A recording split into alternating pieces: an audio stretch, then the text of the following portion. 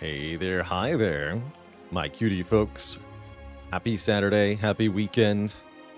How's it going, Jankoviak, Yggdrasil, Bargol, Danieldo, Supervillain, loving the Against the Storm content. So glad to hear people are enjoying it. I was thinking more about the kinds of Against the Storm content I could make, like a primer or how-to for that game. And I'm hoping that our current attempt at the Queen's Hand mode succeeds, because that would give me a really good reason to kind of put all that together. So I'm very much looking forward to our next playthrough session or two of that. Got 2 more settlements in the Queen's Hand mode attempt. It's going to be a doozy for the last 2. But today we're going to start out with some Slay. Starting once again fresh on Clad, which I'm continuing to really enjoy, actually, despite the inability to get off the ground yet. We really haven't gone anywhere for a week, but we've been having fun and we've been learning, and that's just as important. We are unfortunately having to play without the bot's assistance today. Basically our web server that hosts all of the stuff is down today. It'll take a little bit to get sorted out, so probably for the whole stream today, I'm guessing the bot is likely to be down, but it should be back online, I'm hoping, before our next stream.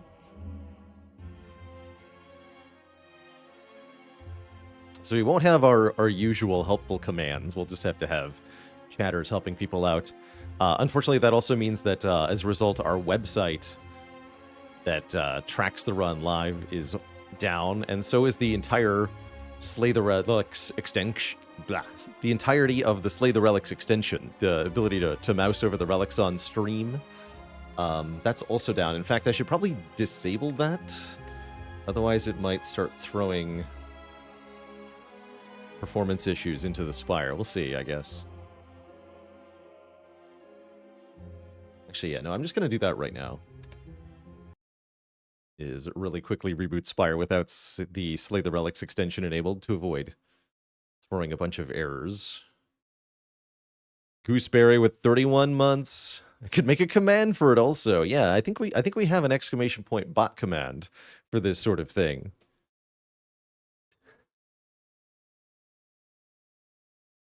So yeah, no Slay the Relics exporter.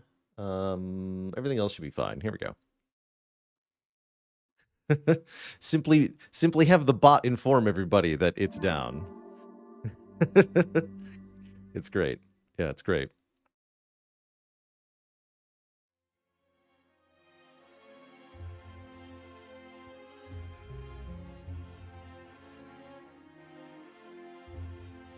There we are. Okay.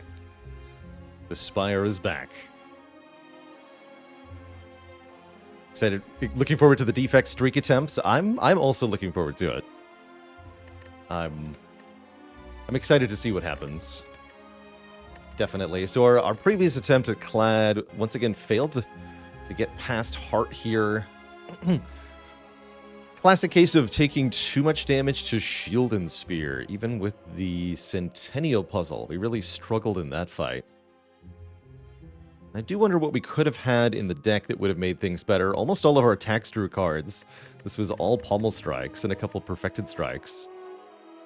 But we just ended up in that bad spot for Shield and Spear where we didn't quite have enough damage to kill them, didn't quite have enough block to block them. And so we failed against Heart here, unfortunately. You have mixed feelings about that Curse Key swap. Who do I think will be the easiest to win streak out of the other 3? I think it'll be the Watcher will be the easiest to get to 20 on. And then Silent will be the second hardest to get to 20 on. And then Defect will be literally impossible. That's my guess. But we'll see. We'll see on Defect. I think it'll be fun to try, at least. Awful draws in both fights did not help, but when we're trying to get to 20 wins in a row, we do have to be able to survive drawing badly in the heart fight, at least once or twice. Weird looking Act 1. What do we have for starting options here? I could snipe the Burning Elite. Yes, I could snipe the Burning Elite. Curse for a rare card is yikes. Remove a card is underwhelming. Boss swap is risky.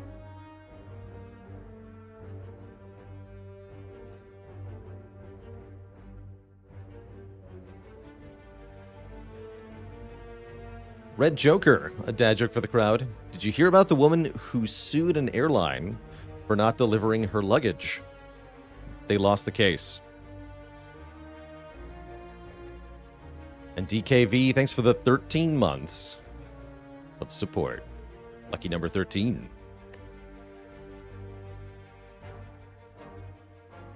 Is there a boss swap that is worse than Busted Crown?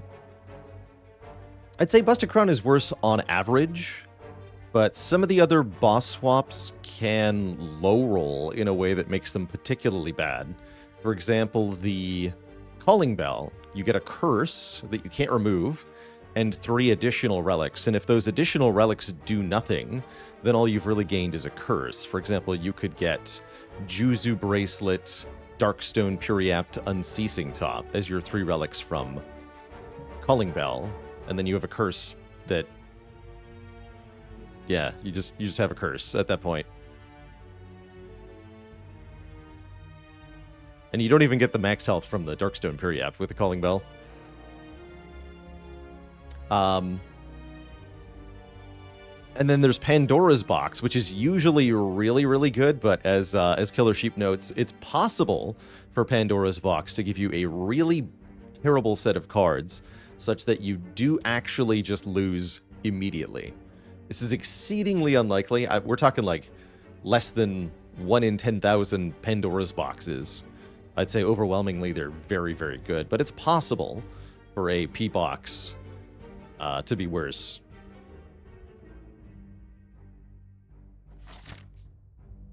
I'm wondering if I just go for this. We can bail out if we fail early. Seems relatively... This is only about a 50-50 chance of actually getting the Burning Elite for free, though. Oh god, all these elites are terribly placed. So either we have to go for a Burning Elite or a regular elite with no campfire to prepare, or we only get 1 for the entire act. Because there's basically no elites in here. I'm increasingly thinking we should try to get a 1 hit point elite.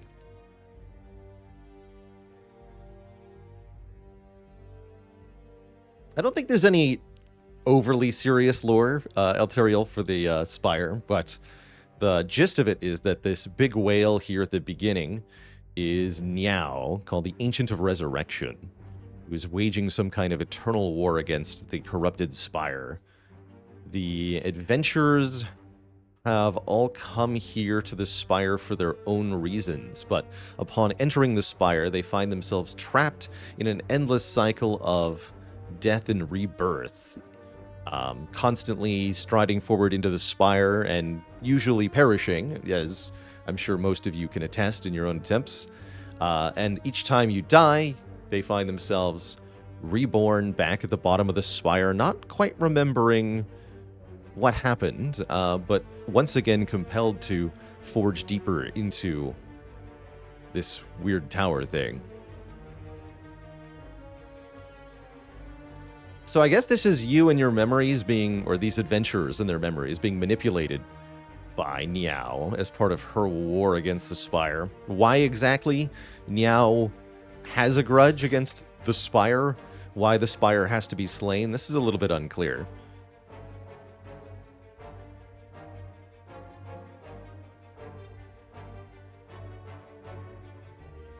Hey, glad to hear it, Doug Barker. I think we'll do some more Monster Trade here in the new year. It's definitely a good game to keep as part of the rotation, so to speak. Really don't like any of these other options. Let's do the maybe Snipe and Elite here.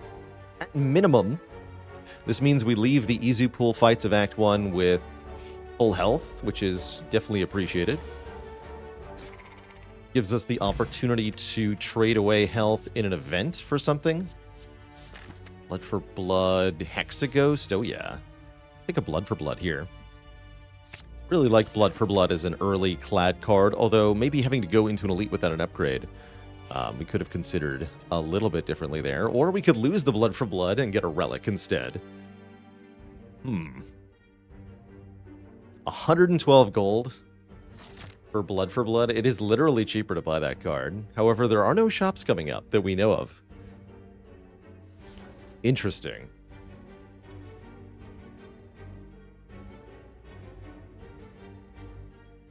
You do not know this man.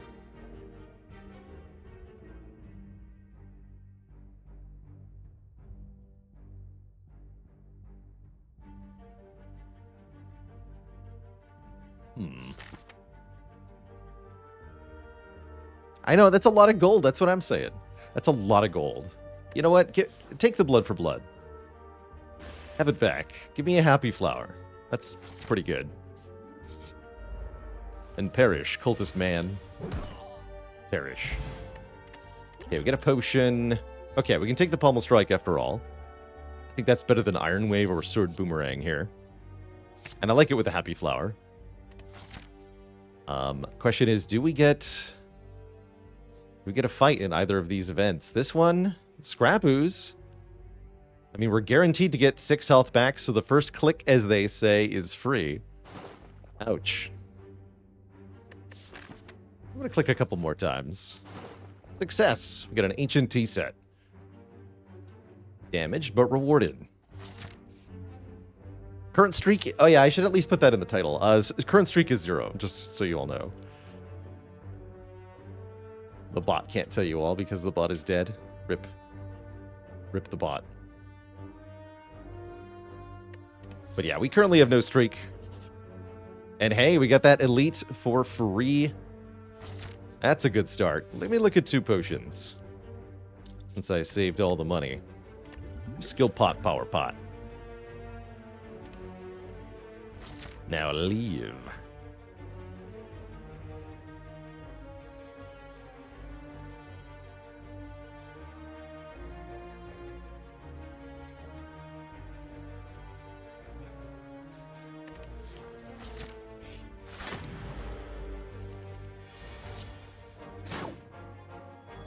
Beautiful. Art of War, another way to get energy. So far we have 3 common relics that all give energy. It's kind of cool. And 2 Pommel Strikes. Just like last time. I like it. It's all Pommel Strikes, apparently.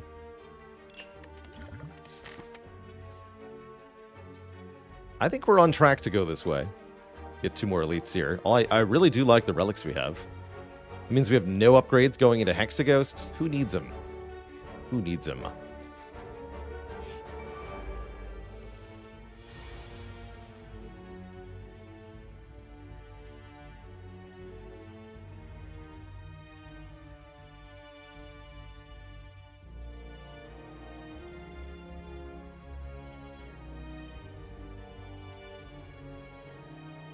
And the bot is completely down.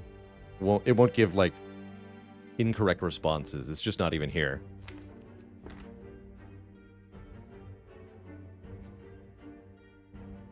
So we could defend and take 7. Or we can play Bash Strike, Strike, kill one of them. Let's kill the Red Louse. Take 6. No need to use a potion here. I'm perfectly happy with 70 hit points. Into the elite. With these 2 potions.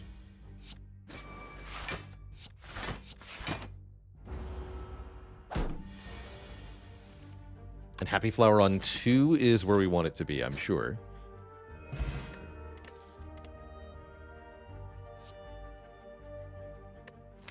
Definitely seems like last run. I think it's very hard to turn down Perfected Strike in this position, given that we have 7 strike cards in the deck currently. So this hits pretty dang hard. I'll take it. Let's chop some elites in 2 here. Hello, Gremlin Gnorb. This could be our flex potion.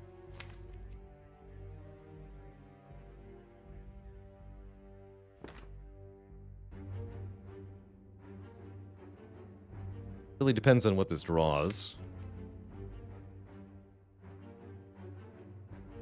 It's 6 out of 9 to get a playable attack. Sure. Yeah, good. That's one of the better ones.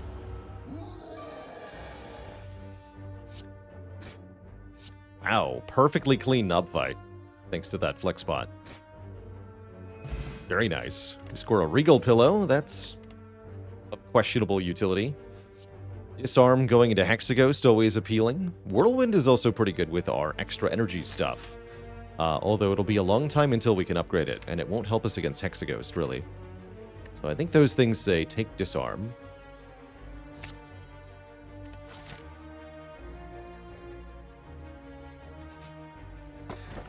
Boot thingy. Love to see it. 14 block on turn 2. Particularly good versus Hexaghost. Also quite good against this elite, if we wake up on turn 1. Which we probably do want to do. Yeah, we do. I don't feel the need to use a potion here. I'm hoping we can keep this power potion for Hexaghost. Once again, I do feel the need to respect the ghost. Because they are very powerful.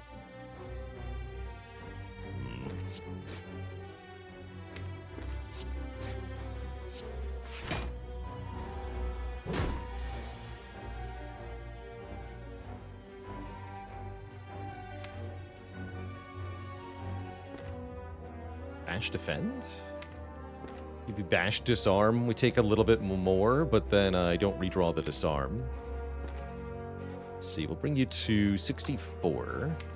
This would do 33 if I draw it next turn. Might be able to get us a kill. Seems kind of unlikely, though. Let's do disarm bash. Did not get the perfected strike. Unless we draw bash here, we're not killing. Even if we do, I don't think we are. So we can double defend, I guess. 17. How likely am I to do 17 next turn? Pummel strike, strike would do 7, 7, 4. That would be enough. But bash pummel strike. 6 plus 10 would not kill. So we should play at least one of these.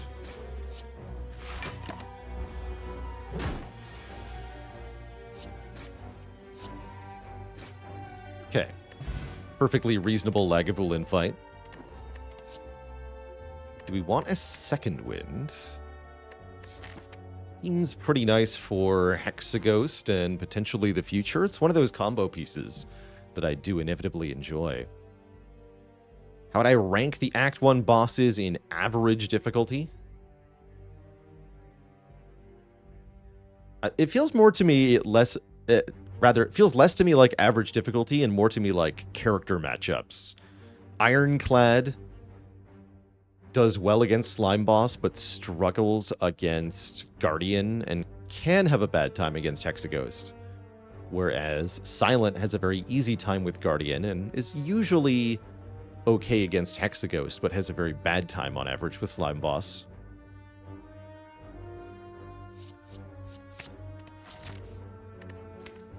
I wonder if I wanted to skip that. Certainly possible.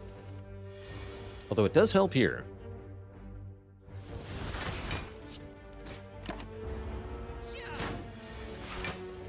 Yeah, indeed.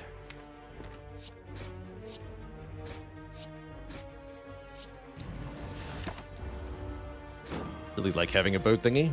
Certainly makes life easier.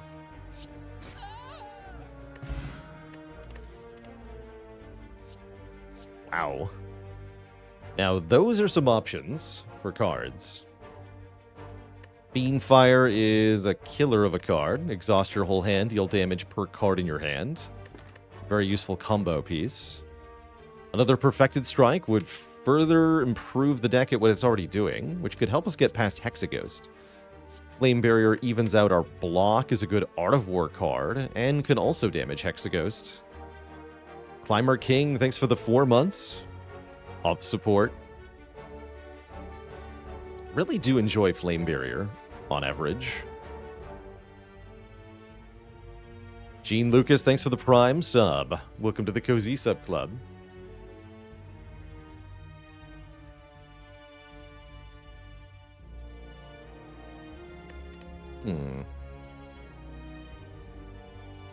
think leaning into the strikes build is bait. I think that's part of what went. Yeah, I think that's part of what went wrong with the last attempt on yesterday's stream, where we had multiple perfected strikes.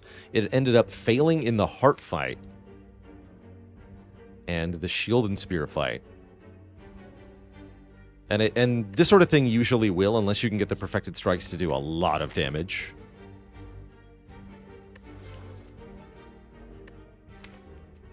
Pommel strikes do work well with Fiend Fire. That part is true.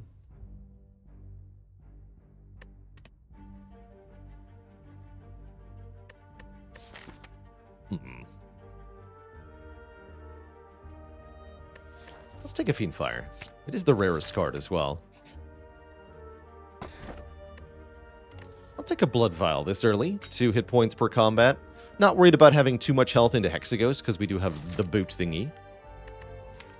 That said, I don't feel like the current deck beats Hexaghost decisively, especially if our potion is not a good roll. So I think we should probably take more combats rather than events here to try to find another good potion, to try to find maybe a source of strength. Strength would really turn this in our favor if we got an Inflame or a Spot Weakness, or better yet, a Demon Form.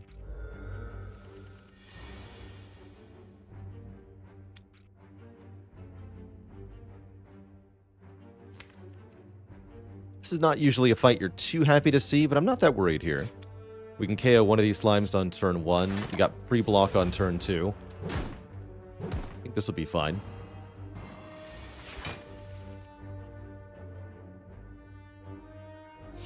You want to kill one of the gray ones. That way they're doing exactly 14 damage. This works as well.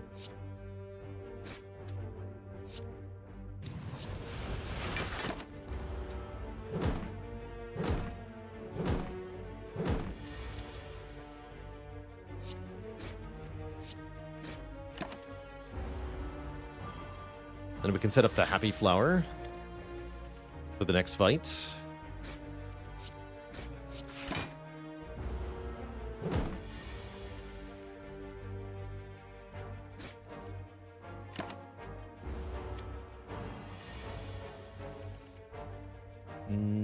Or not.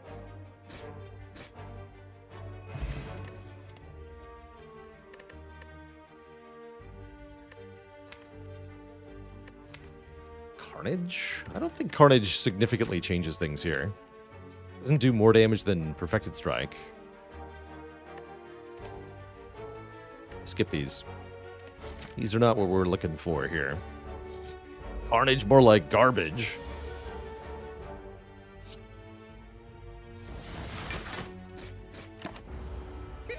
And not a difficult fight here either, which is quite nice.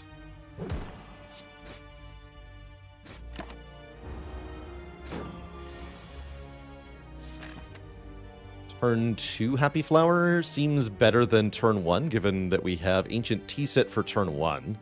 So let's get the bonus energy on turn 2. Kill this guy right now.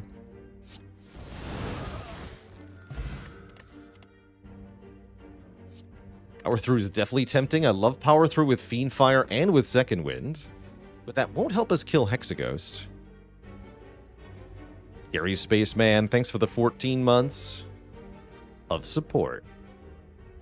Well, it might help us kill Hexaghost, actually. I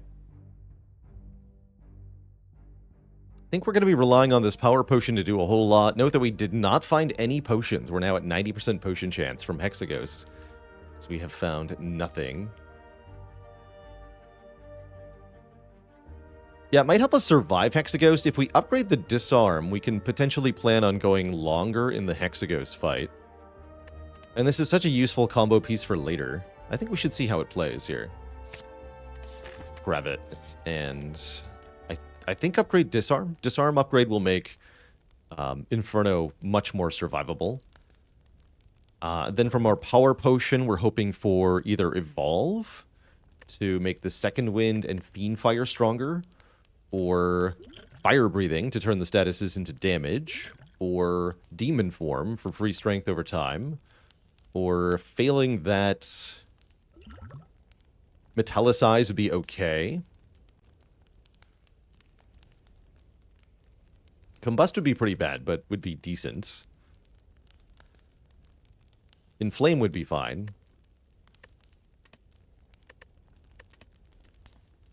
Yeah, Inflame's not a complete disaster, I agree. It's possible that we needed to upgrade Bash or Perfected Strike here, but I'm hoping the Disarm upgrade makes the difference.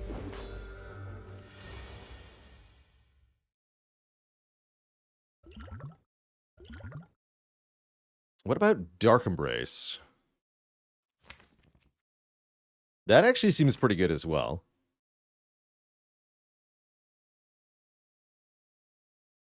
Especially given that I've got Power Through, Pummel Strike, Fiendfire turn 1 here. Can't use Rupture. I mean, we could scale from Burns, but that's not really a thing. You have to not block the burns in order to scale off the burns, so it's very tough. Metallicize would help with surviving a little bit longer. So this is just more durability. But I think more card draws is kind of premium, especially when we're doing second win things.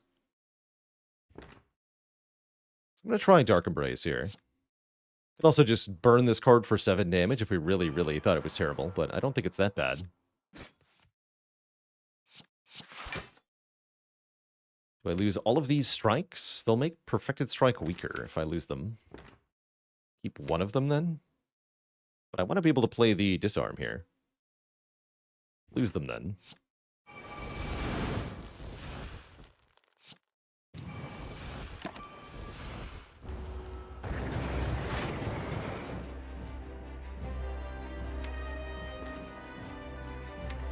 Let's get rid of these defense as well.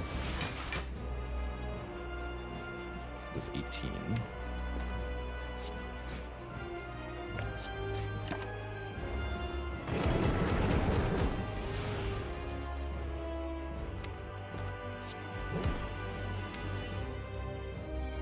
We can power through second win next turn if we want to. That makes the bash kind of bad.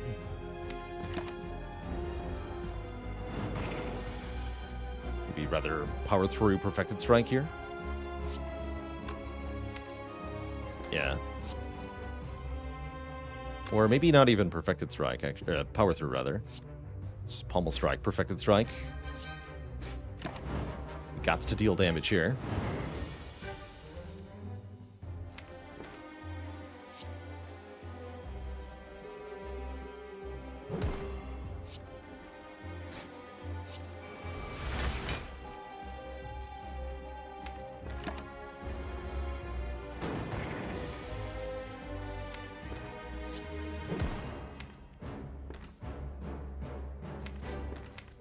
Really want that power through next turn, so let's not play Pummel Strike. I'm just going to play regular strike.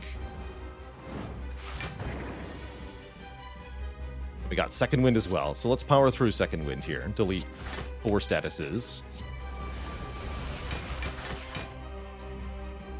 And none of these will break through the blocks, so let's use the Art of War to get 5 energy along with Happy Flower next turn. We can play Bash and multiple attacks here. Lose that burn as well, I think.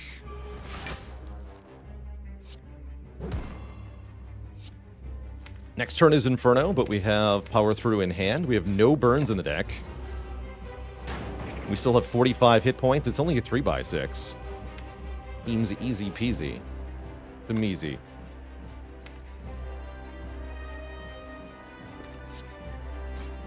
$29 hit points. Strike, Pummel Strike will do that for us, so we're pretty fine here.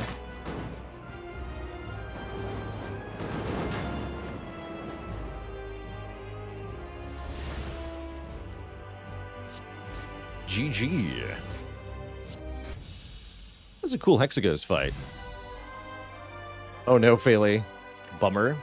No bot today indeed, so it goes.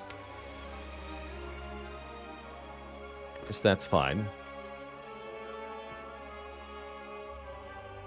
We can all make do. Even bots deserve a day off.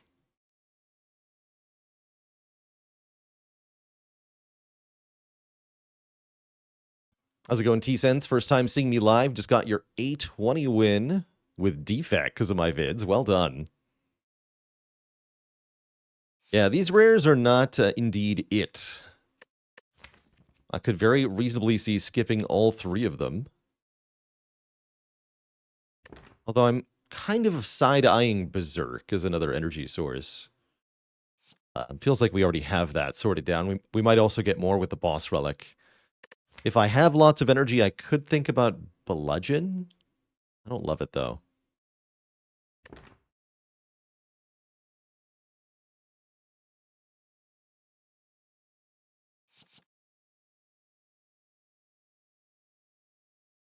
I think we're skipping, then.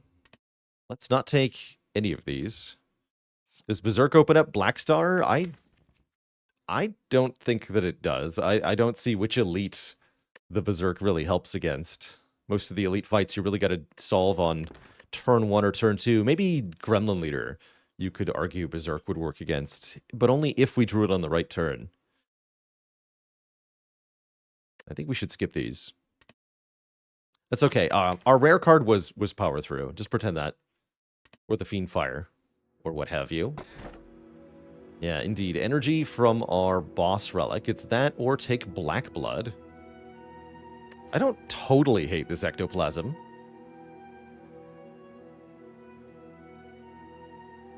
Although it does always feel bad to give up gold. Could think about giving up card plays and taking Velvet Choker instead. This is a pretty good start to a Velvet Choker deck. With Power Through, Second Wind, and Fiend Fire. Short term, this is definitely the best of the options. Maybe we should take Choker today.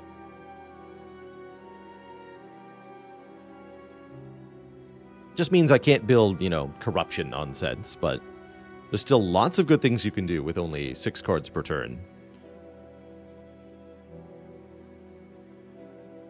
Let's take the Choker.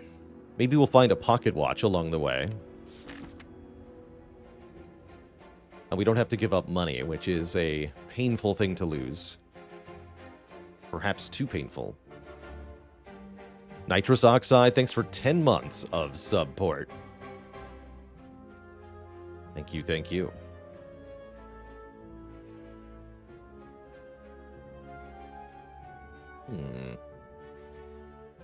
Not really sure where to begin. 2 paths that seem vaguely viable to me. Not actually sure we can handle all these elites, but it's a good idea to think about it.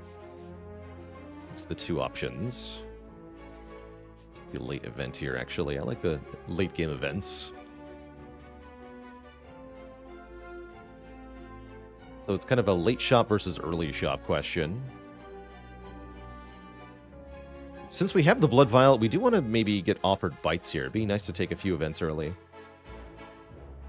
And then we can decide whether we need to go to a shop early or not. Okay, let's start with these 2 events. Figure things out from there. I somewhat wish that I had taken Flame Barrier here. Although Fiend Fire is good in this fight, speaking of. We play Disarm here, Fiend Fire here.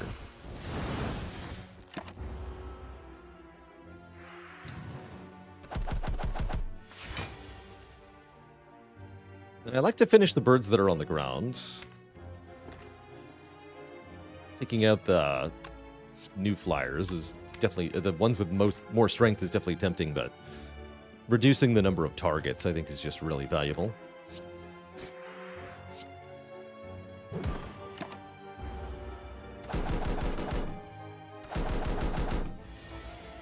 Excuse you both, except I can just full block. Easy game.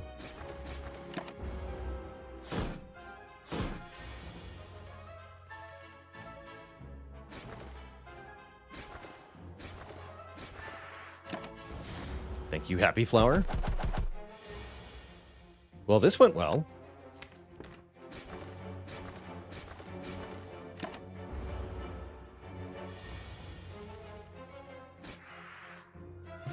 Cool.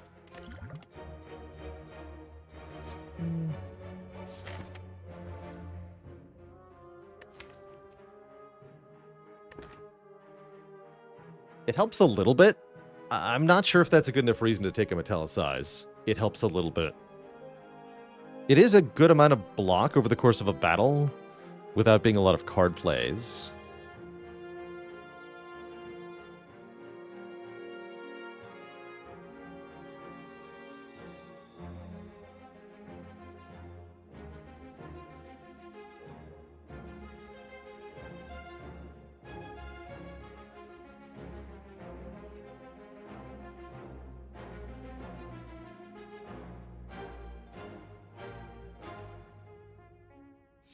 I'll take a power.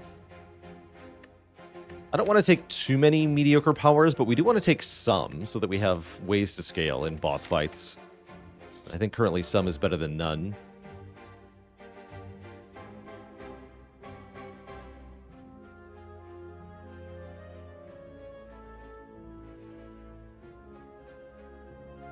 And a dad joke for the crowd, courtesy of Mike from the chat. Did you know the Awakened one used to be a movie star? Their first film was a cultist classic. Take a cultist potion here. I think that's pretty good. 1 strength per turn could help against Book of Stabbing in particular. And I will definitely trade money for a relic. What do you got, buddy? Max health. A fair trade.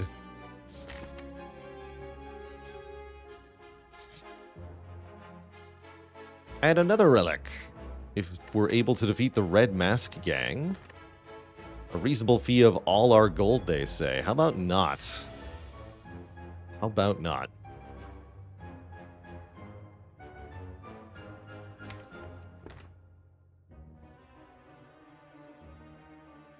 So the Fear Pot, this can do 40.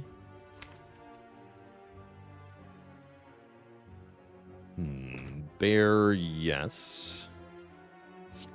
Go for Romeo. Romeo and Pointy.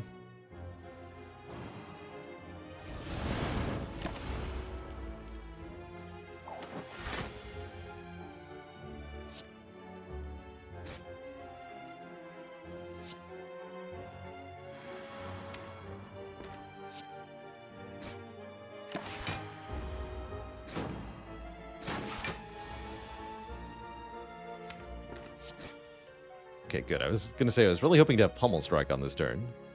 Or Power Through, rather. On this turn, to avoid getting completely bonked here. That's not too bad. Take 5.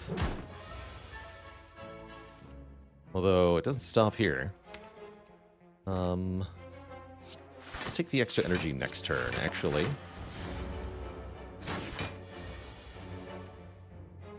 Good.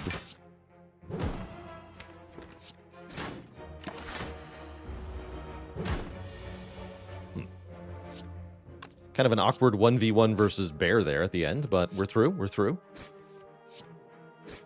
A reasonable amount of health to pick up the Red Mask, making enemies weak on turn 1. That usually saves quite a lot of health, just in the next few floors after picking it up.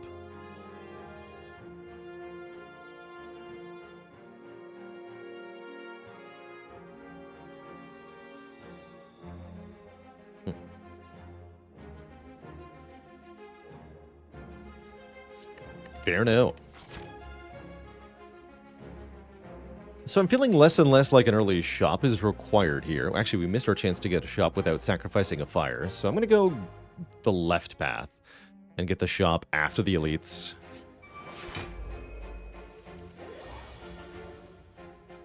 How's it going, TBTL Heart?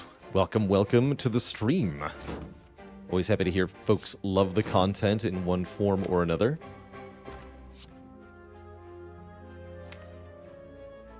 I'm going to play Bash, because I know I don't need the Metallicized block next turn.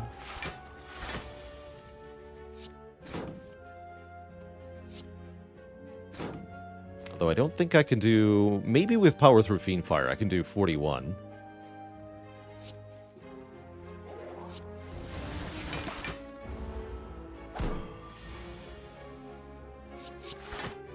One, 2, 3, 4, 5. No, it's only 35. Guess the Metallicize might have been okay. 1 card short there. Cultist Potion also would have saved that health, I suppose. But I'd rather have that potion for the elite, as mentioned. No upgraded cards offered to us yet, although it's only been a couple of card rewards. We're going to upgrade Fiend Fire and hope for the best in this elite fight. Seems iffy, honestly, but what else can you do? Our current act boss is the Collector.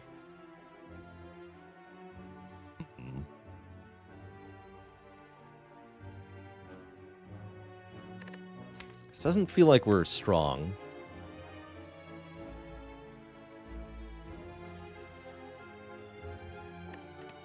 Yeah, maybe we just need the cleave to make this elite bearable. It works on Collector too. Ugh, alright. It's not good AoE, unfortunately, but it's surely better than nothing. Maybe even merits an upgrade? No, we still upgrade Fiendfire. Frightening lack of green in this deck, indeed.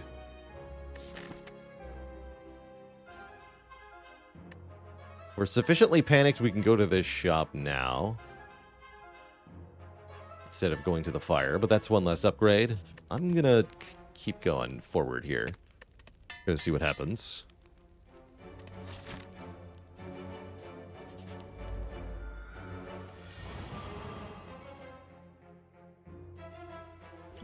Nope.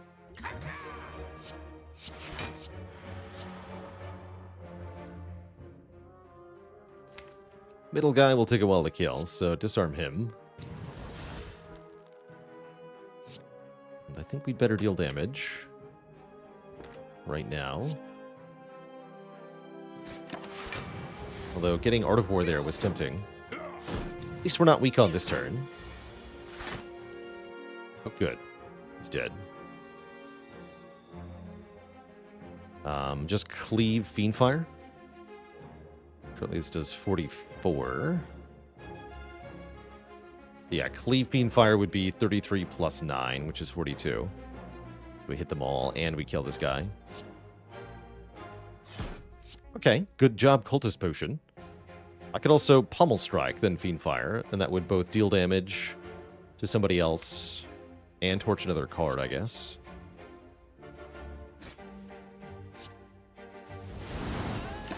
Different card, rather. Means our Perfected Strike stays a bit better. How am I still not weak? How did this fight go so well? I'm not going to question it. I'm just going to enjoy it. Awesome. Very good fight.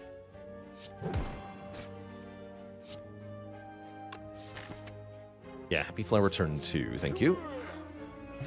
Okay, we got a Whetstone, upgrading 2 attacks, and an Energy Potion, and a second Fiendfire.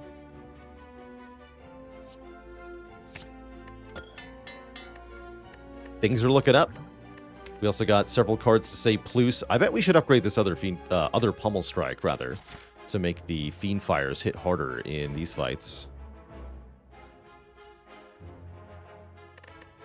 Any other upgrades that look important? We could upgrade Power Through or Second Wind or Cleave. Cleave upgrades okay as well. I'm really hoping we fight Book of Stabbing next. We'll see, I guess. But yeah, let's upgrade the Pummel Strike, I suppose.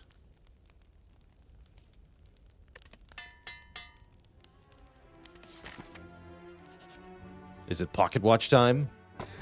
It's Courier time. We get rewarded for waiting to spend money here, not going to this shop, instead going to this one. At least as long as we make it here. We'll see. First, we have to make it through the Gremlin Leader.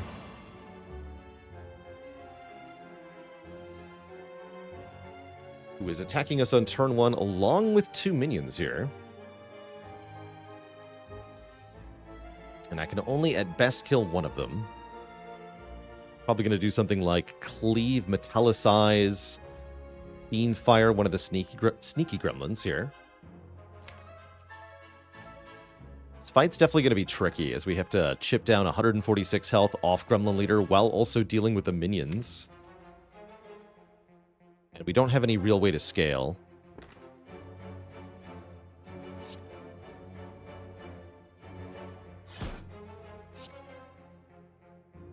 How's it going, Maztem? Not just Slay the Relics. This time it's my website that's broken. I guess I could play Second Wind. No, not Second Wind Fiendfire. We could play Defend Fiendfire, save 5. But then I have another Defend card, which I'm not sure I even want.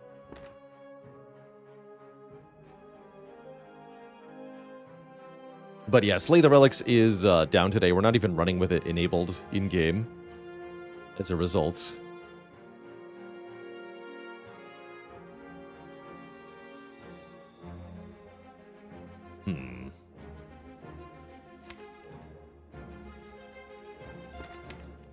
Really need to go offense heavy here. I'm gonna just do this. Definitely worried in this fight. Very worried.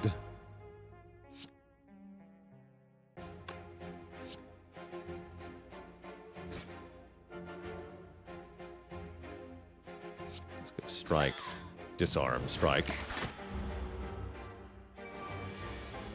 That's good. Really good to get attacked here by the Gremlin leader.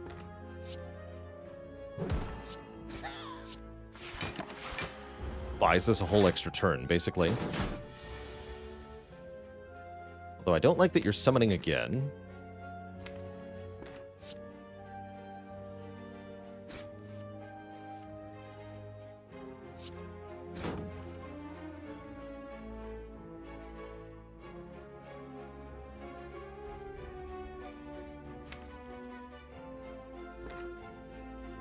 Not yet. Maybe that was energy potion. Oh no. Yeah, this is not going well. Shoot.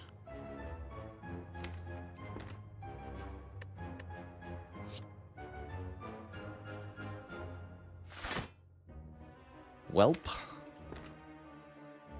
It was nice knowing all of you. We guaranteed get attacked next turn. It won't be that bad, actually, though. We do survive it. Hopefully we can kill one or more of the gremlins at the same time.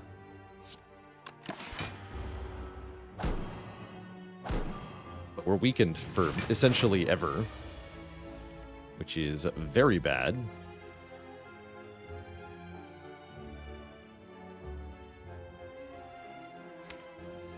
I almost wonder if I was meant to just ignore the minions here and rush down that leader. Sure feels like I need to play Bash Perfected Strike on Gremlin Leader right now.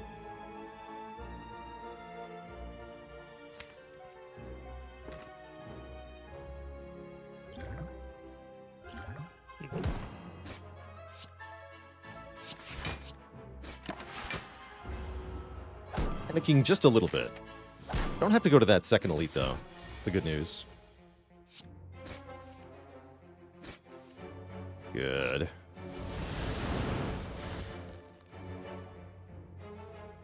Okay. Get Blood Potion, get a Centennial Puzzle. These are good things. I was just thinking about a True Grit. It's a scaling mechanism here.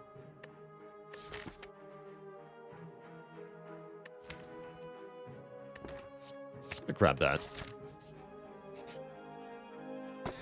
And we get Self-Forming Clay. Whenever we lose hit points, gain 3 block on the next turn.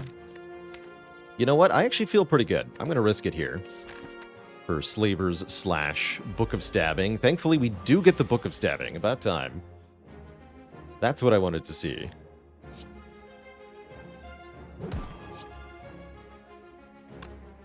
Trade this for 15 damage.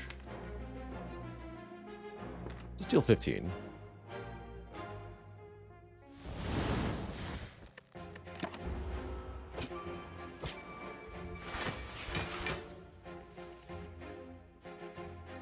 Yeah. Probably just go Perfected Strike, Fiendfire, ignore the disarm entirely. Just go for lethal.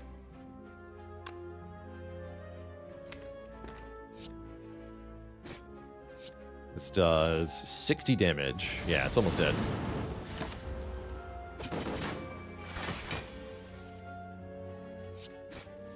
Okay, that was nice and clean. Get a Toxic Egg, upgrading any and all skills.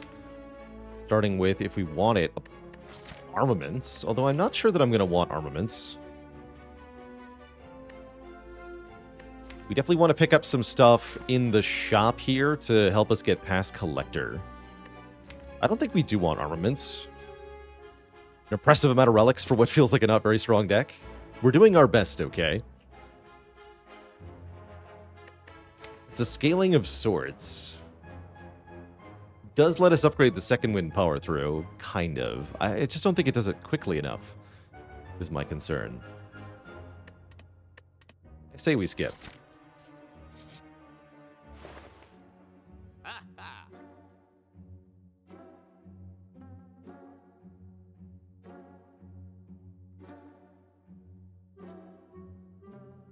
Well, that's quite a shop.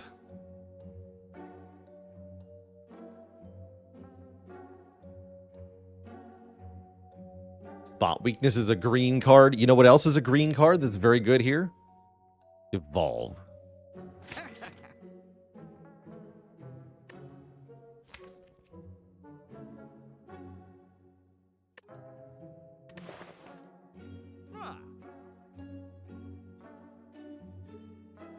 Feel No Pain is definitely also tempting, right? Feel No Pain... Actually, yeah, Feel No Pain's insane. We have the second wind power through... Yeah, all of this is... Yeah.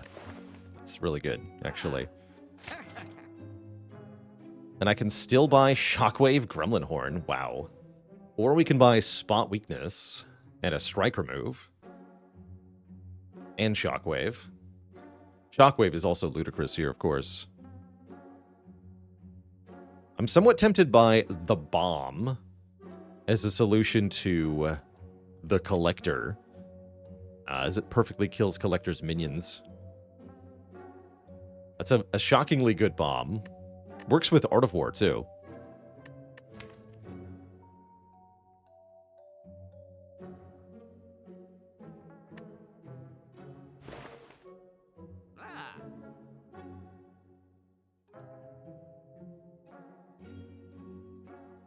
I don't like Gremlin Horn that much with Velvet Choker, actually. I don't think that's worth the money. With the bombs upgrade? Yeah, more damage. It does 40 without the upgrade.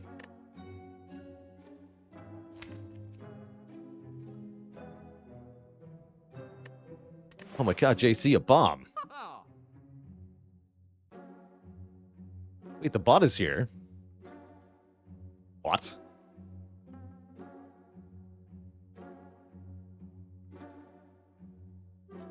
Does it know? Yeah.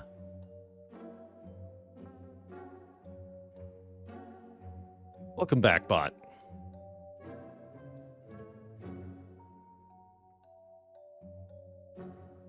Webmaster came back from retirement just to solve this issue. Great. Good news.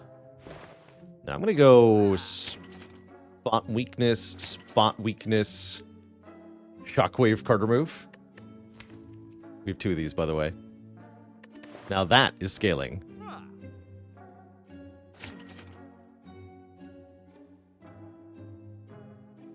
That is premium scaling. Exhum's not that good with Choker, unfortunately. That's getting towards doing corruption nonsense. And yeah, we can update the title. Now I'll replace the... There you go.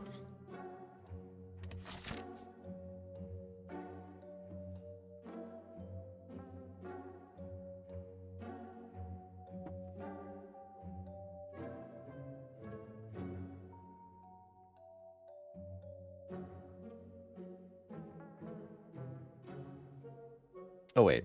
Oh, that's not even the command I thought it was. Never mind. Do we take another combat? Here's the question. I'm probably resting going into the boss fight currently. Although I would love to upgrade Evolve. Having Evolve makes his power through so much better. This could be Thwack, which is a little tempting. Apparitions would be upgraded. Having one more fight to maybe give us a potion is seemingly a good idea. Although we're going to be okay. I'm going to risk the event here. Let's This might not be wise, but I'm going to do it. And it worked out for us. We get purple fire spirits, to whom we can trade any card, and we'll get a reward based on what we offer here. I can give up Fiend Fire and go to 92 max health, or we can give up the Metallicize, which I don't think we need anymore now that we have Feel No Pain. And then we're down a power, which is good. And we have full health, and we can upgrade something else, which I'm thinking should be the True Grit or the Evolve. Actually, let's upgrade that Evolve.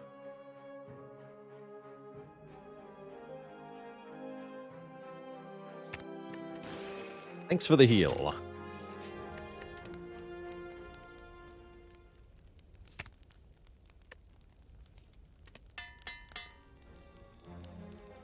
Is it possible to reliably tank execute?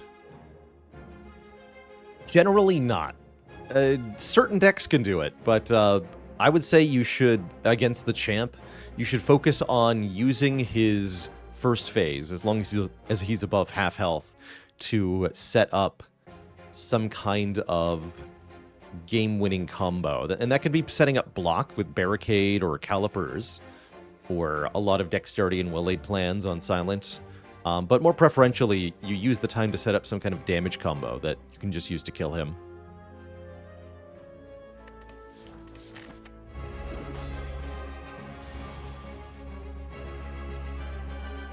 A perfectly good turn 1 hand versus Jawworm. What is this? Get out of here, stinky cards.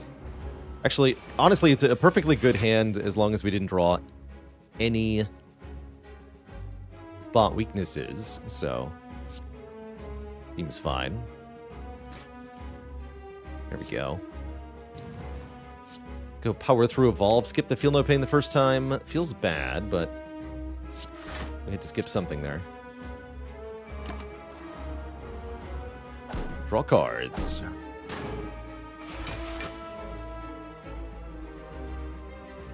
Now, here's where the Feel No Pain would have been nice, actually.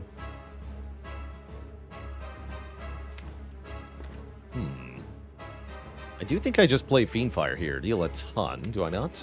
And then we can use the spot weaknesses, the cleave, and the pommel strikes to win. But yeah, I do kind of regret not playing the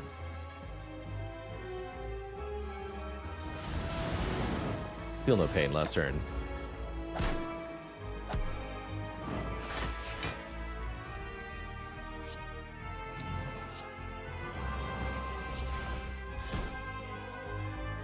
And here, actually, taking 1 means block 3 next turn. I think that's going to be an advantage.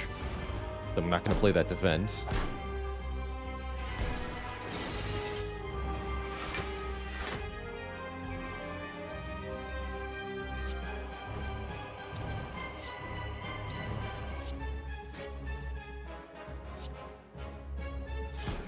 It was not an advantage.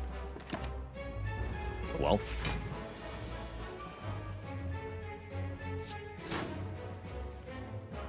Looks like we're doing just fine.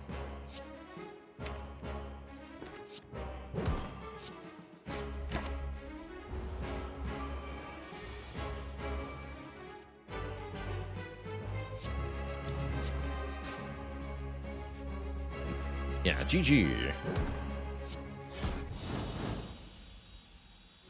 That was quite a capable collector fight. The double spot weaknesses scaled our strength very quickly. And we're offered Limit Break versus Reaper. There's also Barricade here, which is not bad either with some of the stuff we're doing. Reaper is definitely tempting to allow us to get back to full HP basically no matter what. Limit Break does come with a plus on it.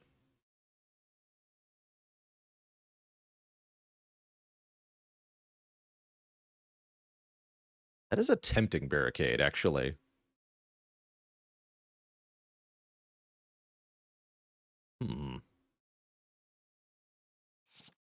Yeah, Barricade with Choker especially.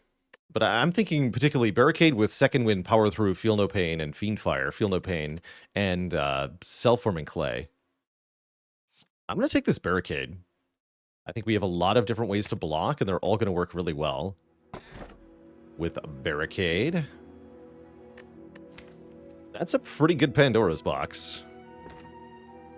We could take Philosopher's Stone for more energy. Or Runic Cube. Spastic Shock says, what's the best way to set up for Hyper Beam with Clad, assuming no barricade?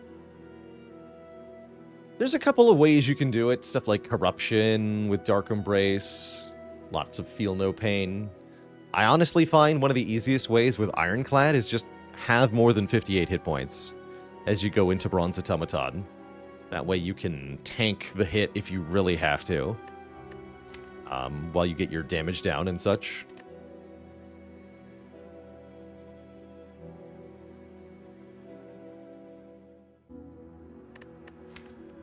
Transforming with the Toxic Egg is quite good. Any skills we get will be upgraded. Makes our Perfected Strike weak, but that's perfectly fine. I also do like Runic Cube. That's another really good source of card draw. Although currently we don't do any self-damage. I do like the combination of the cube and the clay. But what's in the box? I gotta know. Dual Wield Plus. Bloodletting Plus, Seeing Red Plus, Warcry Plus, and unfortunately, Barricade is here. Whoops. We've had first Barricade, yes, but what about dual-wielding Barricade to make more cards for Second Wind? What about that? What about that? We have Courier. No need to go to an early shop here. I'm thinking something like this. Should keep fighting elites to keep getting things. Stuff. Put this on top, I guess. Yeah, blocking, not really a thing we do.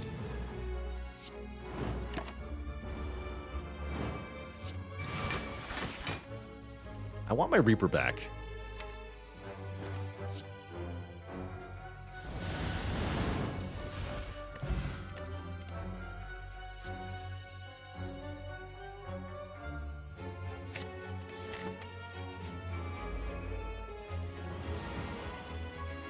Or do I?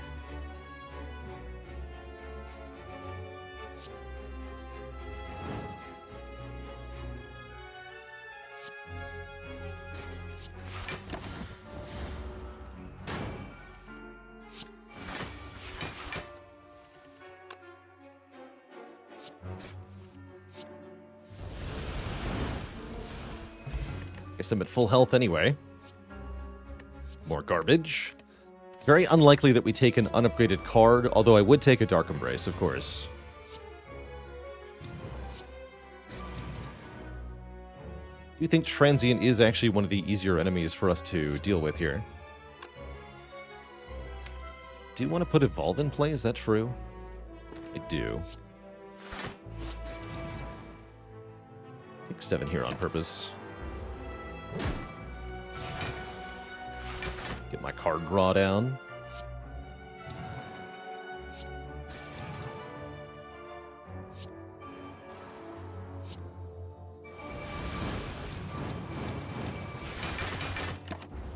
We could definitely have a very bad draw in this fight. Yeah, here it is. Anything without damage is going to be really quite terrible.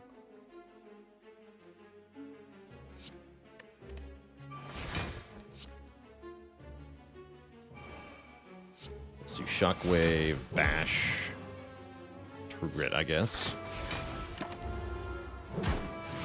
Thank goodness we have 2 barricades in case I have to delete one like that. Oh yeah, remember when I unironically suggested doing this? It's here. It's here for real. Make more barricades so that I can play Second Wind.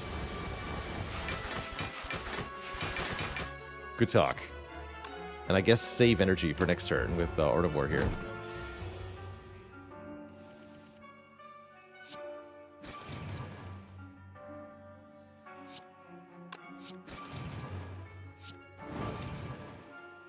Still one more turn, huh?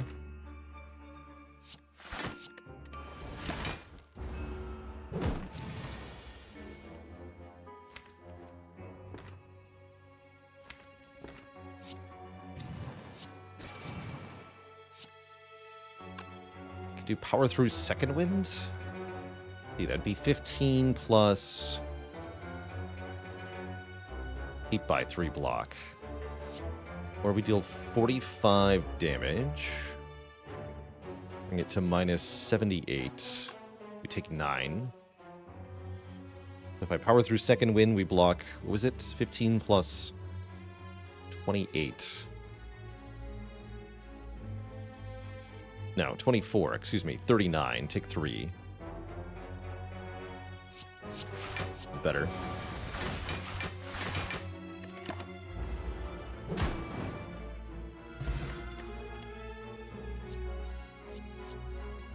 Second, feel no pain is acceptable. We do lots of exhausting, and we have barricade to retain extra block. Better yet, we have double barricade to double retain our double extra block. Or something.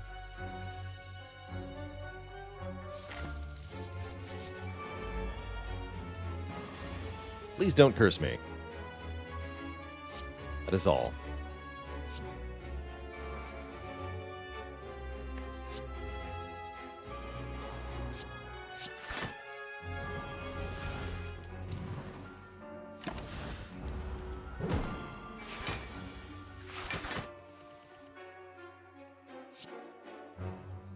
Oh boy.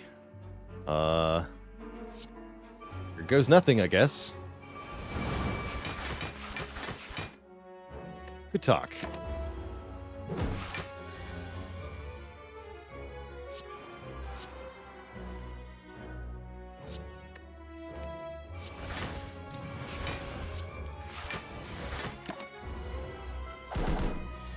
Slowly transitioning into an Art of War deck of some kind. How many evolves is too many? Let's find out together.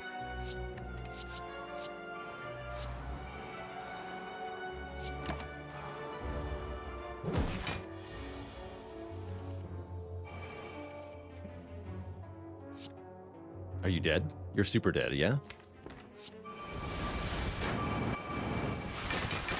Beautiful. That was great. We've had first Shockwave Plus, yes, but what about second Shockwave Plus?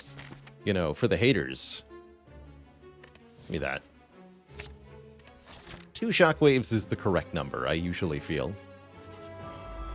Thankfully, we're not fighting Reptomancer or anything else. First, we're fighting Giant Head. And I can dual wield Feel No Pain if I want to. Very tempted. Play the other barricade. Outblocking this thing is definitely our route to success. Is Time Eater easiest for defect? I think so. I think orbs kind of fundamentally counter what Time Eater does. I mean, that matchup is where the Spire meme, press E to E, has its origins, right? Defect fighting Time Eater and just ending their turn over and over again.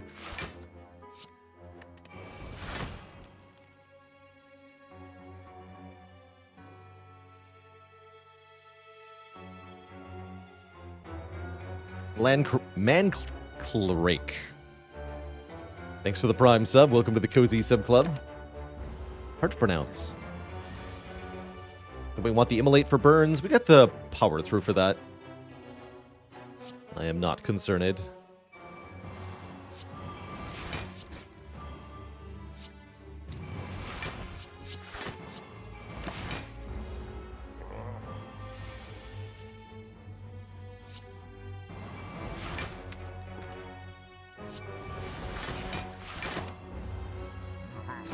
I have 100 block. Go.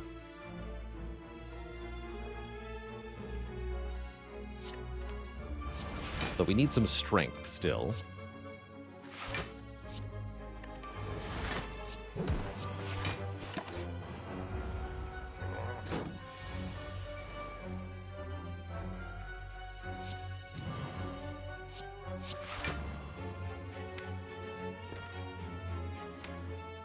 Guess we could just make more Fiend Fires or something.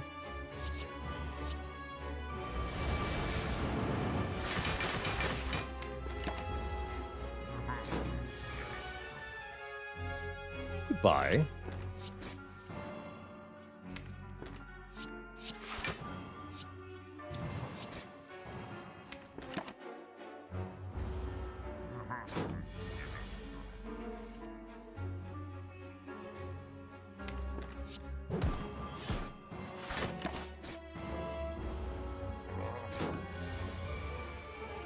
There we go.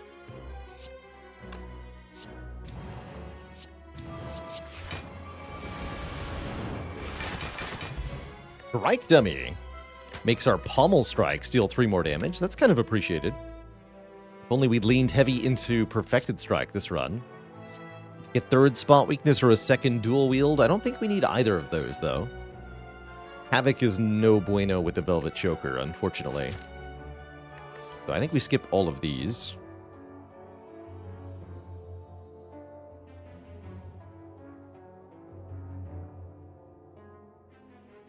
And Phoenix, thanks for the Prime sub and the 5 months of support. Recall here.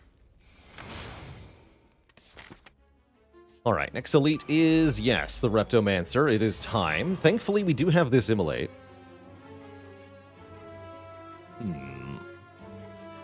If I play Shockwave Immolate, I can't play Barricade. It would be really nice to get Barricade down turn 1, because I don't think we're going to get a better chance than this. I could do Immolate, Pommel Strike, Barricade. Let's try that.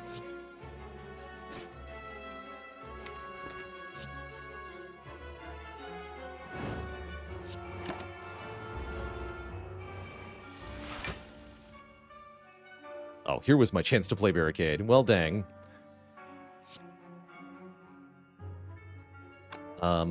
I'll draw my own cards, thanks. Here we go.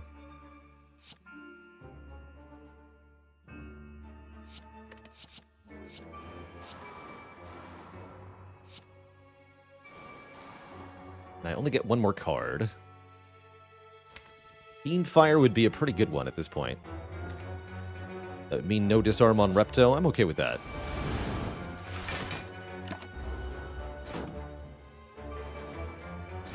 Now for the big damage.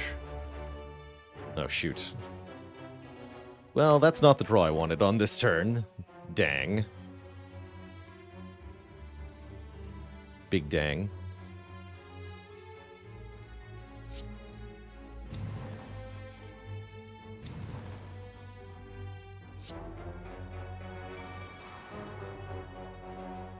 We do need to play that Evolve, so it's going to be the Feel No Pain that gets exhausted.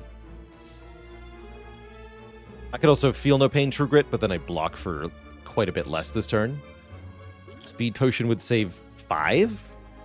Doesn't seem worth it. Well, the good news is we only take about 40 damage.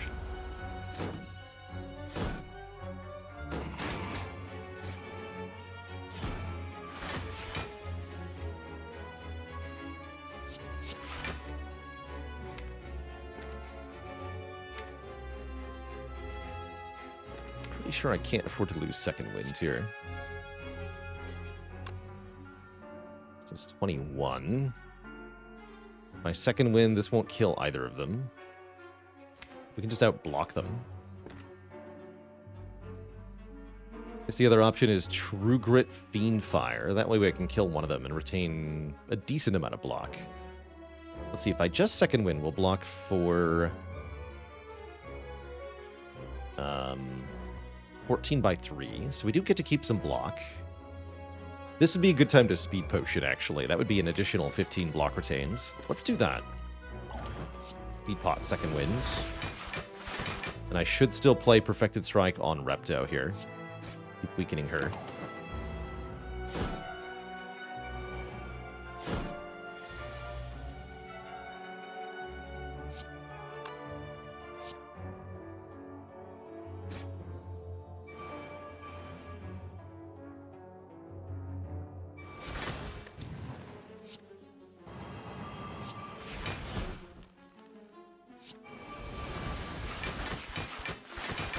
Okay, now I feel pretty secure here.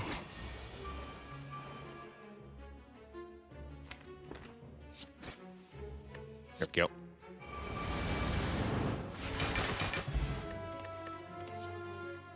War Paint will upgrade 2 of our skills. Body Slam is definitely a way to kill stuff with a big block deck. Let me grab that card.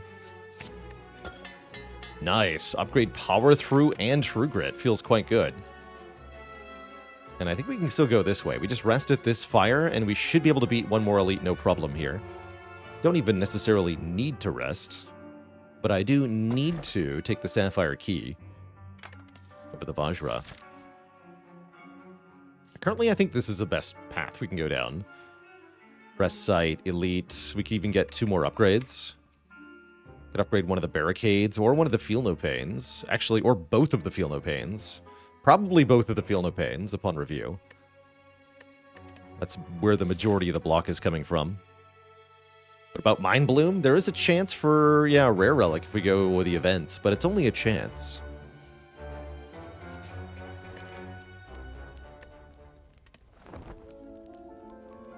Upgrade Body Slam could be worth it. Definitely.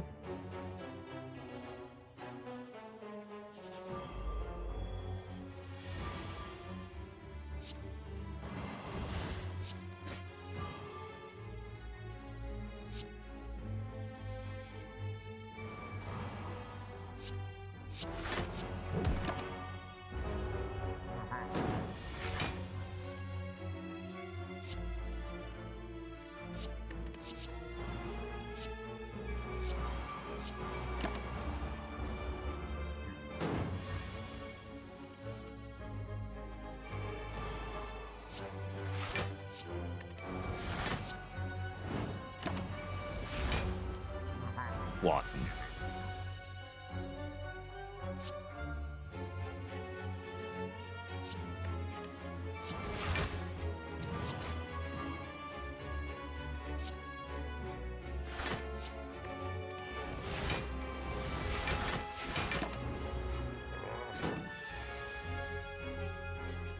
Or block, please.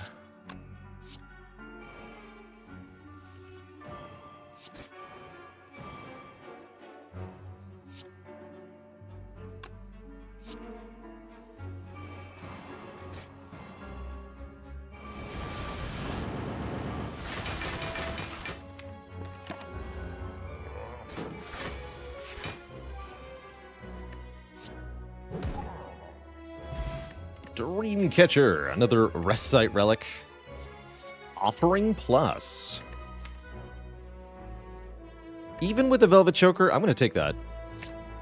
I think that'll help us get the powers set up at some key moments here. I also freaking love membership card with the courier and 520 gold.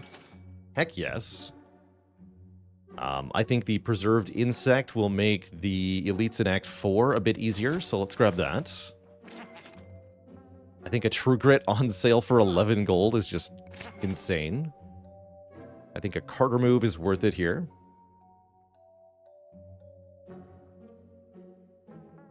Probably Seeing Red, although at least Seeing Red exhausts. Maybe the Perfected Strike could go here. Ornithopter for healing is tempting. I don't really want the Lantern or the Nunchaku that much.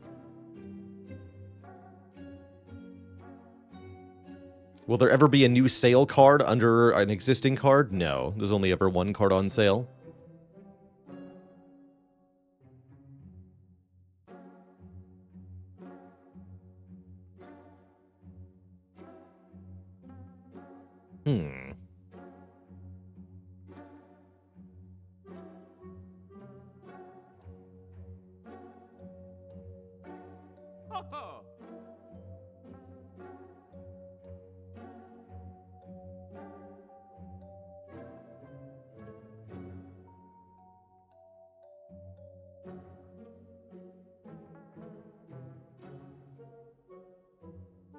And a dad joke for the crowd. Why did the Spire merchant refuse to pay for... Why did the Spire merchant refuse to pay for a diving expedition off the coast of Australia? Because he gives no reef funds.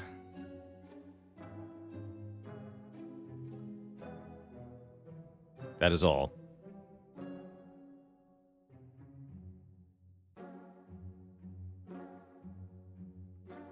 I think I will take Ornithopter. And this man. I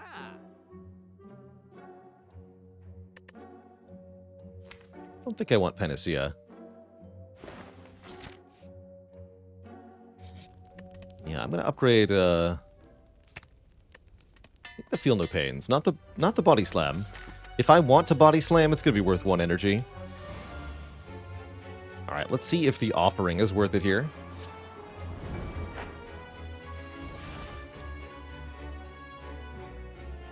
Yeah, kinda.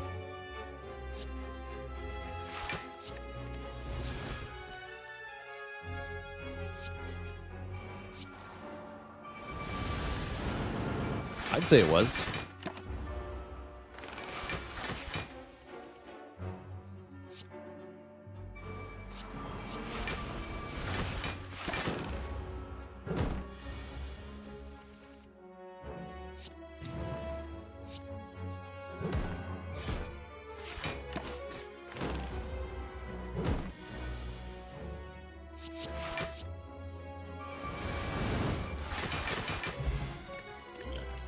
Gambler's Brew is good. Shrug Plus is very good. Guardian HM 28 with the Prime sub. Welcome to the Cozy Sub Club. And yeah, where's the Entrench at? That would make my life a lot easier.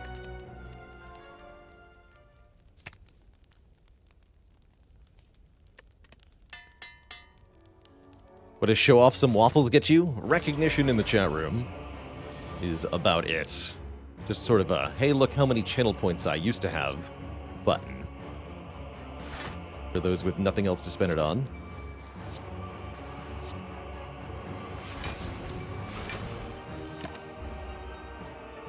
Perfectly adequate turn 1 versus Timbo the Time Eater.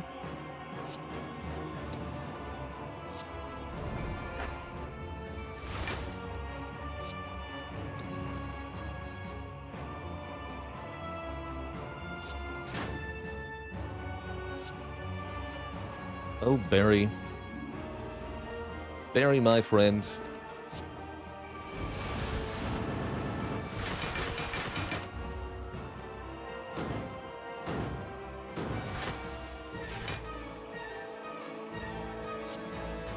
Get 1 card. Choose carefully.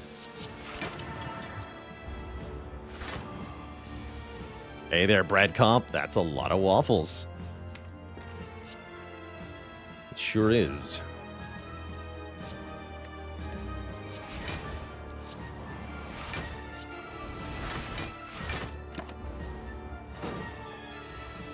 Feel free to keep giving me status cards, Time Eater. It will only be your downfall.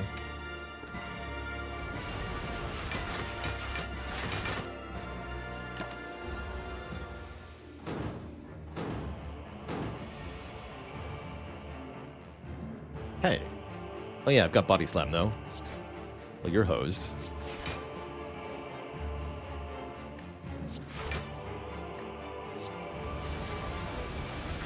Who needs spot weakness when you can just slam?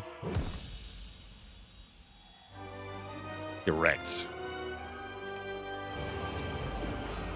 Next up, the Awakened one, who will not fare much better, I don't think.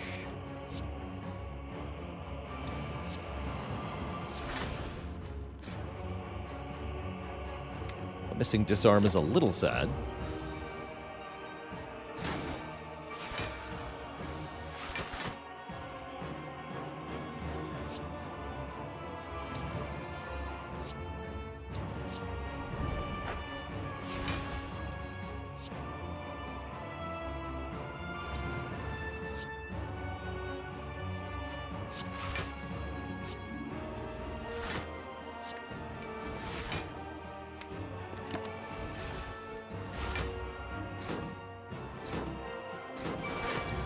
So we do make the Awakened one rather strong, but the idea is that we can hopefully just out-block the Awakened one here.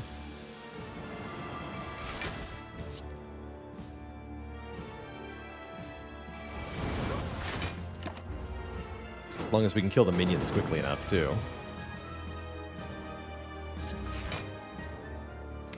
Though I probably also have to play Evolve.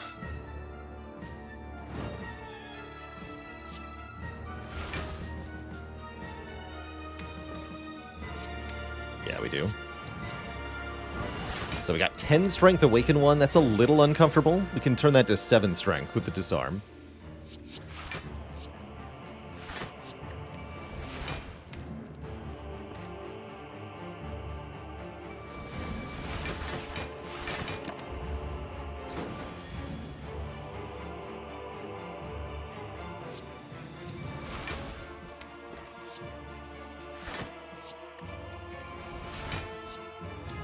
Bonk. Everything seems to be fine.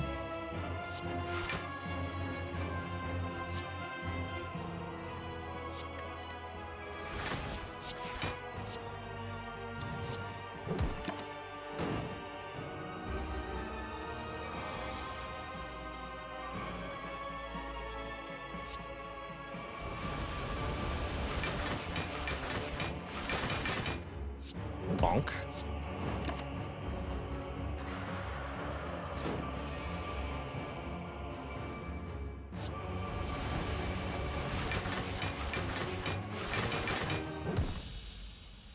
And we're on to Act 4 just like that. Seems like a pretty capable deck here in the late game. We're definitely happy for the pieces we picked up early. That second wind power through all the way back in Act 1 is really almost forming the core of the deck now, along with the powers that we've found. It's going quite well.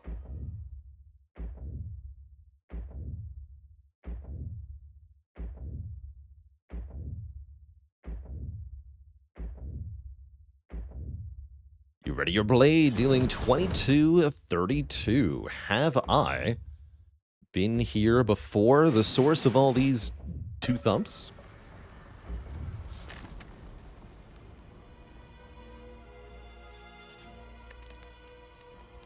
And to think all this started with a elite snipe. I guess now we could upgrade Body Slam, or maybe one of the barricades to make them a little bit less painful. Let's upgrade one of the barricades. I care about getting that in play early more than the Body Slam. Do I think this was a rare run where Donudeka would have been our worst matchup? Maybe, but not worst enough to be a real problem. This shop is pretty underwhelming. I guess we can buy the Mummified Hand. That's not too bad with such a power-heavy deck. The Velvet Choker really limits the upper end of the utility, but it's still decent enough. Upgraded the wrong barricade? That makes sense. Could buy Toolbox as well, or we could remove a card. Guess I'll buy the Toolbox too. Seems good enough here. I don't want Whirlwind, Warcry, or Havoc. I think actually having both barricades at the moment is a beneficial thing. We just want to draw one of them early in the heart fight.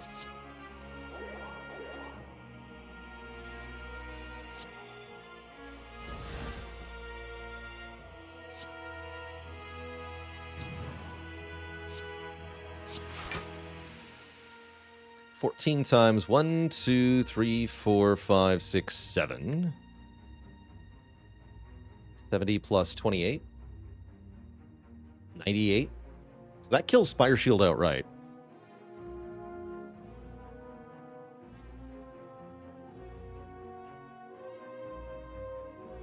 And we should probably Warcry as well. So we can put something on top.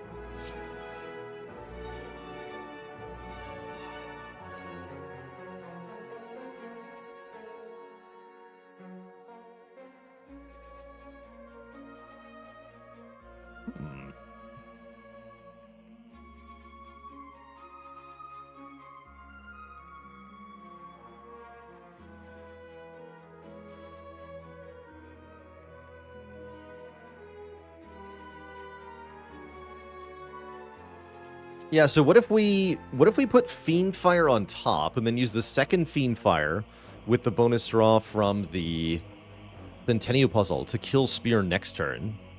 We could kill Shield this turn, as previously discussed, but it might not actually be the correct play, because we now have a Spear turn to kill lined up.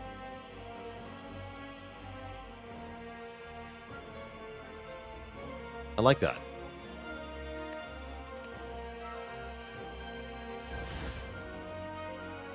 And then we want to dual wield before Fiend firing, because it'll do more damage.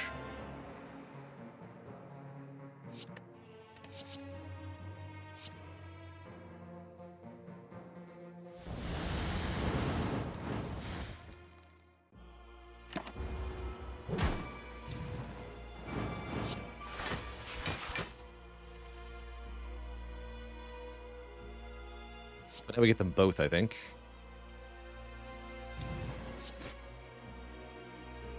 Yeah. It's already over.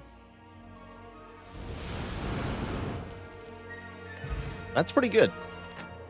Being immune to Frail is also good. Drawing more cards is also good. I like it. I like it a lot. Man, Good Instincts versus Dark Shackles. Dark Shackles turn 1 is useless, though.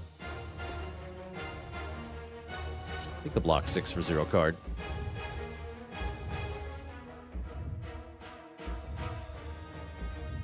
Okay, this is a good turn for the Gambler's Brew. I'm gonna start with Shockwave here.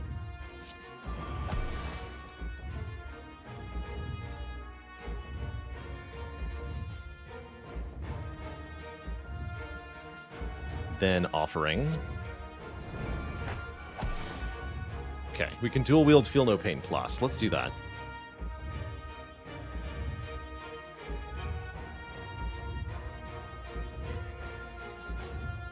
So probably Power Through, dual wield, Feel No Pain, Feel No Pain.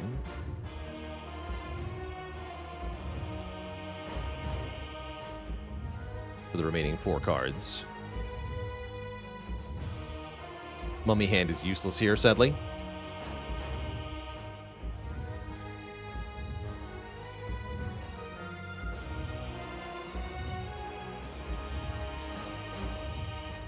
Need to clear a bit of hand space?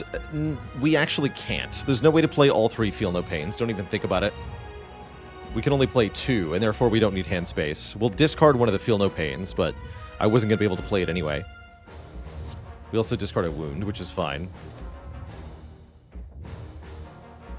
But yeah, it's impossible to play all 3 Feel No Pains, because we have to play dual wield and all 3. That would be all 4 of our remaining card plays. If I play any card to make hand space, then we run out of card plays. We want to stack Self-Forming Clay. Actually, maybe that's better. So we don't want to play the Power Through, perhaps. Although I do want the Wounds.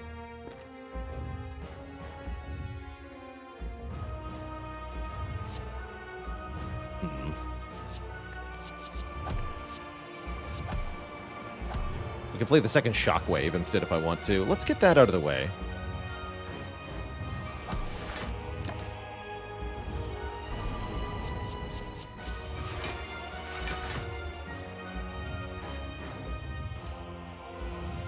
Disarm does not actually help here.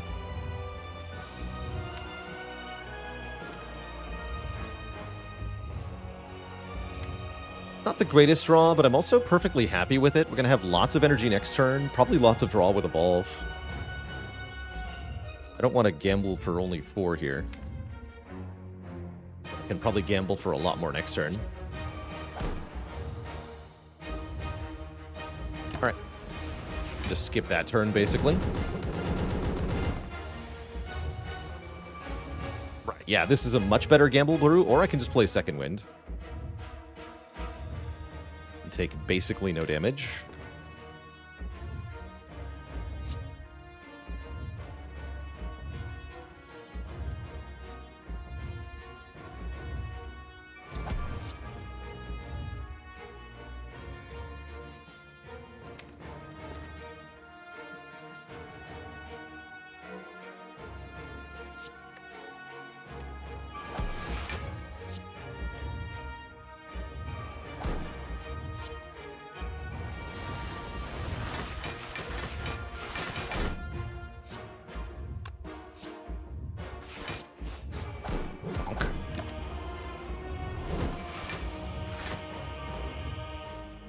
Barricade, where have you been?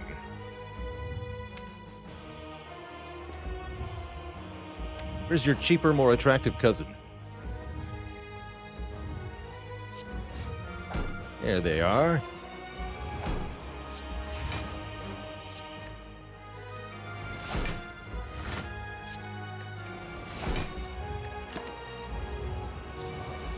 All right, Barricade was a little late to the party, but now we're set up perfectly fine.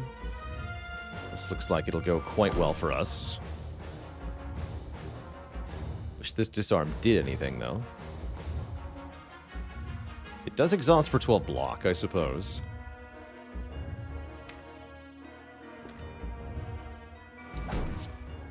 So that's fine.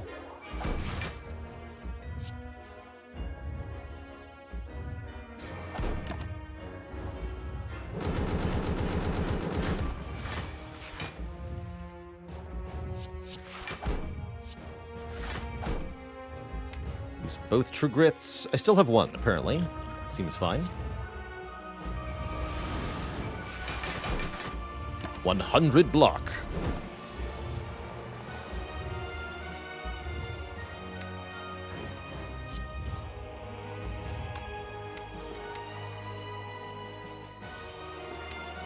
Losing all of my exhaust is not an option, though.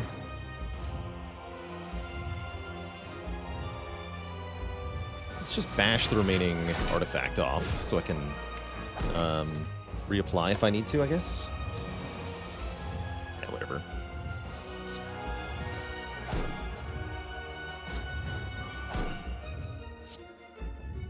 Can make more feel no pains. That's curious. I don't think I want to.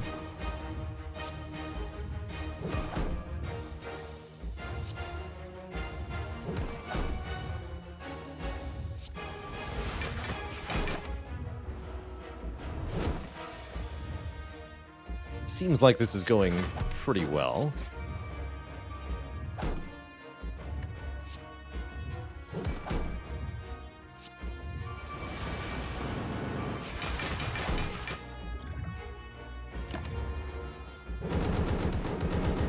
GG, Mr. Hart. Get bashed. GG.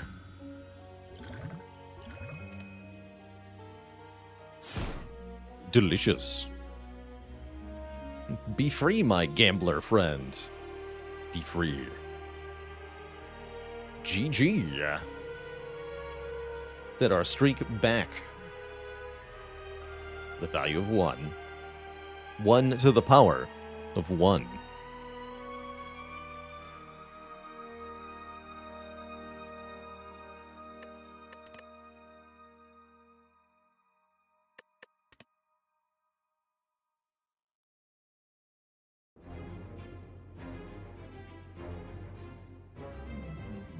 Yeah, what Twitch chat, has it been done? The Spire sleepeth, and so shall I. GG.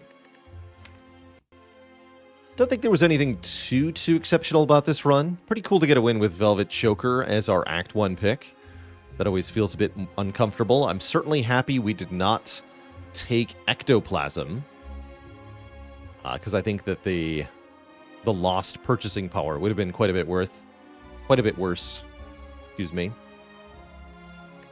Really liked our double barricade. That was kind of accidental, but worked out really well, enabling barricade to get down consistently early in fights where we really needed it, like the giant head, the Reptomancer, the awakened one. Very cool. Next up, we're going to do one more probably Clad run, and then we'll play some Sea of Stars later in the stream. Before that happens, though, it is break time. I'm going to refill the legs, stretch the water. I'm also going to reboot Slay the Spire with our extension enabled again, since I believe that is running. Yeah, let's reboot for Slay the Relics here.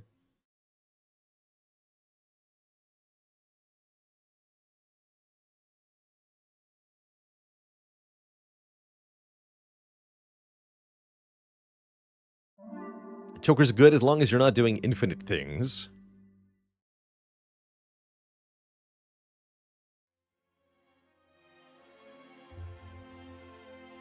All right.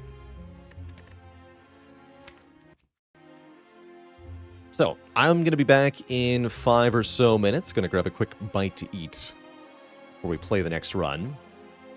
When I return, Twitch chat, the Ironclad goes again. BRB.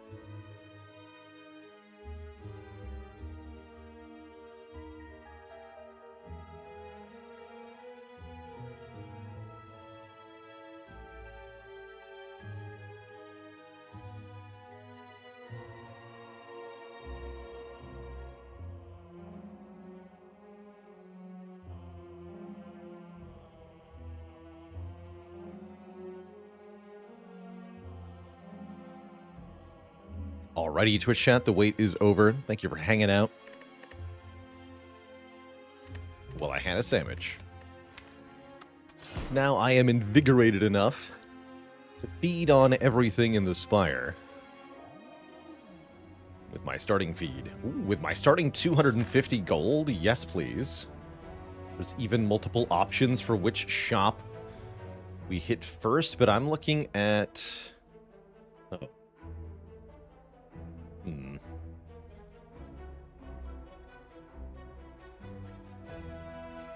Bummer. Maybe up the middle? Could take a common relic instead? I don't love that. Maybe we can just get lucky and have a shop here. I had an Italian sub sandwich. Pepperoni. Salami. Lettuce and tomatoes.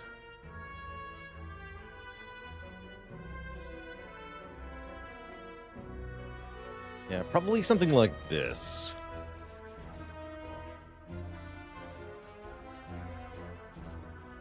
Lots of fights this act. That's fine. Just buy a feed at the shop.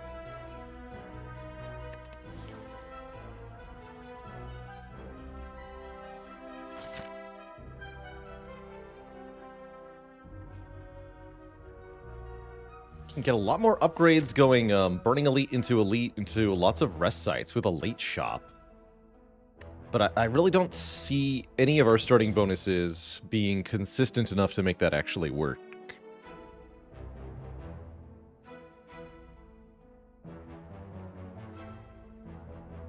Let's take the money. I'm sure it will be fine.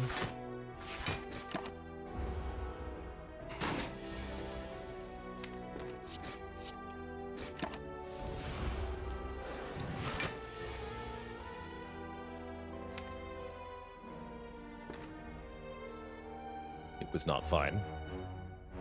Even if I bash, I'm never killing next turn, huh?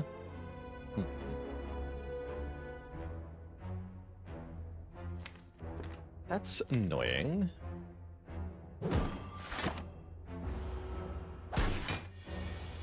Was still correct to play the bash, though. Now we can at least get out of here before we get murdered by 22 damage. Oh, no. No, I can't. Bummer.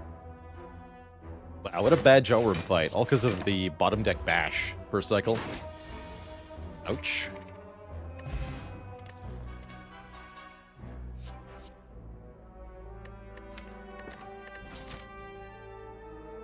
Don't mind if I do. I mean, I don't really want the Iron Wave that much, right? Or do I?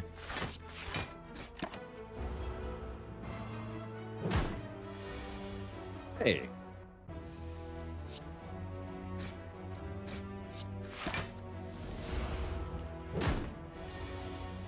Jerk. Oh no.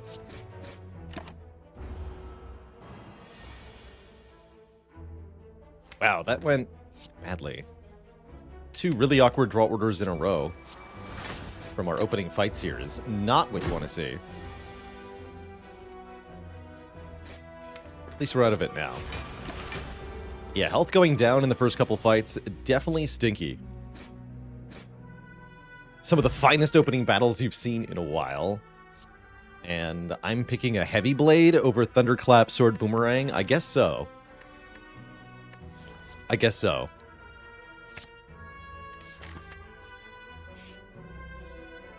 I would love some potions. Let's see, what's the highest a rare relic can cost? 347. Exactly. So we should spend 30 gold, not 40 gold. That way I can buy an exactly max roll Dead Branch for perfect gold.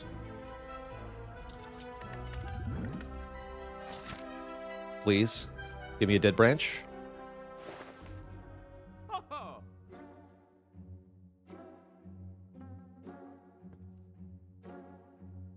Seems like a good shop. Got Apotheosis, we've got Dark Embrace, Uppercut, Spot Weakness, lots of good stuff. Yeah, merely an Apo and a Dark Embrace. I think having Apotheosis, Dark Embrace, Feel No Pain is a pretty good start to a run. It's not that good at killing elites other than sentries, but it's a good start. Has Heavy Blade risen in my esteem? It sure has. It's good reason to pick up Spot Weakness here, too. Do some quick maths. I cannot afford Uppercut Dark Embrace. Or Spot Weakness Dark Embrace. That's a bummer. So we have to choose one. If only I'd bought one potion.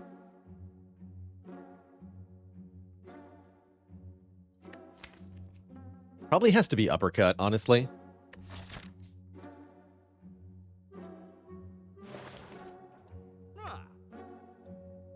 Should probably be Uppercut. Rip Dark Embrace. I'll be back for you. I swear it.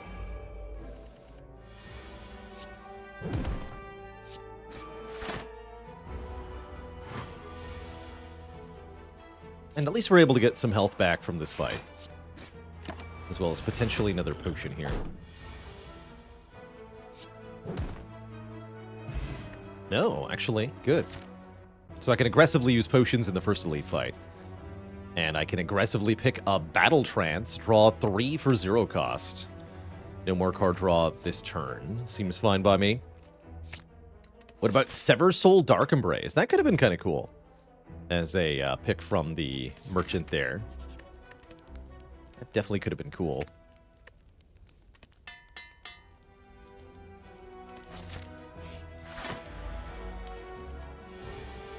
Oh my.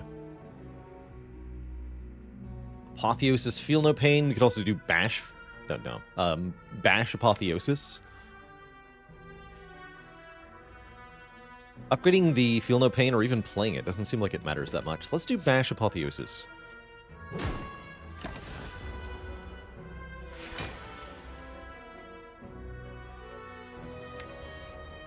Seems good.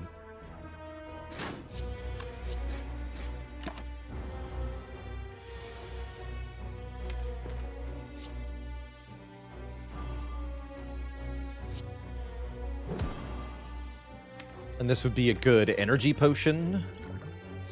A defend, strike.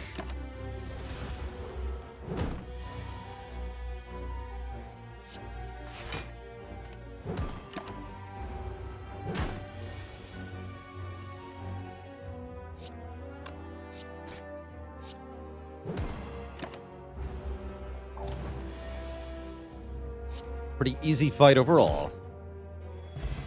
We get a Gremlin Horn, one of my favorite relics. When an enemy dies, gain 1 energy, draw 1 card. And what did I say? I'm going to eat all of these enemies. I meant it.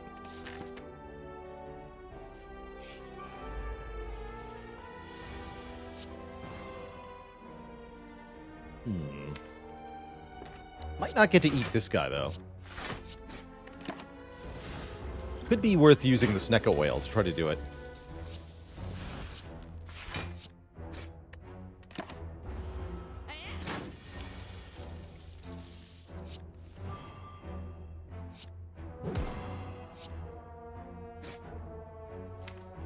Actually, we're very likely that we get it without the oil. Easy peasy. Max health +4 is off to a good start. Do we want some strength? Yes, we do, because we have a heavy blade. Flex is not terrible either, but I'll take Inflame here. I beat 500 max health? That's an ambitious number. 500, huh?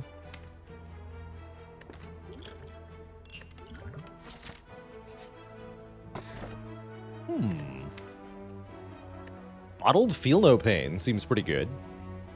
One of my favorite powers to bottle. We could also Sapphire Key this. This is where having a Dark Embrace would have been pretty good. I do like Bottled Feel No Pain a lot. Yeah, over Inflame, really. Although Bottled Inflame to get the damage going quickly is nice. I think in the late game especially, we're going to want to have the block on Exhaust.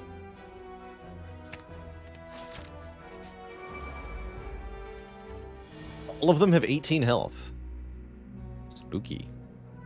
Fire potion? Genuinely? Hello?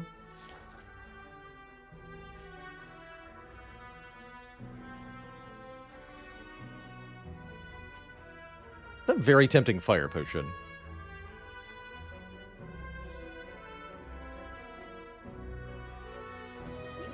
Do it. Quite a bit better.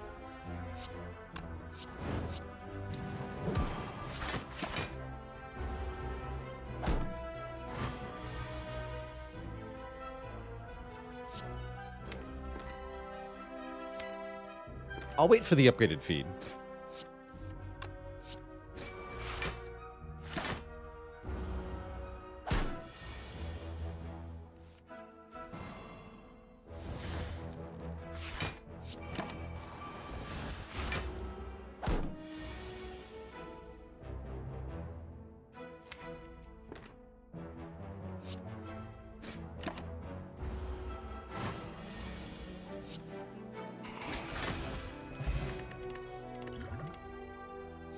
Easy every time. Although it's not bottled now, but we have the Dark Embrace to go with the other stuff. It's pretty good. And we have the Gremlin Knob here to say hello. This strikes me as a fight that's worth using the Strength Potion in. So I'm going to do that.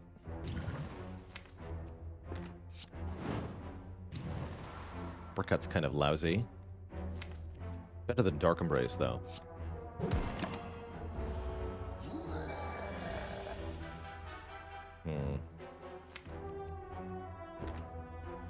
Unfortunate.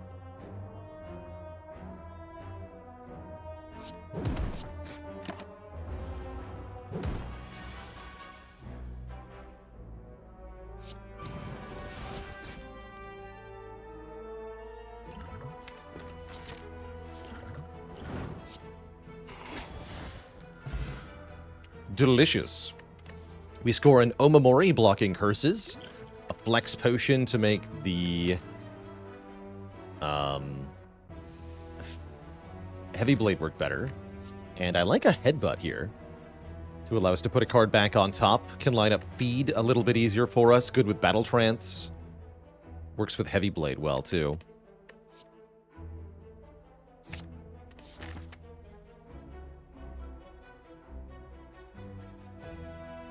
Good luck, PK22, with your efforts to slay that heart. Good luck.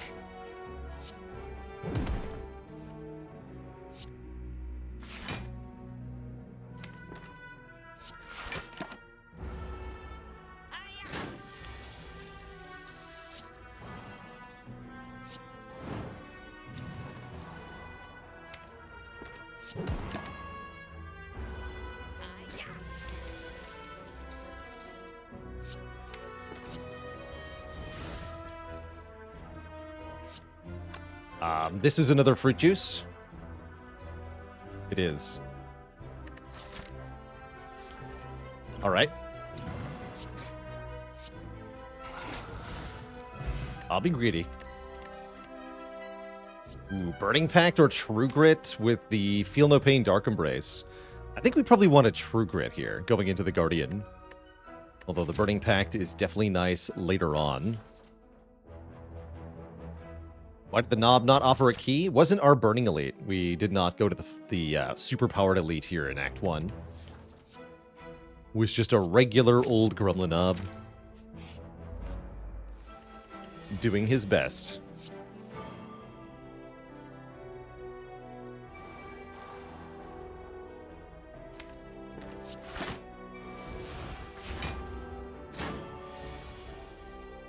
Hopefully we can play this fight slow. Let's see here.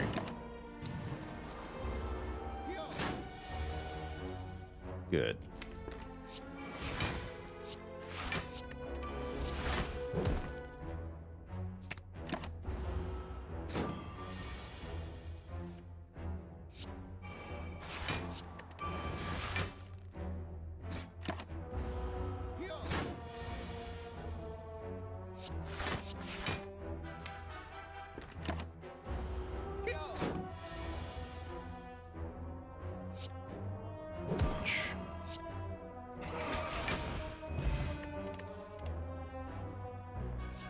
Pommel Strike could be more card draw.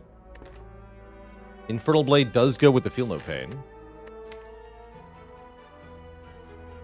Let's take a Pommel Strike.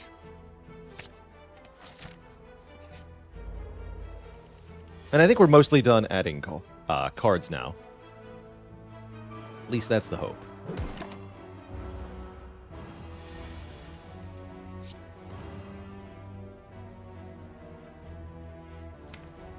Will that split you? 43 minus 9 goes to 34. Yes, that's barely a split. It's not a good split, but it does save me a lot of health on that turn, so I'll take it. Although this turn then becomes bad.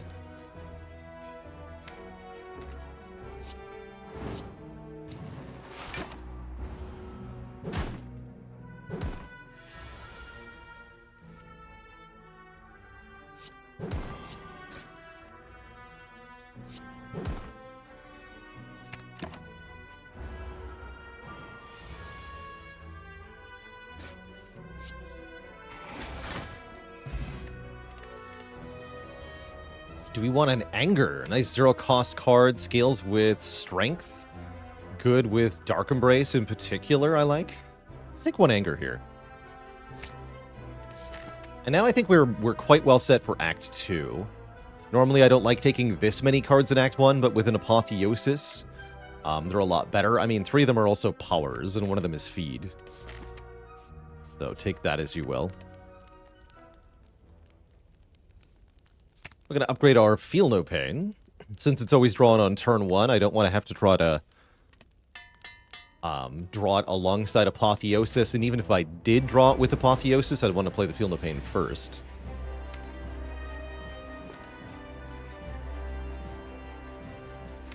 Playing the Feel No Pain might result in not getting a transform here. Let's go Uppercut Strike and try to avoid getting slapped for 36. Although, worst case scenario, getting slapped for 36 is not the worst thing in the world.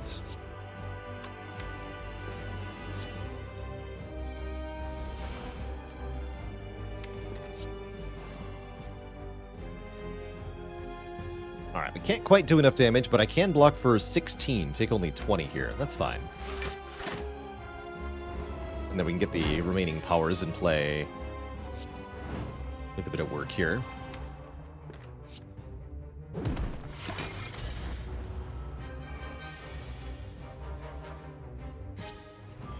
Not sure that I want Anger in this fight.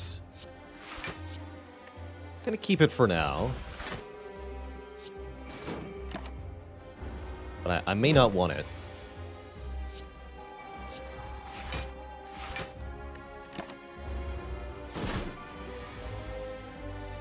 And now we can Uppercut Defend, take only 4. That's not too bad.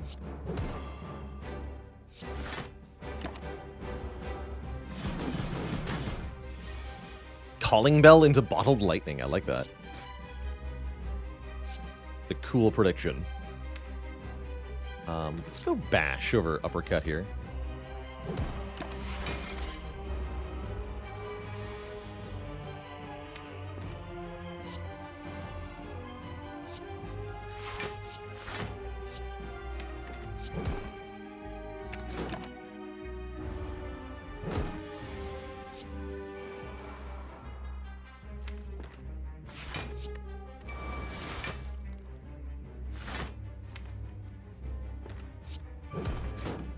I did want Anger.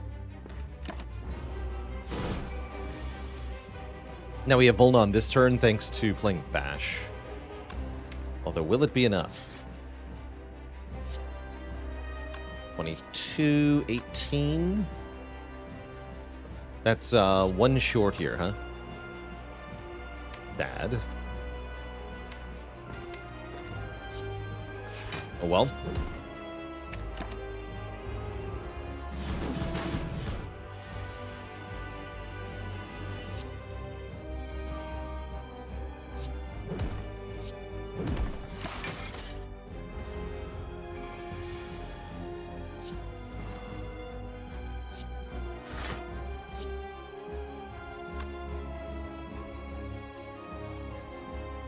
And Ali Rise, a dad joke for the crowd. Why does the Ironclad prefer Twitch over YouTube? Because he enjoys a live feed. GG.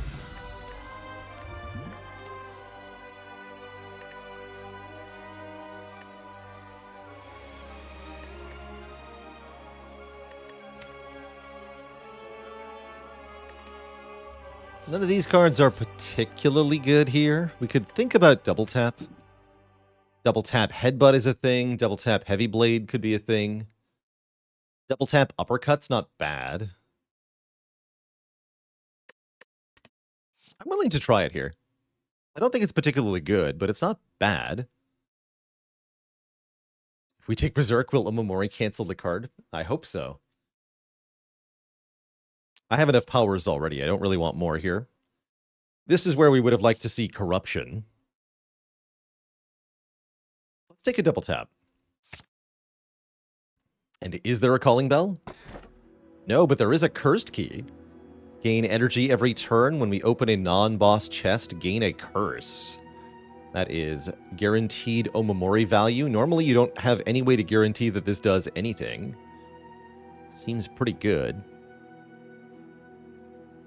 For 1 more energy per turn, which the deck can definitely use. We could instead get additional strength on enemies in exchange for the energy instead, or we could take more healing per fight with the Black Blood. Black Blood's not that bad, but I think we definitely prefer a cursed key to go with our Omamori. It seems like a very easy boss pick there. Is there any curse Omamori cannot block? No, it can stop the Curse of the Bell. It can stop the Necronomicers, even. In fact, I believe it's the only thing that can stop the Necronomicers. Which puts it in a relatively unique position. Act 2 Burning Elite is terrifying. I like this path overall. Lots of late rest sites. In general, the elites of Act 2 shouldn't be that threatening because we do have Gremlin Horn and 4 energy per turn.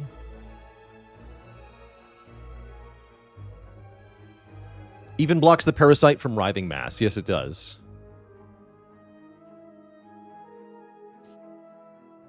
Can't you take the book and leave the node before the curse gets added? I believe it is possible, yes, to do that. Although that is a glitch. At least I would call it a glitch. But that is possible, it's true.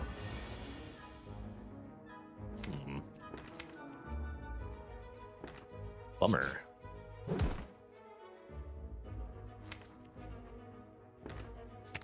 Next turn could be awkward. Yep, it's awkward. Confirmed awkward.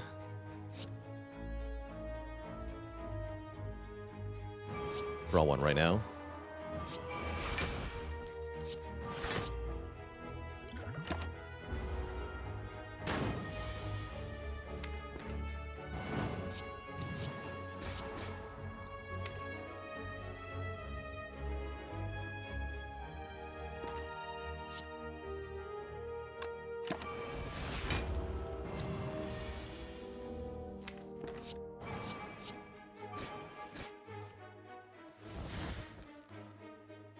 I could kill right now.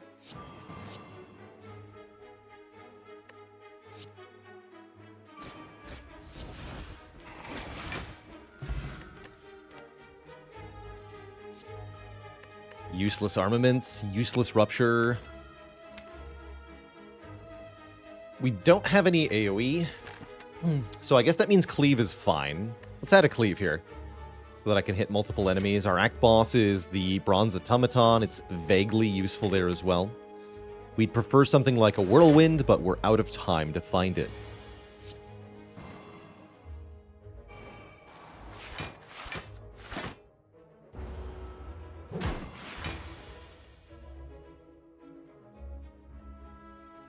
Alright, I'll use this potion now. Take violence. So I can get uppercut here. Blocks for a bit at least.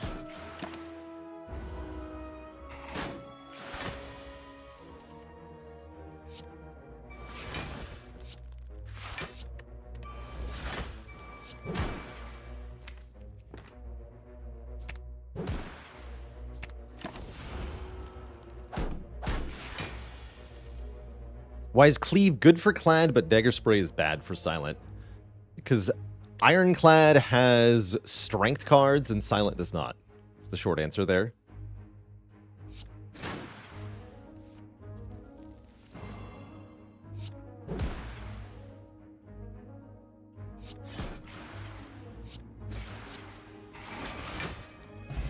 Also wouldn't necessarily call it good, but merely adequate, the Cleave.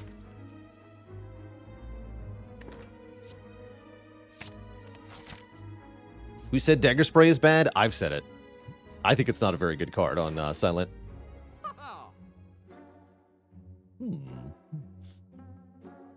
Living life in Shard mode. Secret Tech can make Apotheosis a lot more reliable.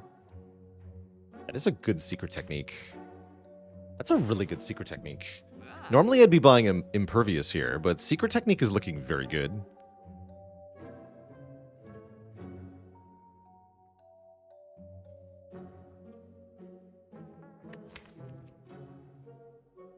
And they want me to take a Shard. Actually, Shard does seem kind of fun with the stuff we have already. You know what? Sure, I'll play your game. Combat reward screens contain colorless cards and cards from the other colored characters. I can still buy Impervious. I'm going to buy Strike Remove, though.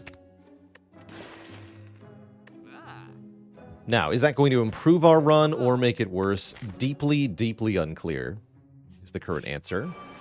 But it should make it, at minimum, more interesting.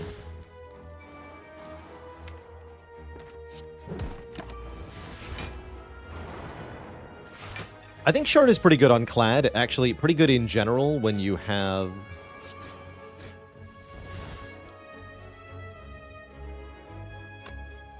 strength and exhaust energy, because there's lots of attacks and lots of exhausting stuff in the card pool for every character.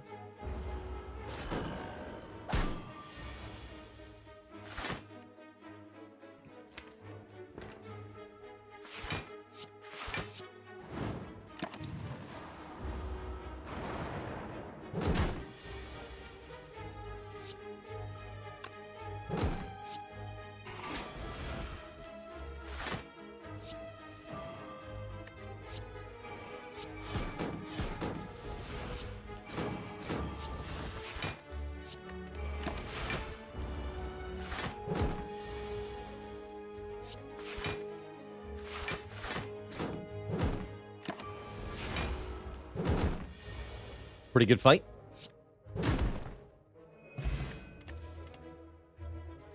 Acrobatics. Cool way to draw cards. I'll take that. Apparently we're a Silent now. Been a while since I've seen those colors. Uh-oh.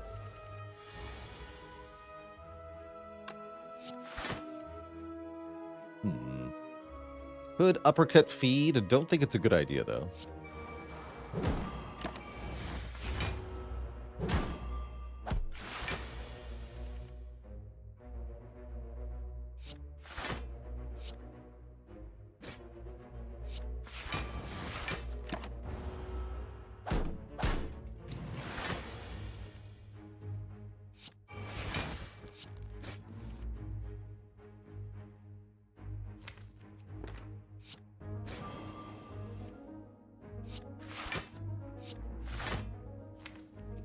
Little bit more.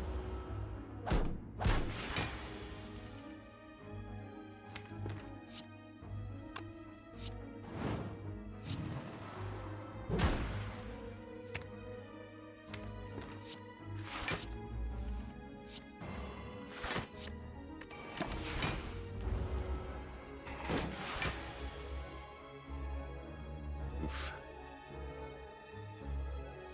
Well, that's bad. It's a really bad draw. Dang. Thankfully, we have health to spare, so I'm not too worried here. And if we have to rest instead of upgrading at one time, that's also fine.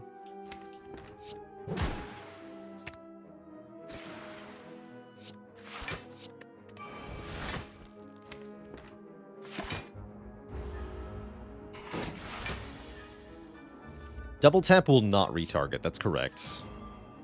Jeez. What do you mean? Screw it.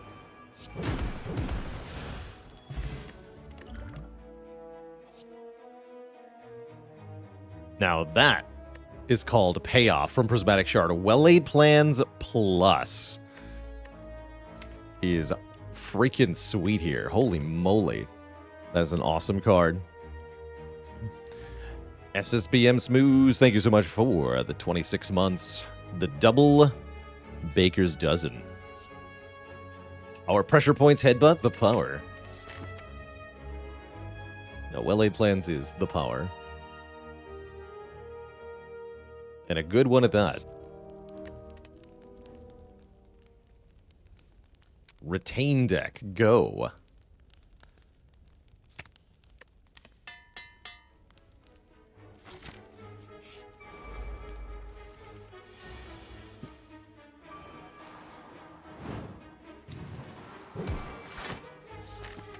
Eat his next, keep these potions.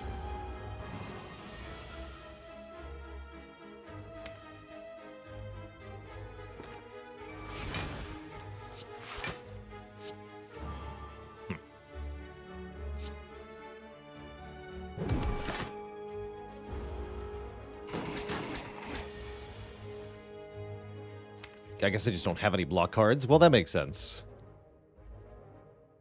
Dang.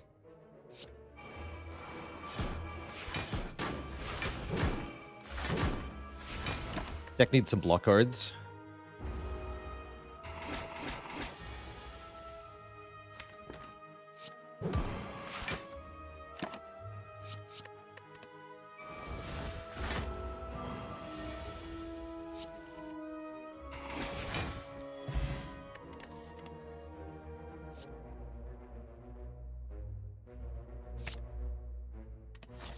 That's a card, too. Tantrum. Deal damage 3 times, enter Wrath. Meaning we deal and take double attack damage. Scales like crazy with strength. Who even needs block? Question card, Prismatic Shard. I'm super doing that.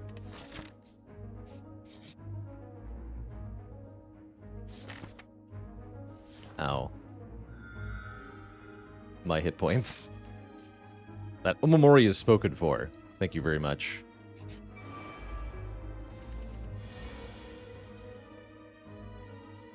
I somewhat appreciate being attacked turn 1. Somewhat.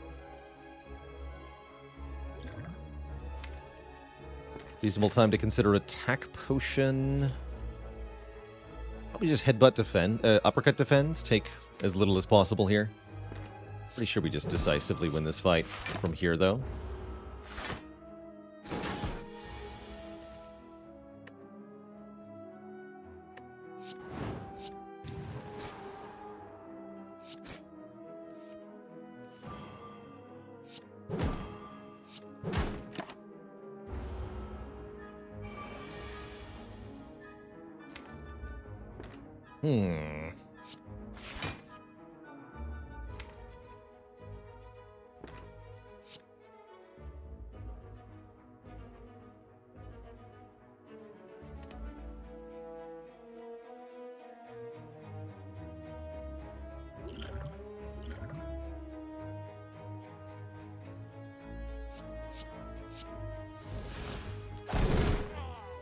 There we go.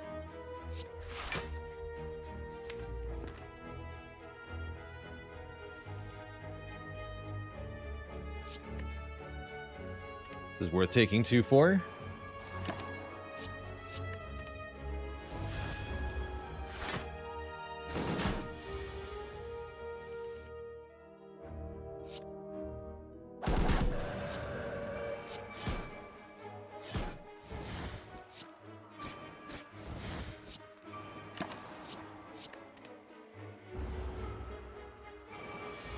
Angry Clad.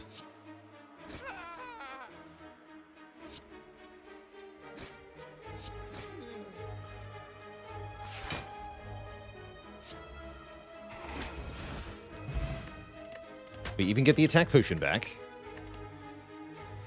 Warship. Skim Turbo. I really dig Turbo, actually. Gain energy immediately, add a void to the discard pile, which gives block when we draw it. With the Feel No Pain. Warship could be a Wrath exit. That's cute. Turbo's great with well-laid plans as well. Another use for Omamori. I'll pay the money, because again, we have to open another chest anyway. So just give me the relic here. It's a Thread and Needle, giving us 4 plated armor per fight. That's good. And I think I want to sleep again. We're missing a lot of health as we go into Bronze Automaton here.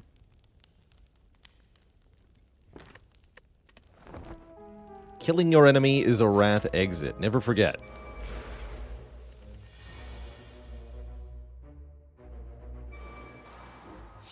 Never forget. Or have the anger.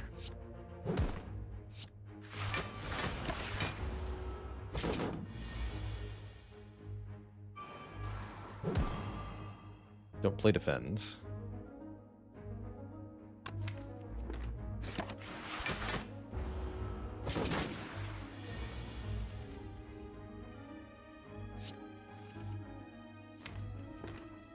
Yeah, it's definitely too much garbage in this deck in terms of attacks, I think. Really is a struggle to draw through.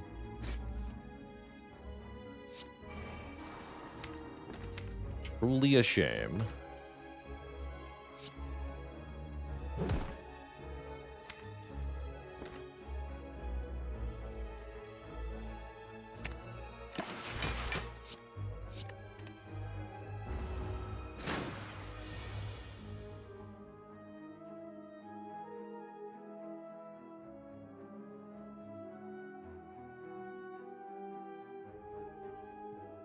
If I do Apotheosis, Double Tap, Tantrum, Feed, we would deal 60 from the Tantrums.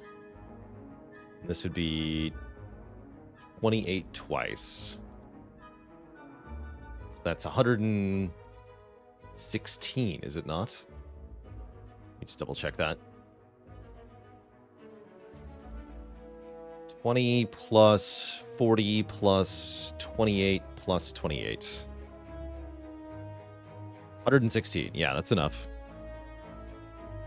So I don't need to use any potion here.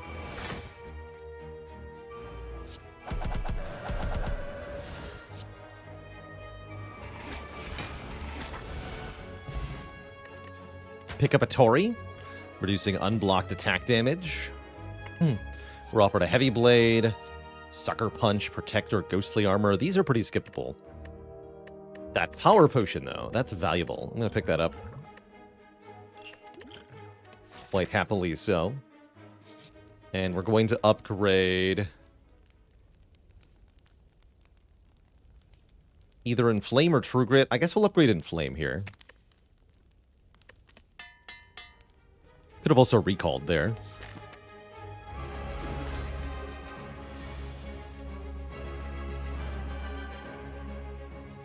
Do we want to use the Power Potion in this fight?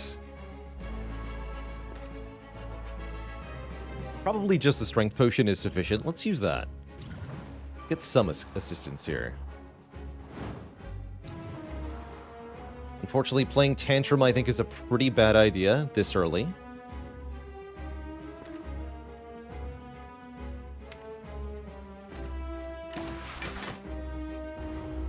Fine.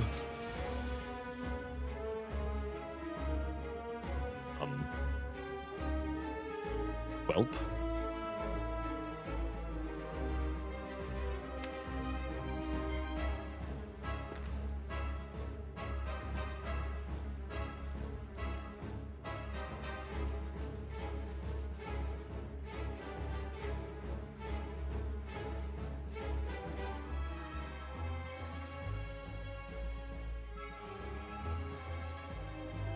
Tempting to bust through the artifact here, but I think I should kill one of the minions.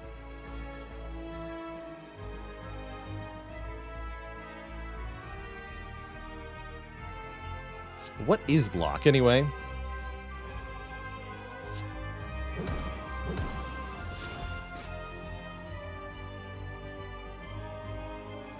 What even is block?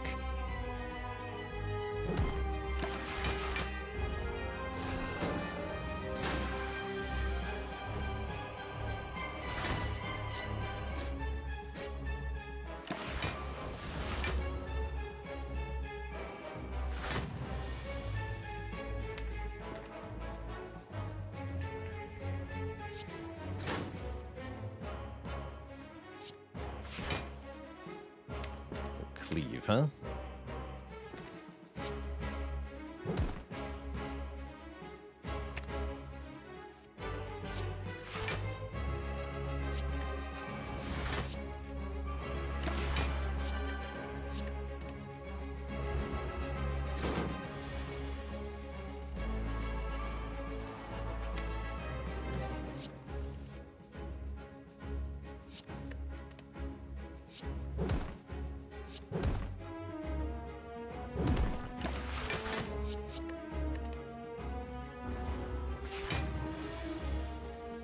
All right, we have our turbo. That's good.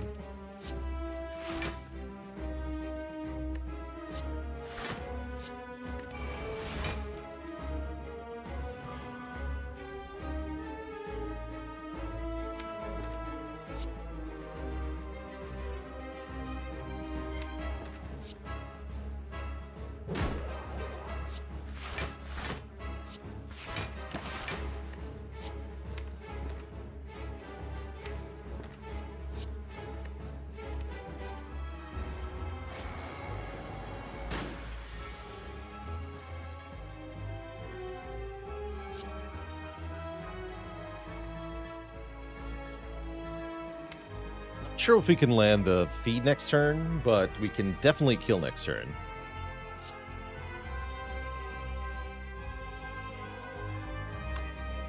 Do it like this.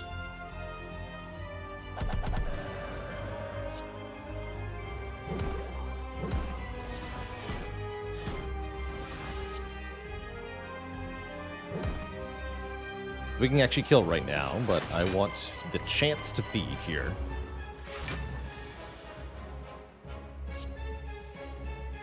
We get it.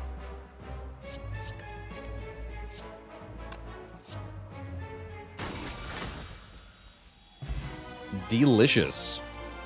You get to look at 4 rare cards here, and they're diverse rare cards. So rare cards with prismatic shards. So these could be basically anything, is what I'm saying. The offerings are Doppelganger, Bludgeon, Reboot, Bias Cognition. That's an interesting set of options. Wouldn't necessarily call most of those good, although I do like the Doppelganger here. Next turn, draw X cards, gain X energy. There's definitely some use there. Also says exhaust, so it works with the Feel No Pain. None of the others seem like they're particularly good. Maybe Reboot.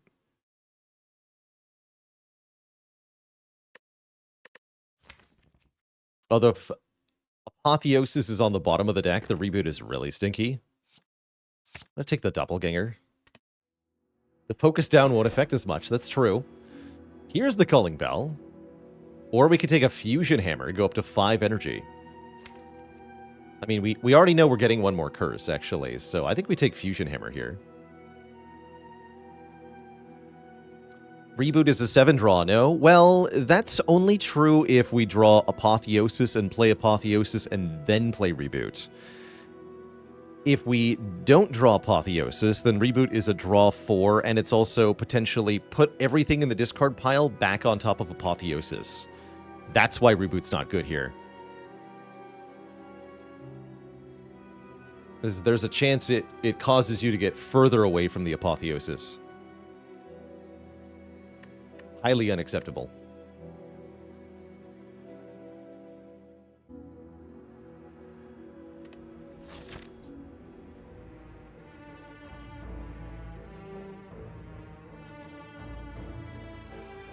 How bad could it be with boots on the name?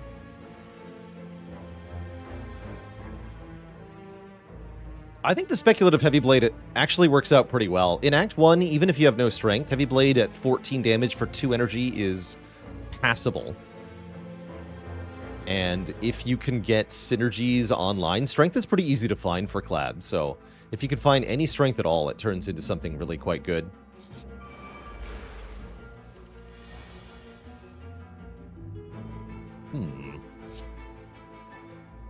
Spooky.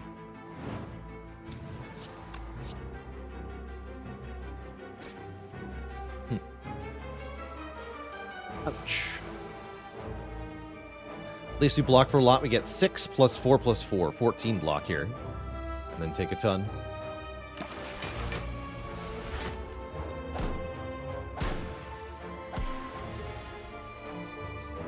What the heck?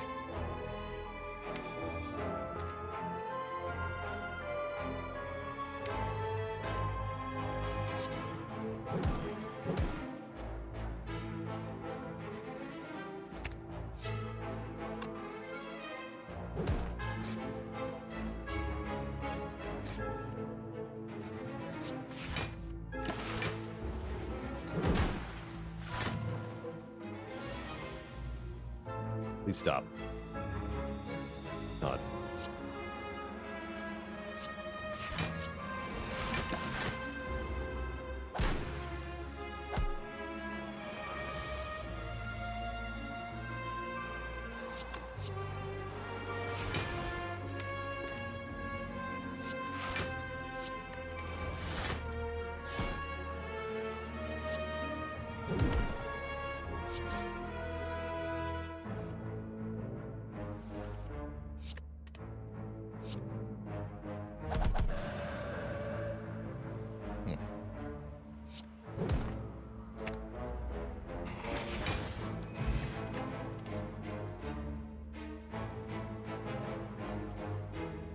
Inner Peace and Empty Mind are kind of cool here. Having a way to leave Wrath is very nice. And it's additional card draw with our huge energy gain. Warcry Plus offers something similar, but I think we're better off with the Empty Mind. Where's Rushdown now? If we had more than one calm source, I think Inner Peace would be better than Empty Mind, but with what we have, I think it's just Empty Mind.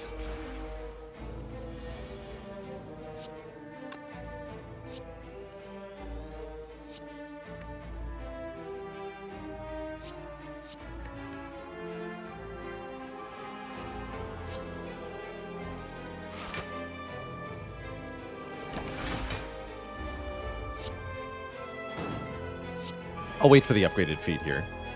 I think it's worth it. Surely it must be.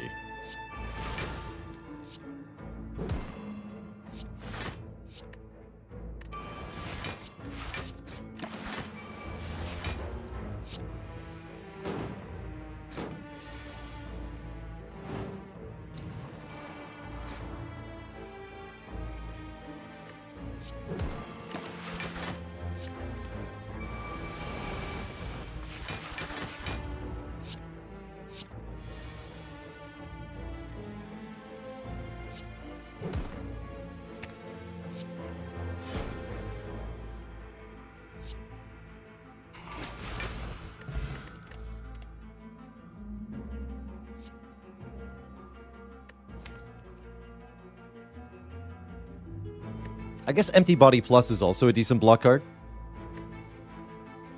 Grab that. Where Rushdown indeed, though. Where Rushdown indeed.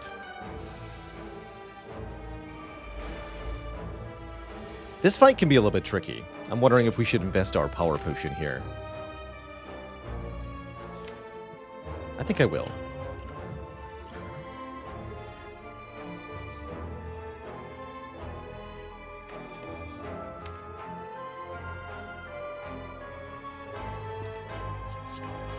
Go Brutality over Dark Embrace as well.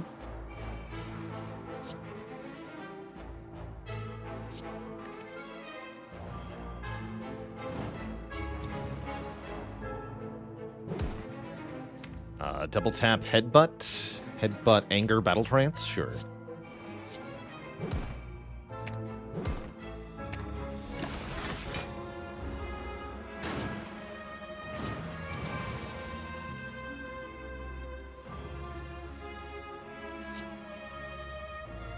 Slightly concerning.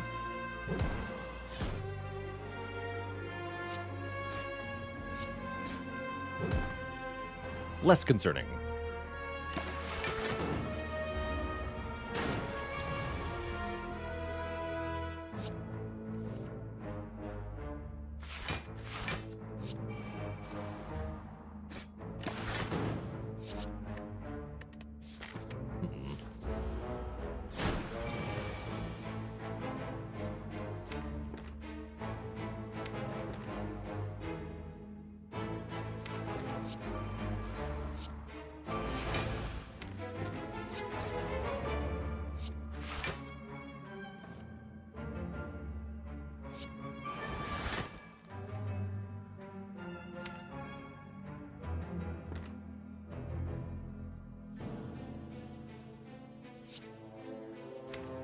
Forget this feed.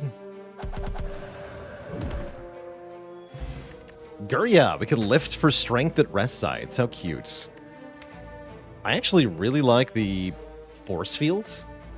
With every power we play, it gets decreased in cost by 1, going down to 0 cost block 16. I'll take it. I'll happily take it. Unfortunately, the current path doesn't really allow for a whole lot of lifting, especially since I think I need to rest at one or more of these rest sites. Can I get back to 4 potions here? We're currently at 70% potion chance. Seems iffy, honestly. Seems quite iffy.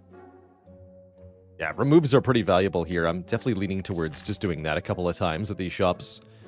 Lose some strikes here so that we can not suffer so badly.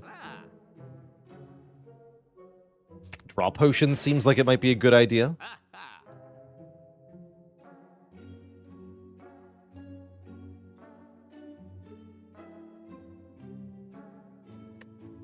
Medical kit can be nice with Dark Embrace. Feel no pain, certainly. Let's grab that. Going to this shop kind of worthless, but I still want this path. Lose strike. Excellent. Get the strike down as well. Okay, that's looking a bit better. We lost 2 strikes, gained 1 medical kit. Medkit Turbo, of course. How could I forget? The Medkit Turbo Infinite. The power. The sheer unadulterated power.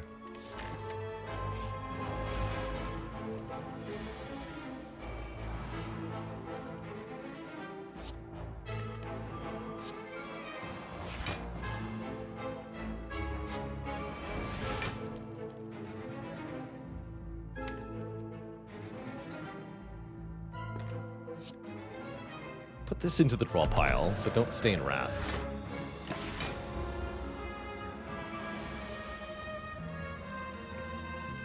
Still having garbage hands, though. Spooky.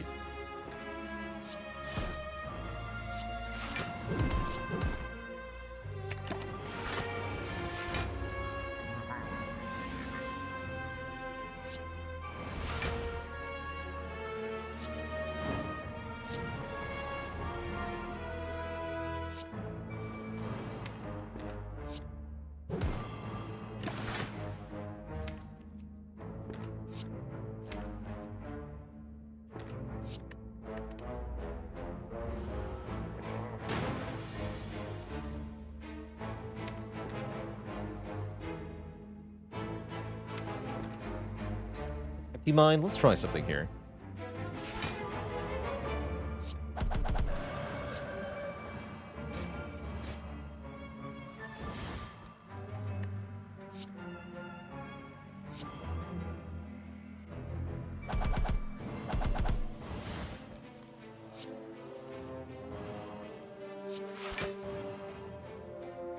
Feels like Watcher.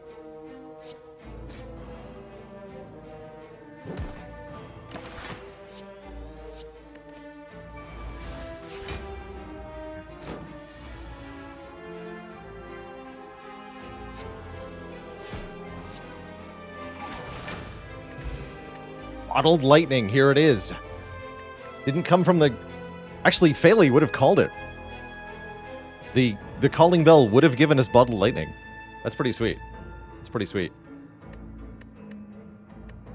Phaley totally called that. Elixir's not bad. Fought Through Fate. Now there's a card I can get behind. Calling Bell can't give bottles, only if you swap into it. I think. Oh, actually, maybe... No, that might be a specific rule, actually. Chat might know more than me on this one. There are a couple of specific exceptions to things that can give other things. Like, for example, you can never dig up Gurya or Peace Pipe, I believe. Or rather, Black Star can never give you Gurya, Peace Pipe, or Shovel. Yeah, Black Star can never give you Gurya, Peace Pipe, or Shovel.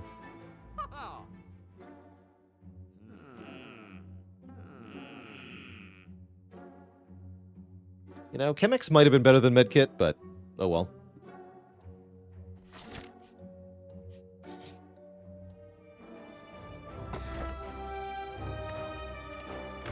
Magic Flower might have been nice. But also, oh well.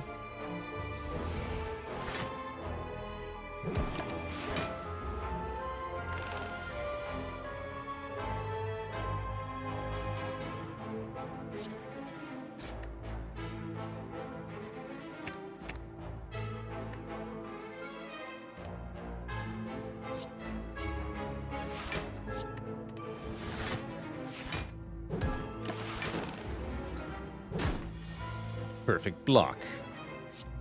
Oh god. Hands are so bad.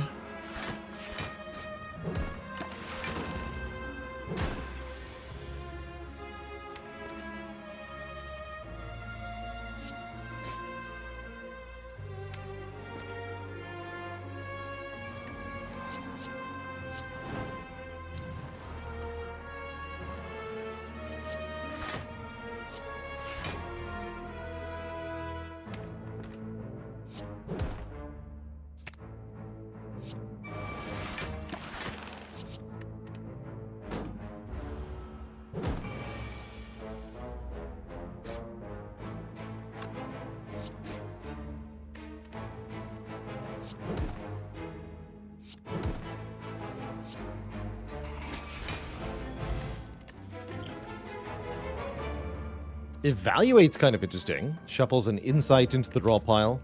That insight draws 2 and blocks 4.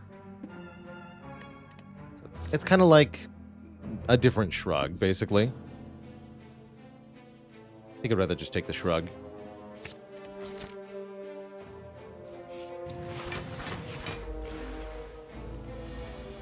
And now for Jawworms.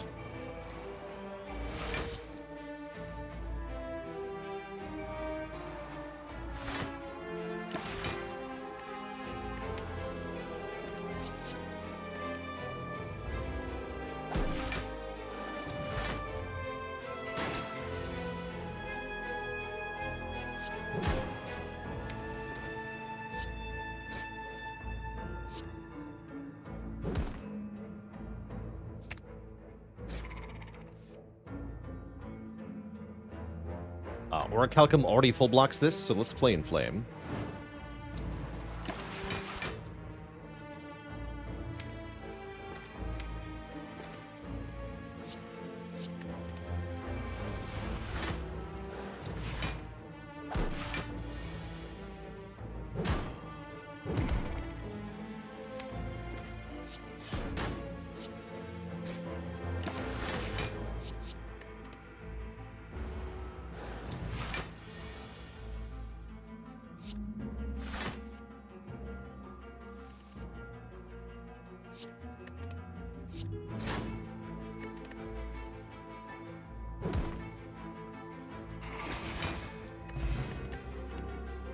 Shockwave.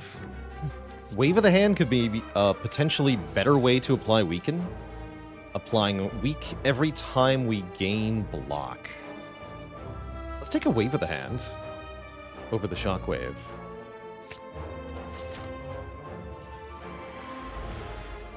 Our Burning Elite is Reptomancer. I am not afraid here. Oops. As the...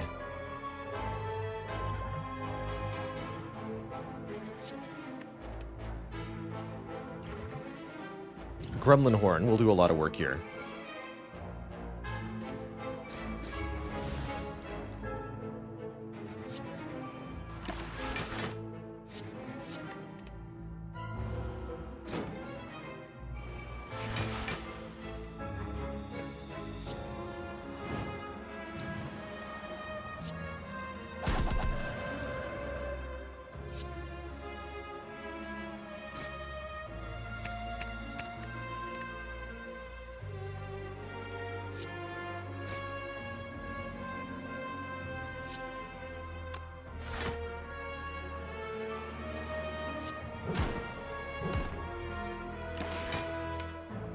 Keep the empty body. It could be important.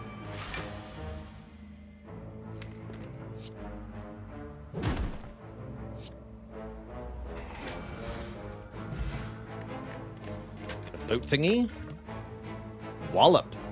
Deal damage, gain block equal to unblocked damage dealt. Very good with Wrath, very good with Strength.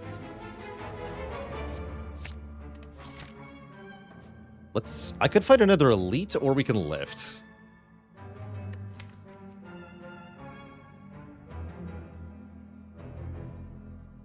What a lift.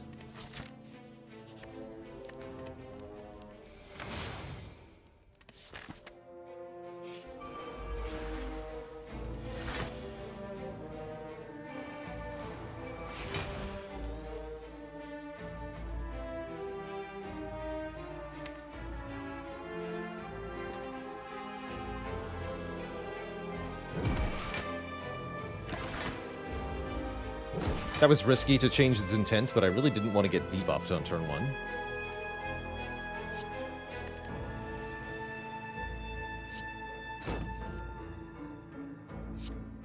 Turn 2 debuff is more acceptable.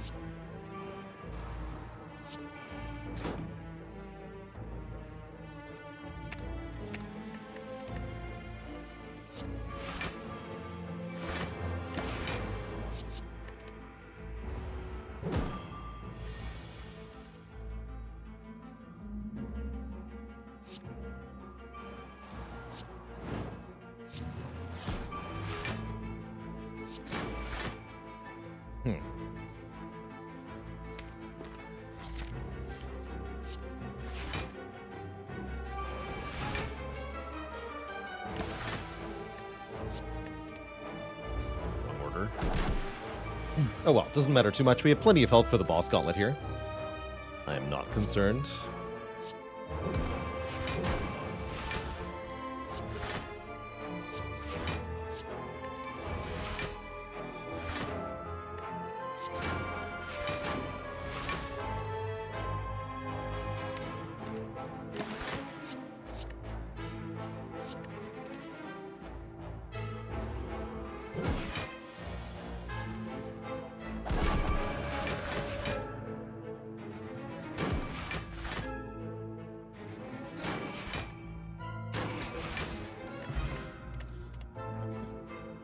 Another uppercut is an option. Bandage up, not that bad. I don't think we want either, really. Doing just fine.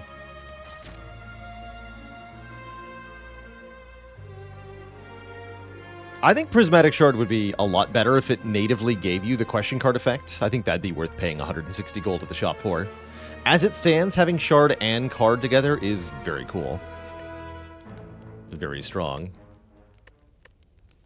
I wouldn't say on average that Shard is necessarily a gain for your deck, but it can definitely lead to some silly stuff. Very notably, Wrath Stance is one of the best things to get early access to. So we want to go Wave of the Hand here, strip 2 artifact layers off them both? I do. Draw 3 more cards next turn. Should we get all 3 artifact layers? Take 1.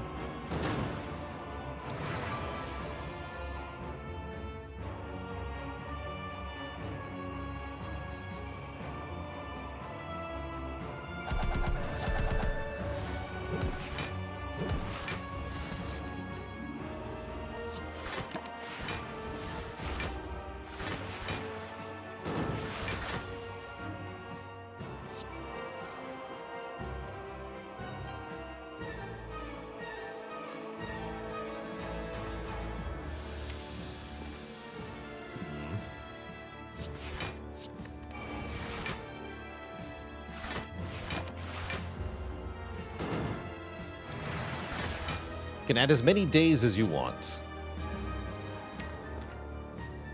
I don't mind. Although I do mind this draw.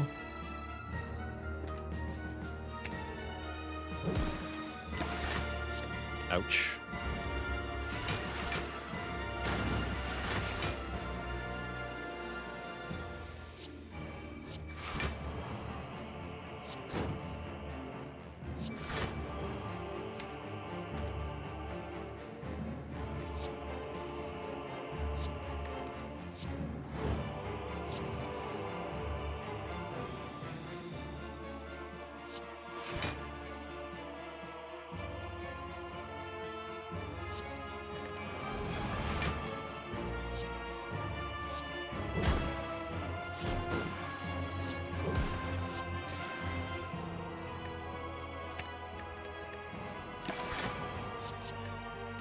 All right, weakened forever.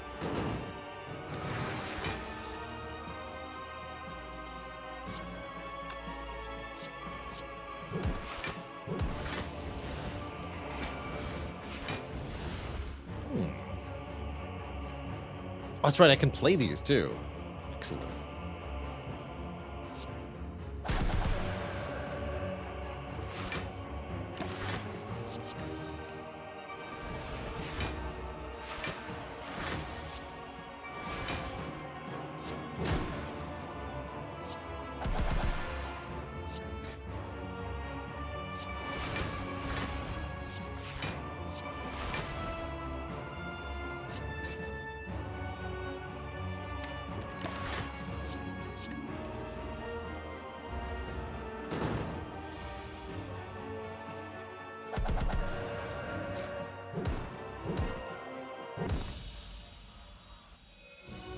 GG. Just one more to go. That's Time Eater, Mr. Tim here. Tim can be a problem, but I think with 94 health, they won't be.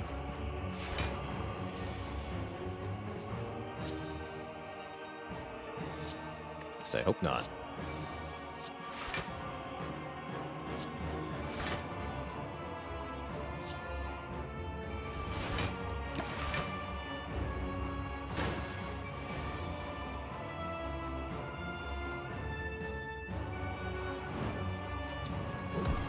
Punch.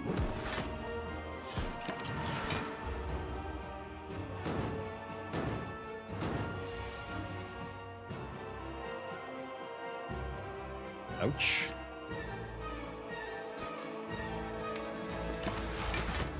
That's a pretty bad turn, but we can survive.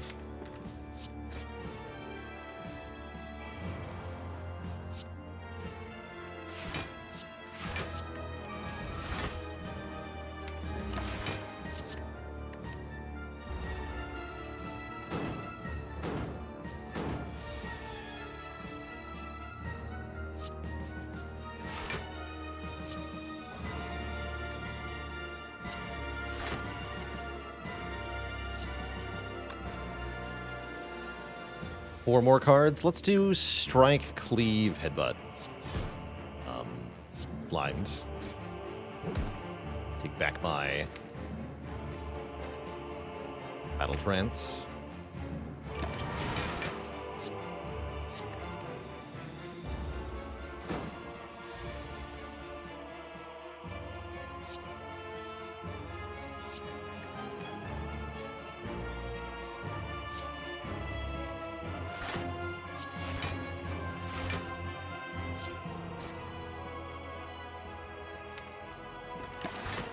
Next time we'll use the Battle Trance, though.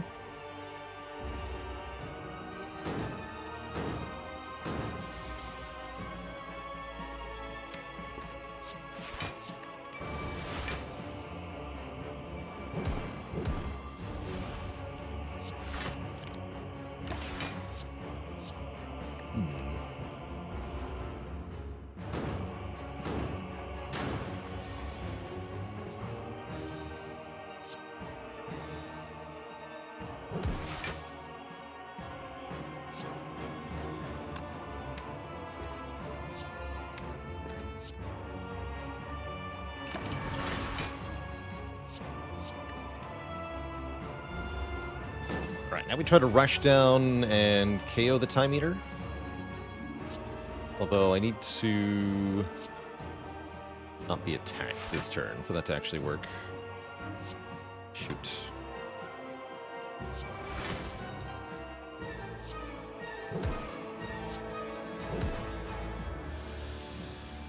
Guess that's an improvement.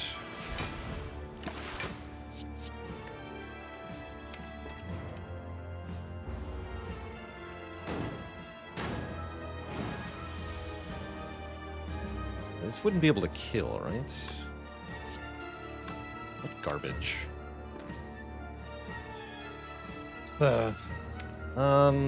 Fine. Low and steady wins the race, I guess.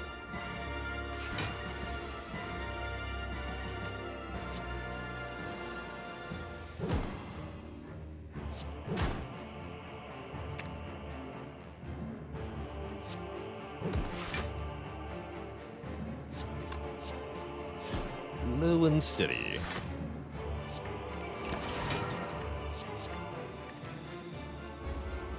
Yeah, that might have been a lethal with the potion last turn, but I don't want to do that. There's no need to do that.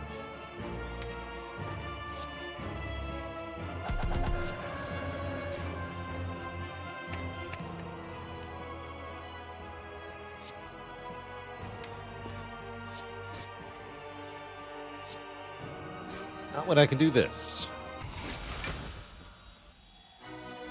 GG. Two thump, two thump, two thump, a deep pulsing dread can be felt throughout the room. Is this the heart of the Spire, the source of all this max health, the source of all these multicolored cards? You ready your blade, dealing 2007 damage. Pretty good year. The heart squirms and bleeds, but is ultimately still pounding. Have I been here before? The before times. Missing a whopping 25 hit points. I think it's hard to imagine Guria for 1 being worth 25 HP. We should rest here.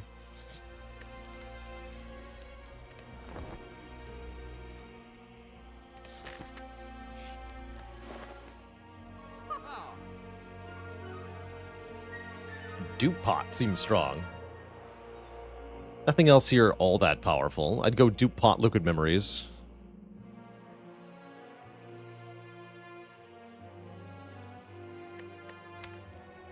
Elixir's not terrible either, but I have medical kits, so most of the things I have an elixir, we don't need to. 2 great pots that taste great together. Flame Barrier also passable. Just passable. Ultimately, we don't have that great of a damage engine. The Tantrum is going to have to put in work during these final battles. This could be a little bit awkward, but I have so much layered defenses, I'm not too concerned here.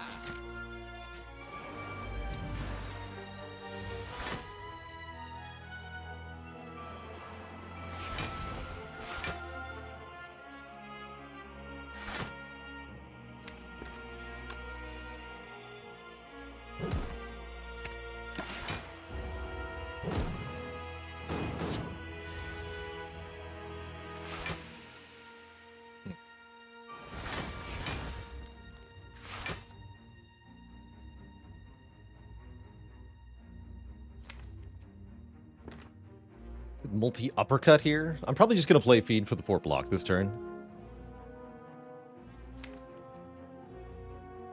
It's not yet worth panicking. We actually only take one currently.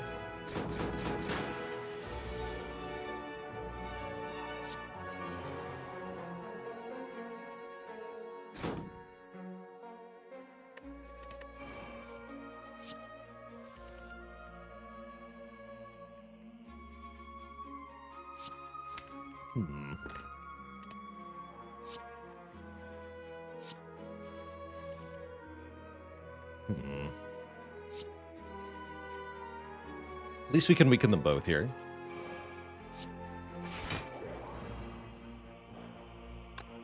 Passable liquid memories here. Only passable, though. Still don't think I want to use it.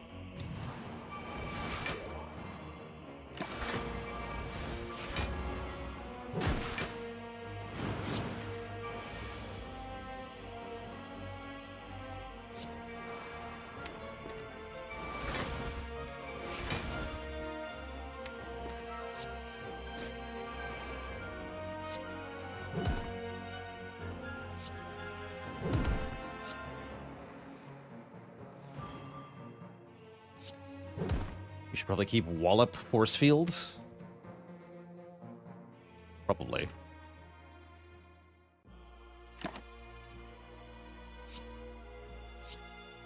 Next turn's a little spooky. We might need to Liquid Memories.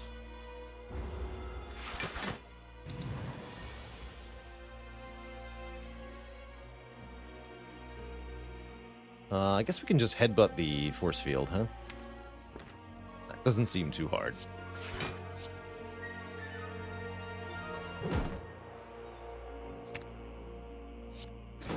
Just block for 1 billion. No problem.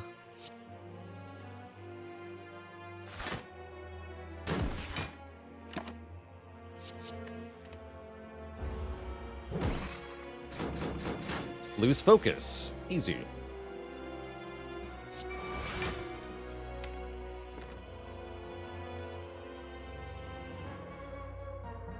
I'm gonna kill you now. Do Tantrum, double tap, cut through fate. I like that.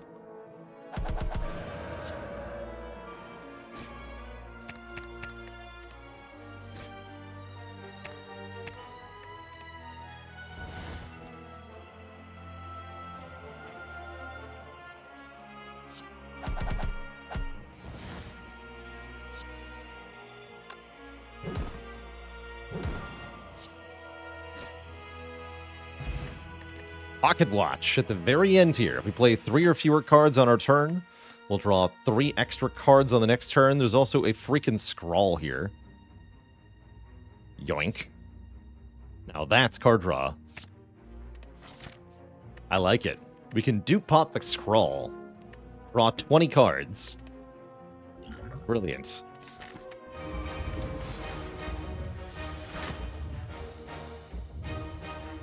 Do I dupe Feel No Pain?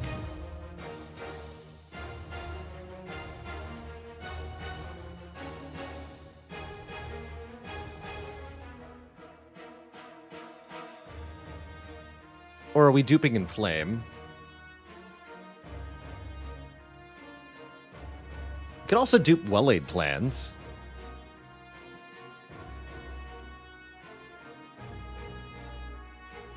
Double Inflame seems kind of important, actually.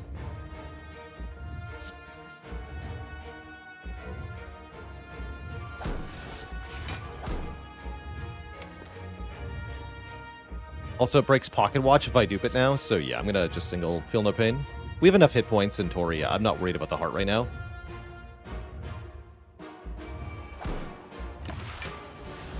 Draw cards. Does Apotheosis upgrade burns? Thankfully not. No, thankfully not.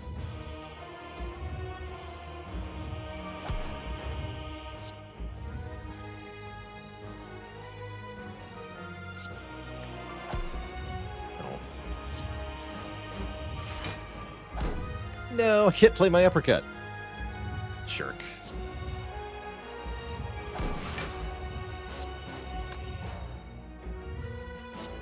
Total jerk. Oh well, we get lots of Volin stuff anyway. weakness, rather. Lose all the plated armor, but that was no biggie. It was no biggie.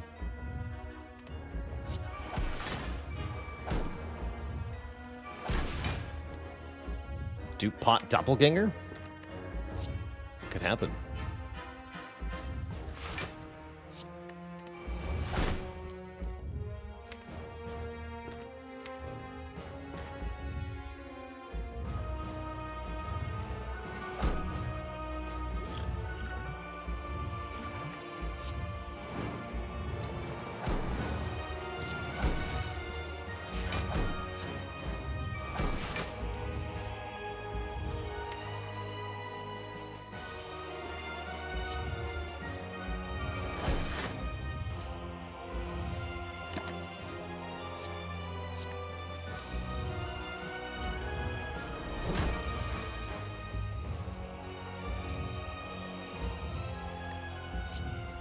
Lots of energy on this turn. We can do some hot nonsense here. Thinking like double tap, bash, bash, heavy blade, heavy blade. That kind of hot nonsense.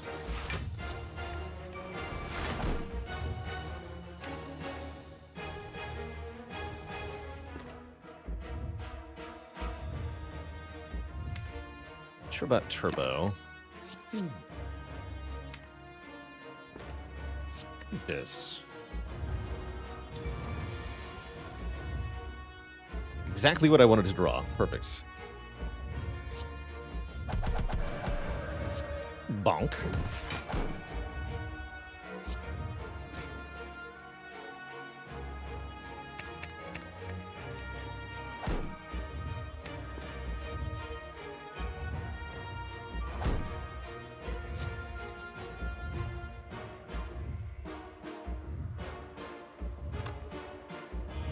Can't wall up again this turn.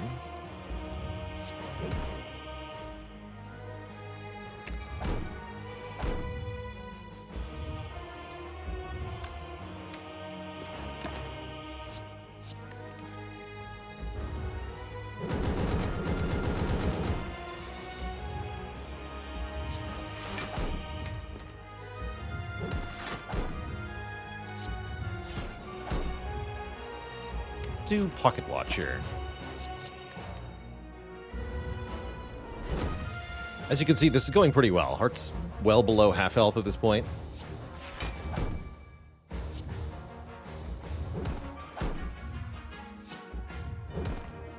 Dish out some pain on this turn.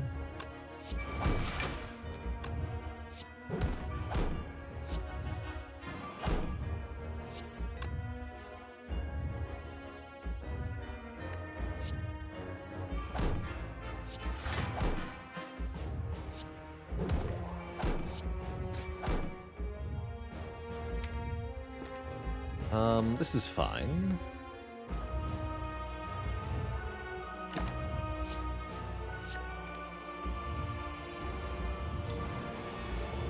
Only 4x15 after all.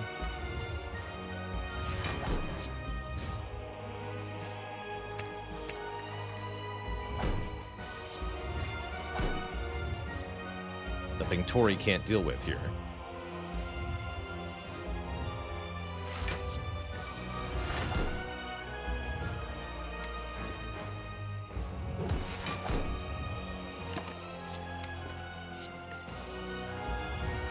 Now, we eat. GG to his chat. GG.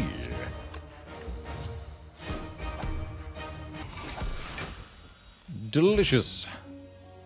And nutritious. Mark 1 for the Prismatic Shard. GG. GG, everybody. Feed wins the day yet again. With an enormous amount of max health. Nice. Very nice. GG.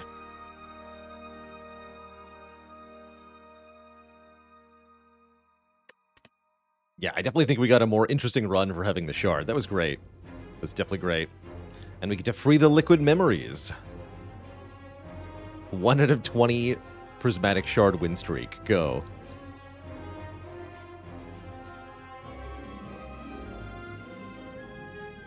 Now, what has it been done? The Spire sleepeth, and so Twitch chat. Shall I? GG, a very good couple of W's for the heart here. For the clad here.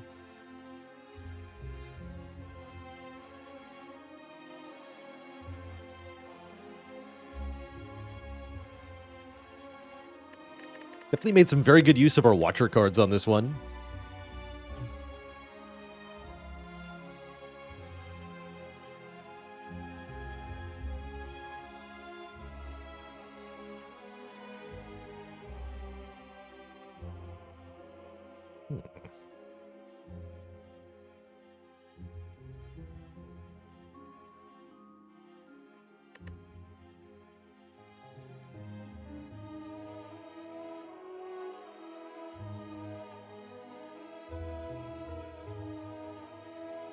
Is it time for more Stars Within the Sea? It sure is, Phaley. Yeah, it sure is. Yeah, I'm just going to mark this one. This is a good one. Good run.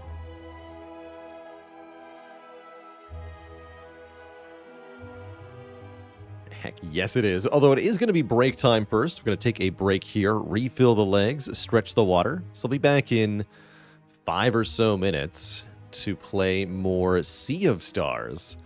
Delightful turn-based pixel art RPG done in the style of Chrono Trigger and Super Mario RPG. Pretty far into the story, it feels like, in Sea of Stars. Sure, we've got at least a couple of play sessions left, though. So that'll be up in a few minutes, but first it's going to be break time Twitch chat, so please don't go nowhere. I will be right back.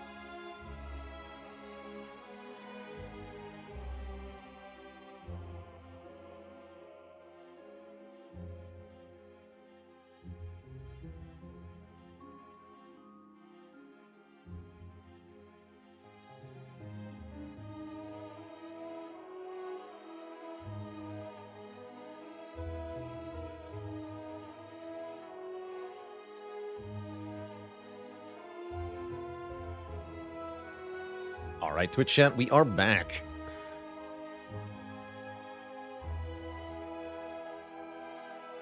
I think this is part 6? Not actually sure for Sea of Stars.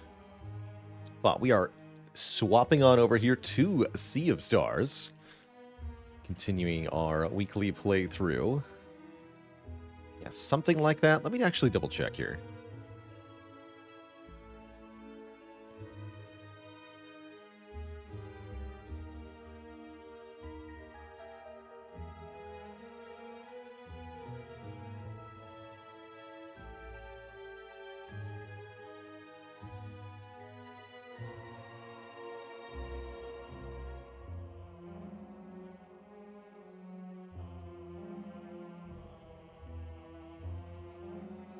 I mean, I can find it.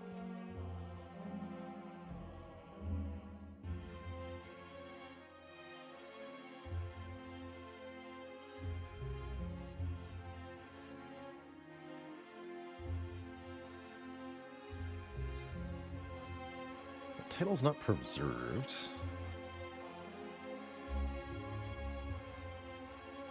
Shoot. Actually, not sure. Let's just call it 6. 6 is good.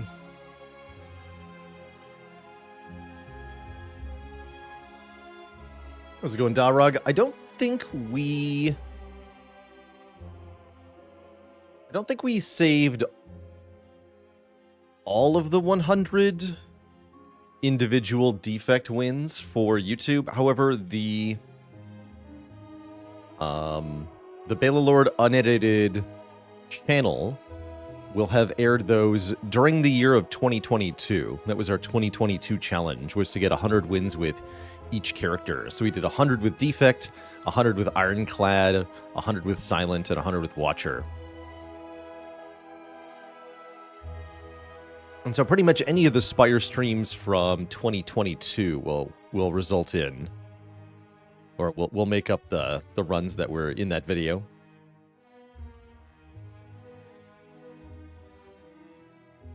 Oh, thanks, I am bad at names. Yeah, part 6. That's what I thought. Let's get over to that right now.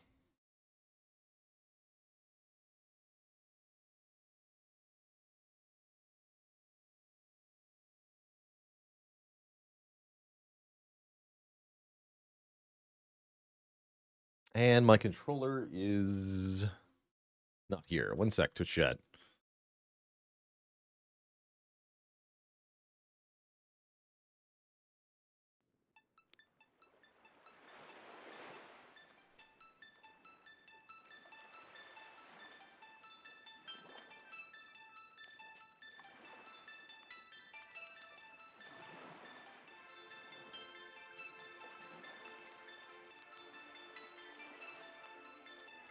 Catching up on sleep while watching the stream? How do you do that? Seems kind of like you have to do one or the other, isn't it? Guess I won't question it too much. Let's see, are we actually... Oh yeah, we have to... There we go.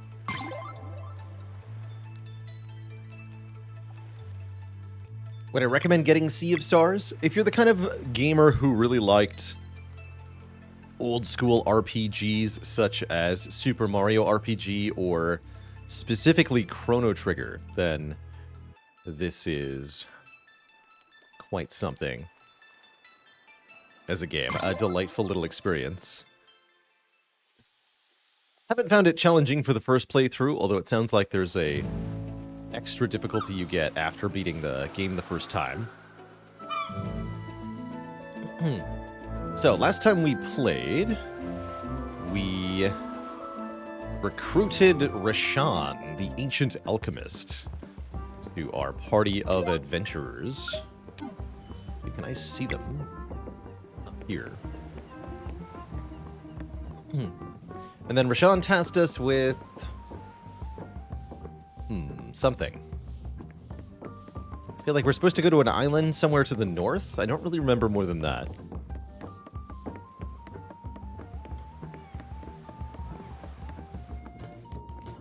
A map that tells me. Have a what now?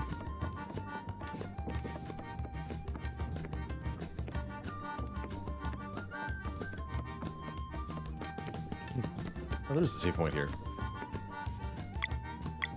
Oh, the map. Let's see. Ah, yeah, so the map tells me where we're going as well. To Mesa Island. Wonderful. Wonderful. I'm planning on doing Against the Storm tonight? No, we're going to be playing Sea of Stars here until the end of stream.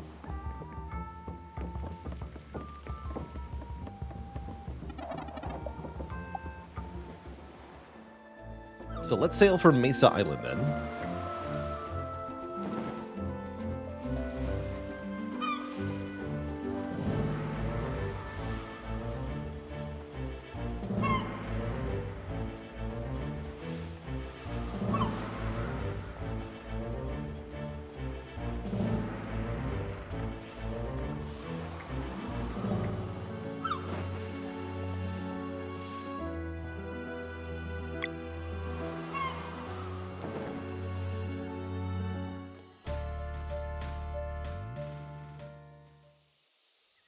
Beat the whole game without realizing you could walk around in the boat.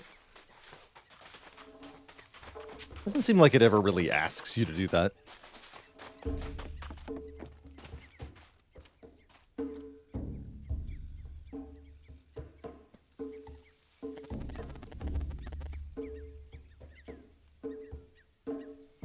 Now then, 150 years ought to do it.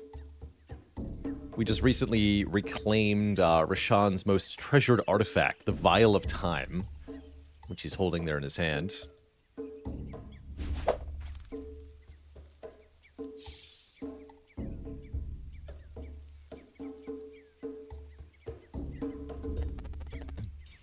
Good morning, Kukar.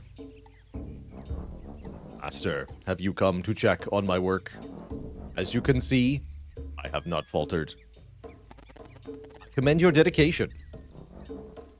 Thank you, Master.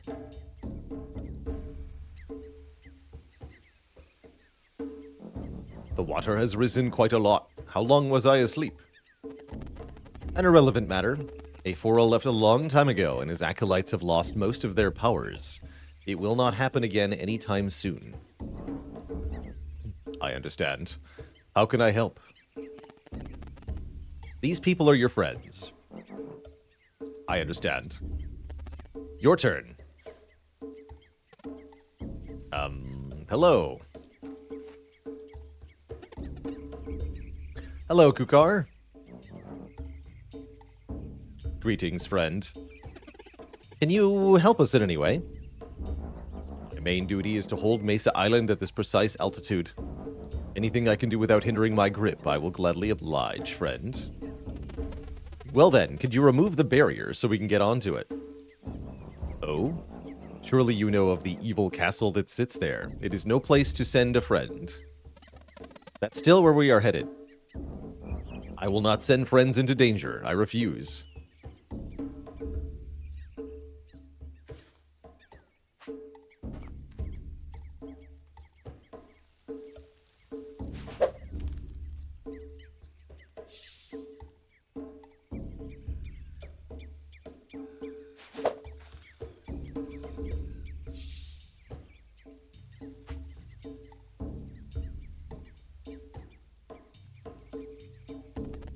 Good morning, Kukar. Master, have you come to check on my work? As you can see, I have not faltered. I commend your dedication. Thank you, Master. How could I help? These people are adventurers on a very important mission and require your help. I understand. Try again. Just, same thing? Please. We're not his friends anymore. Hello, Kukar. Greetings, adventurer. Have you met my brothers, Extol and Yeet? I can help you get to them in no time. Just sail into my mouth. You want me to what now? That's disgusting. Okay, that does sound useful, though. But for now, what we need is for you to remove the barrier on the island. I see. One moment, please.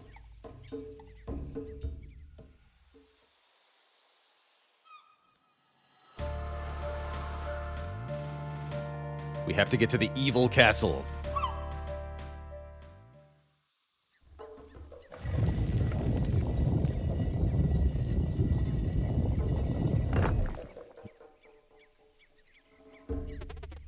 There it is.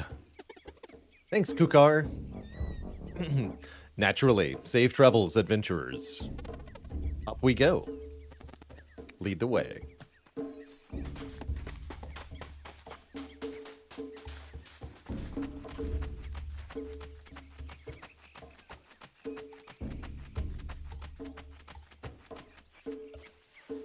I like that his eye follows us as we go up.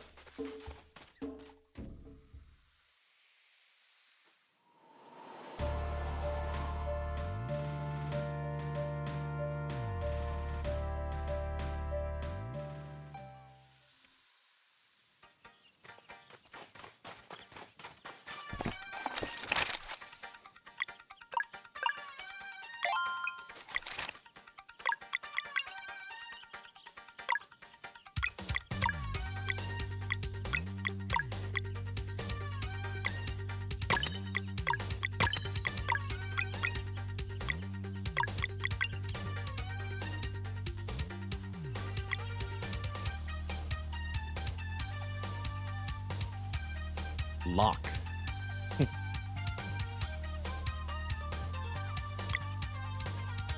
Soothing Mist heals the party. Petrichor. He's got an ultimate.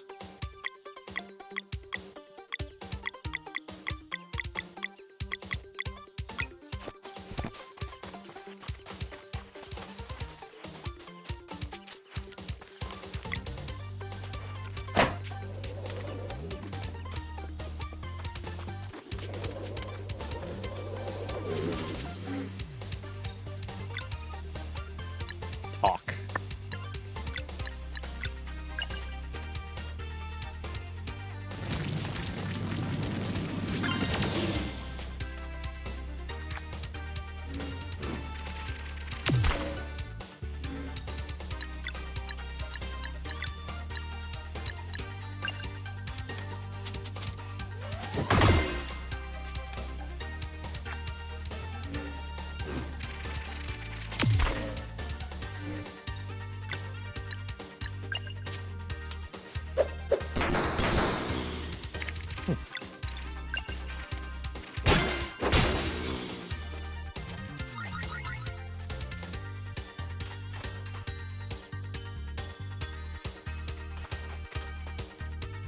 Seems like a pretty good ultimate. Fully heals everybody and damages the enemies. I like that for an ultimate skill.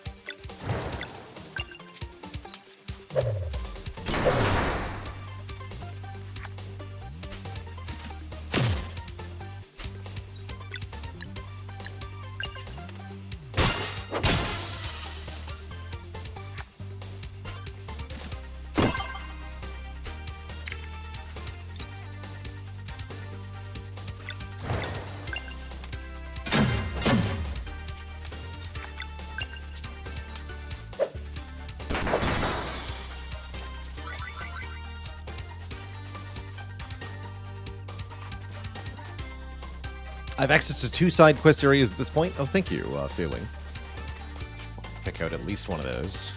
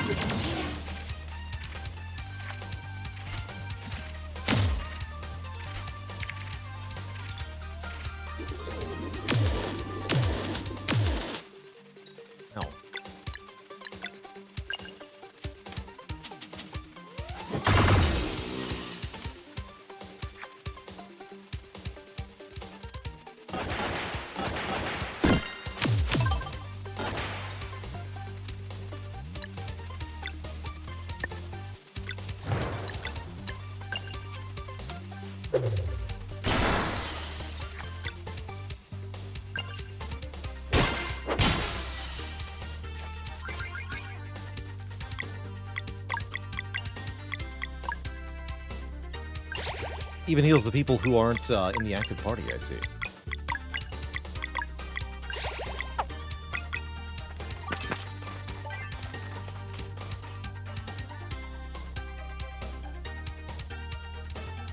His attack will AoE if you get his timings right. That's pretty cool. Some people say this is a bad shop spot, but I bet others will follow in my tracks.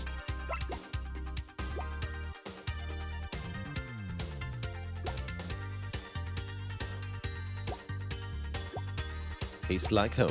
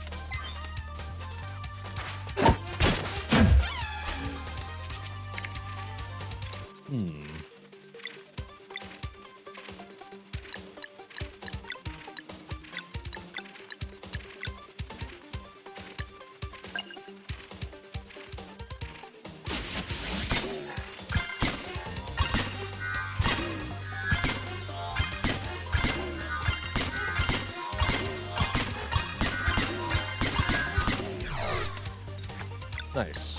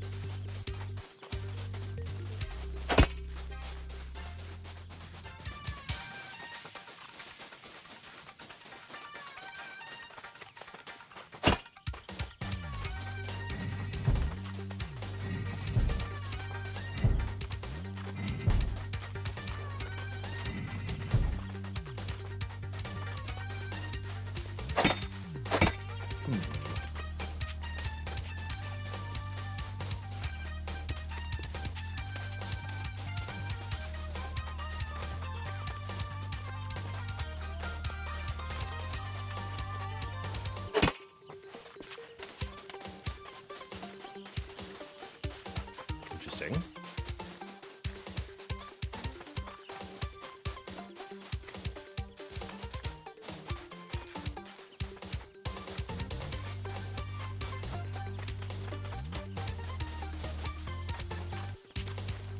Oh, I see. Okay, here we go. Aha.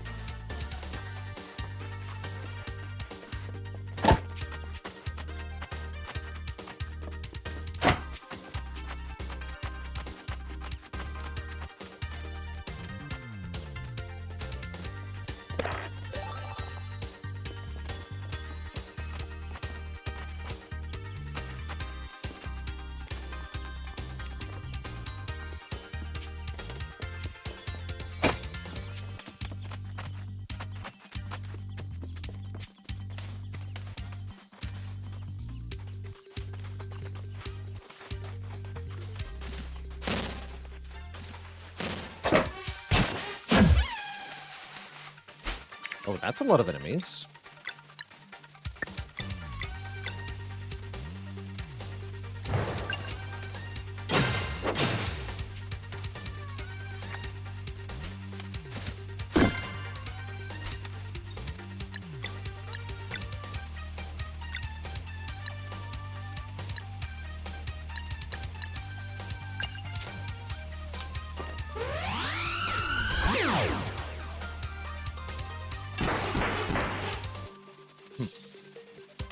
Not much damage, but I see they stay together. That's pretty cool.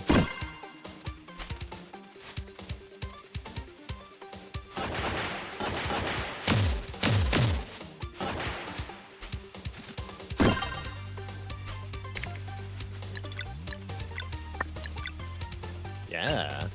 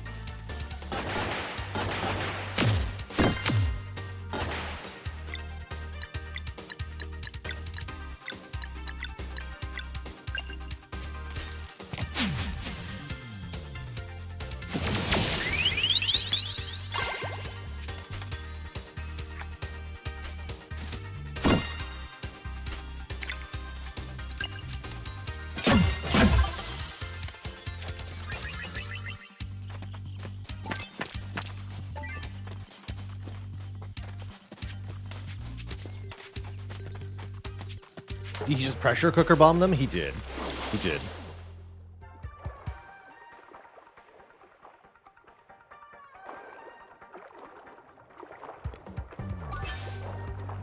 Need seafood.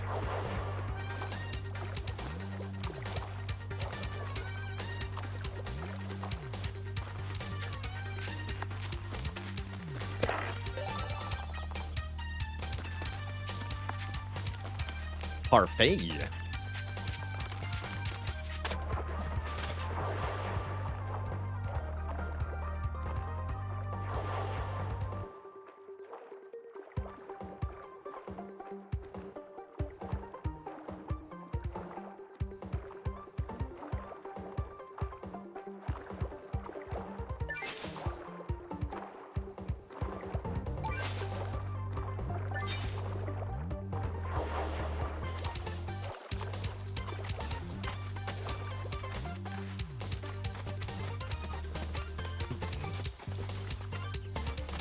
Oh, I see. Let's open the shortcut.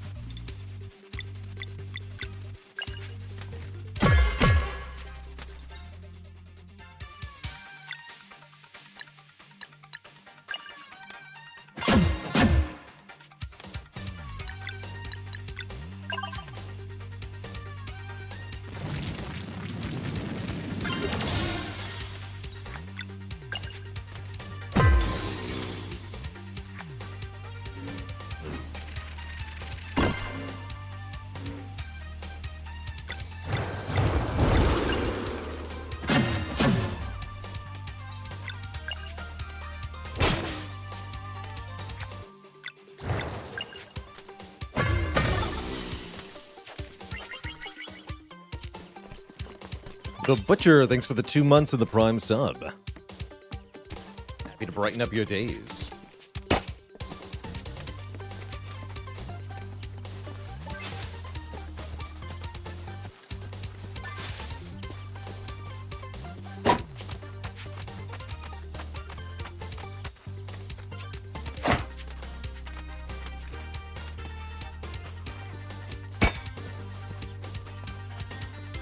How far do I think I am in the game? 75% is my guess.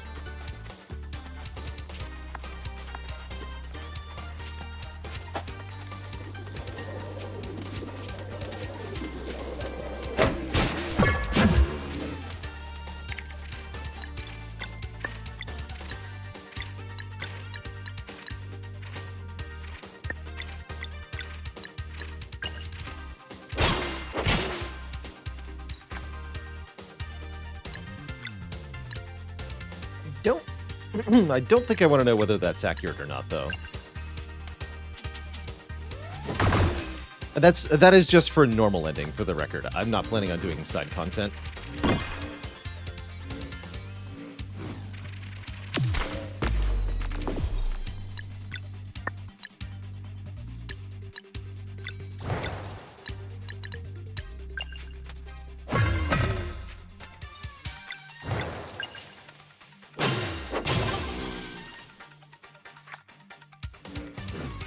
What aspect of this game do I enjoy the most? The graphics and the soundtrack I enjoy the most.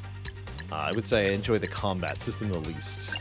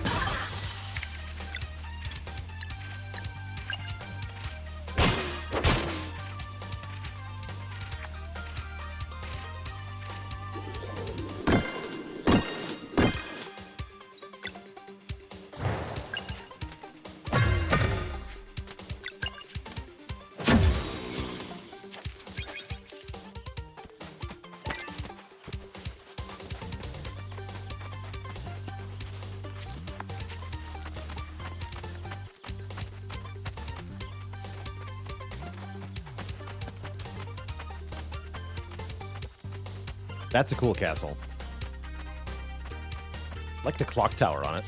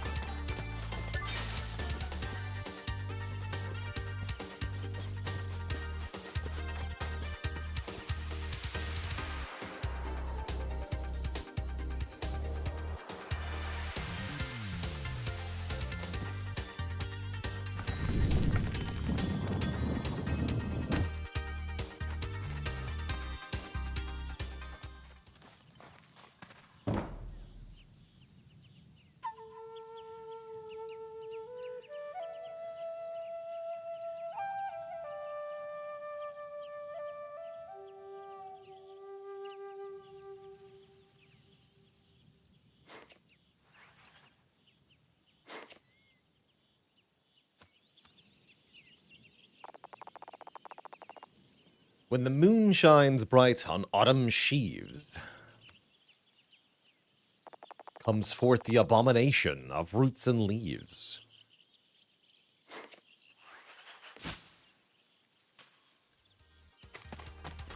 Okay.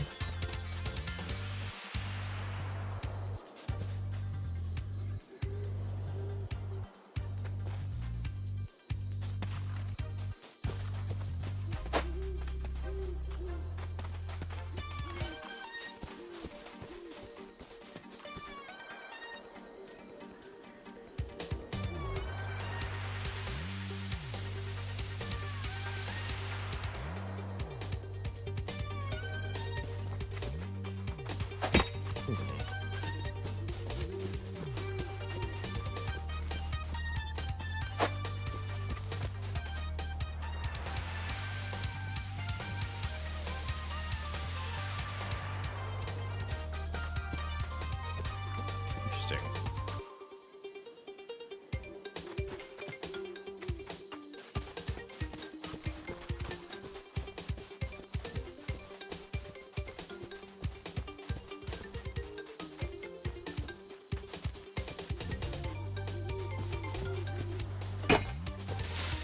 Oh, I can move these, I see.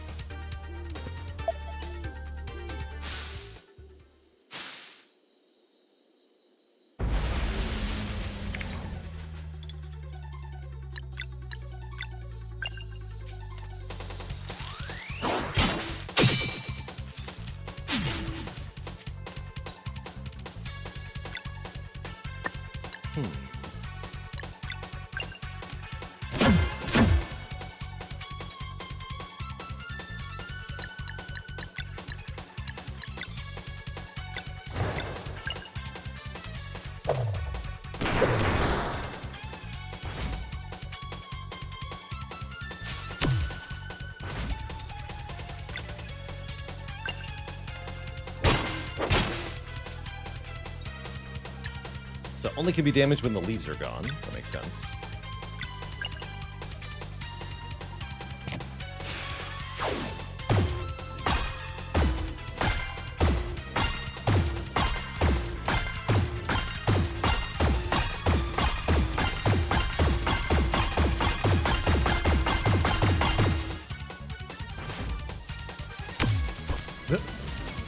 And they're back.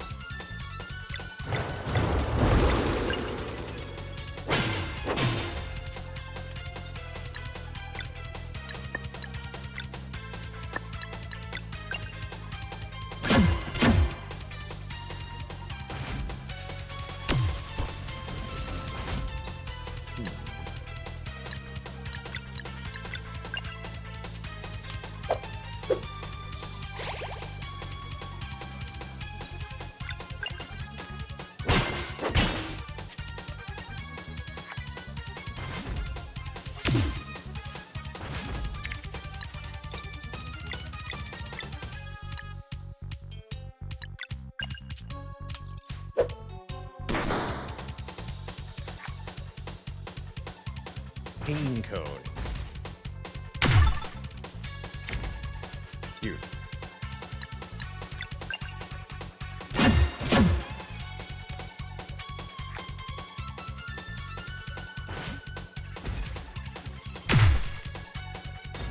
Just got the joke. Good.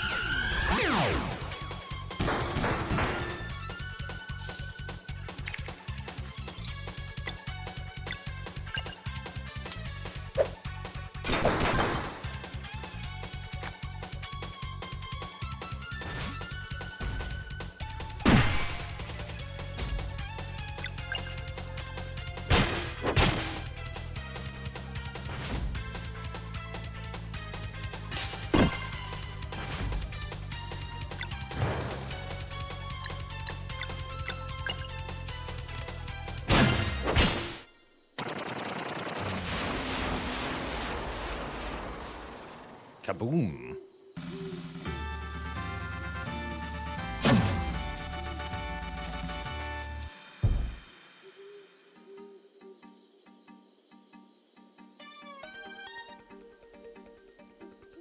Hmm.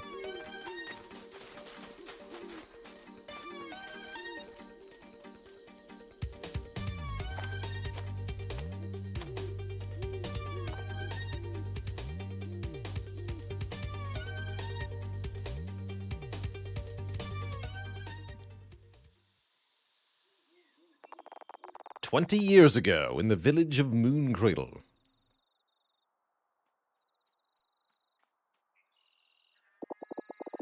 Come on, Brugaves. We're gonna miss them if you don't hurry. Oh, young Arlena looks weird. Wait for me.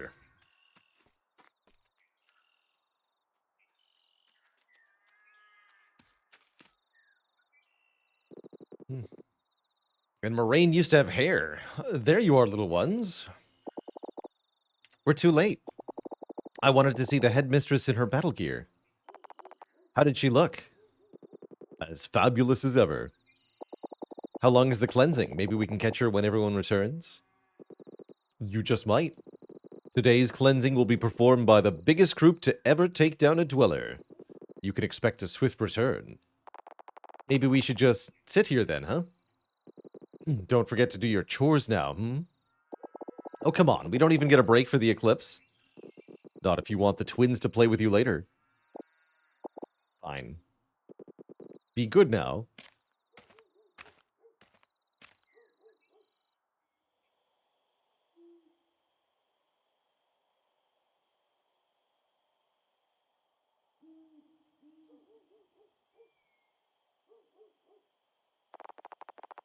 Whoa, I can feel the magic coursing through me.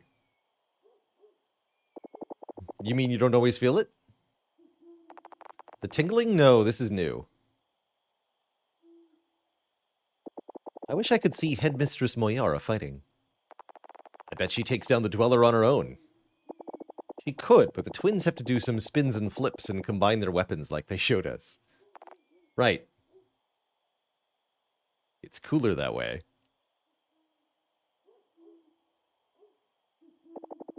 No more Eclipse. They must be on their way back now. Or they're all dead. Hey, so when we grow up, we'll have to fight big monsters too? That's the plan. Doesn't that scare you? Not really. It's not like we'll be alone. Right? And no matter what happens, I will always protect you. You know that, right? He's asleep.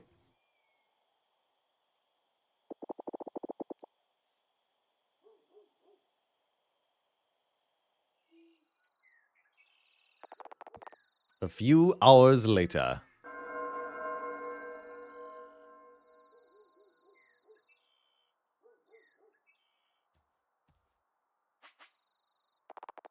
They have returned.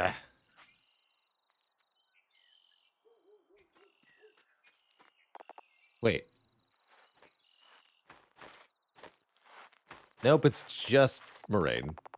Oh, Moraine's gravely hurt.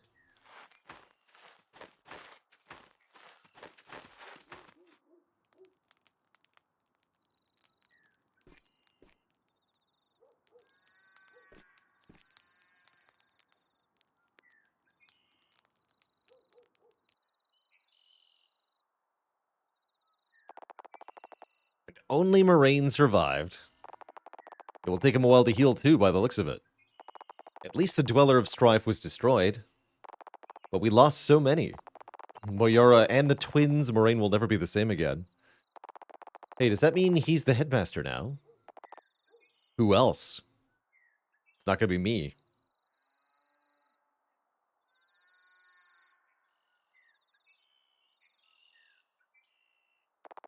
A few months later, at the Zenith Academy...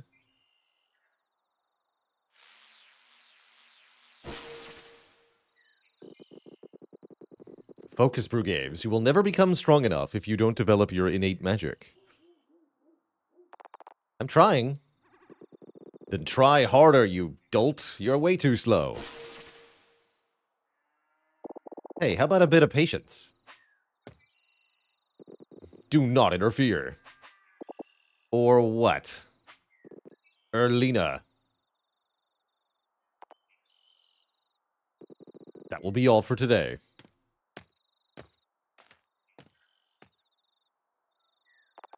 Grumpy old man. Hey, what if we left? Like right now? Why not? I can move the platform now, so maybe I can also open the Forbidden Cavern. Sure beats staying here.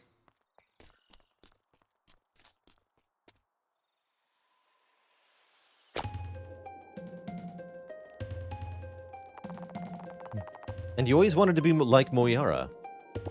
Over 20 Solstice warriors died that day, and what, we just move on? It was dumb. I don't want to be a hero anymore. I never wanted to be one. And no matter what I do, Moraine always says I'm not fast enough. I just feel awful. I know, Brugaves. There's a way out. I'll find it for us. Well, I'm cold. And I'm hungry. We're helpless. Alright, let's go back. Back to learning magic, yay.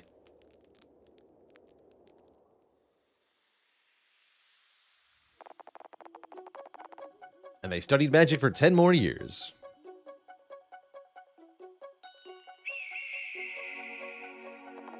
Look, the Great Eagle.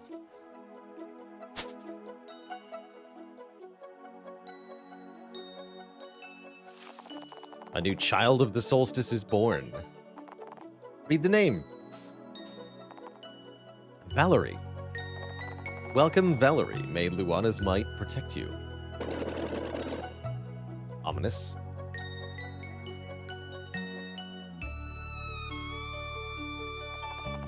Six months later at the Summer Solstice Festival. You hear that? Deliveries on 2 solstices in a row. It's Zale.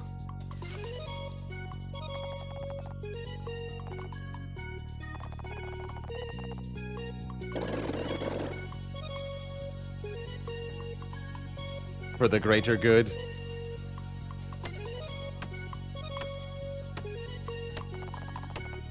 Now we're talking. Keep it up, Valerie. Yeah. Snacks are ready. Wait, who's this weird kid with 2 eyes? It's plenty for everyone, but I'm not sure we can show you our secret hideout. No time. We gotta report to the headmaster. Okay, but please don't look which way we're going. Last one there does the dishes. I remember when we were that age. Zale and Valerie always make me smile. You should leave now. Our next meeting is today at dusk. Right.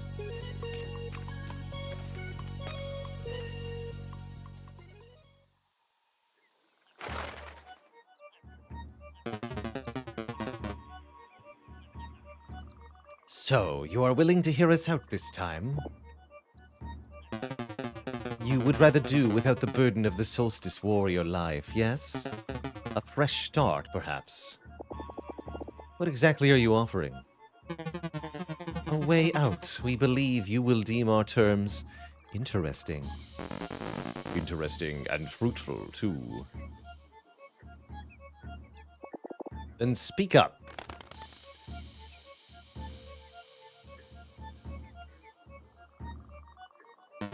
And they did for hours. We will handle everything else, but only Solstice warriors can conjure a blood moon. But this world would be destroyed. Not before you got to leave it for a more favorable one. Can you guarantee Brugaves will be safe? Erlina. Naturally, we even have ways to make you forget, if that too is your wish. Forget and become stronger, too. So, what will it be?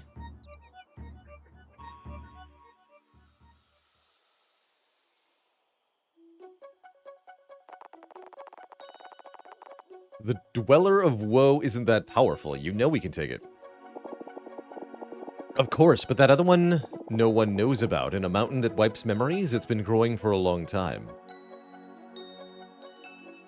Yeah, we already took care of that one, though. The Acolytes could be bluffing. Not given the knowledge they had of the Matriarch. Plus, it explains the seal. Can't you see this world is doomed regardless? Moraine never stopped being a mess, and the kids are way too young to be of any help. Can't accept leaving Zale and Valerie behind to die like this. We will add a condition that they can go and live with you. Wouldn't you like that? What if they refuse? The Acolytes need us for the Blood Moon. They'll have no choice but to accept. Not them, I meant. Hey, wait. Let's pretend for now. We'll talk later.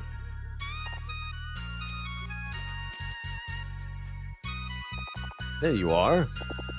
Playing in your secret hideout again? We were training. I think I can use magic now. Is that so?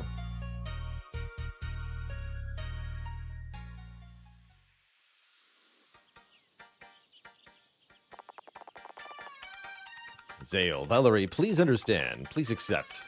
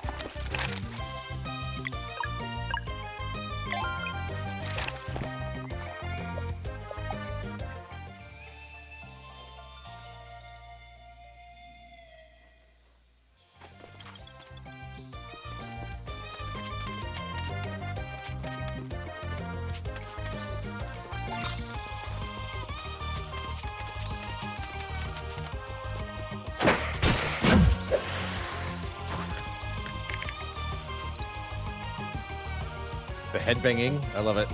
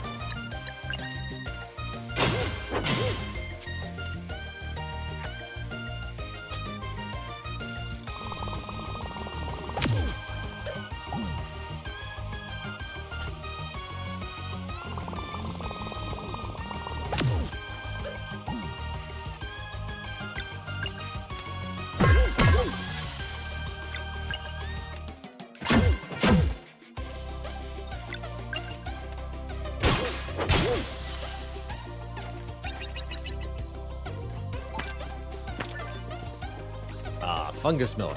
Excellent.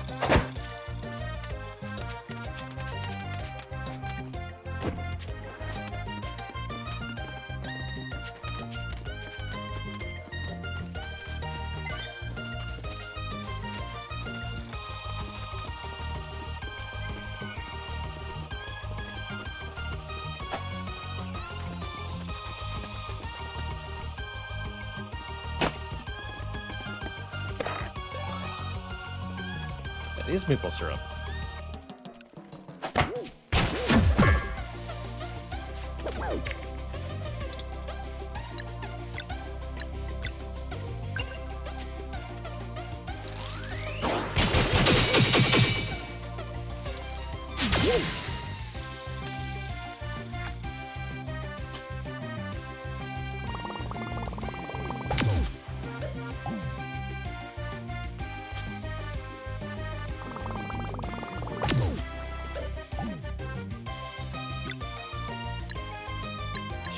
Shroomy night. What they're called.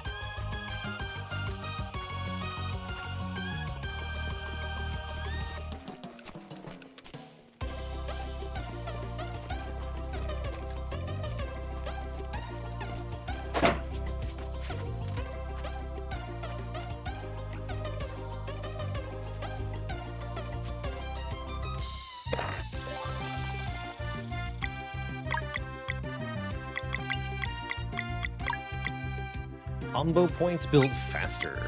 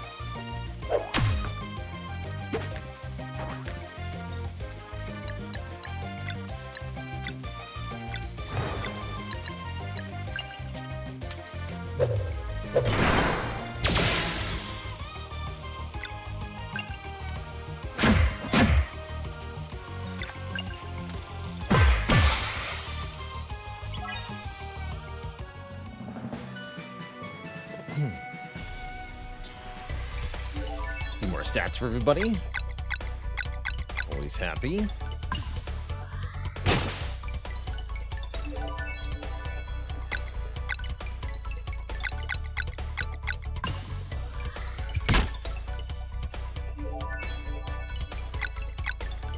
You need more mana.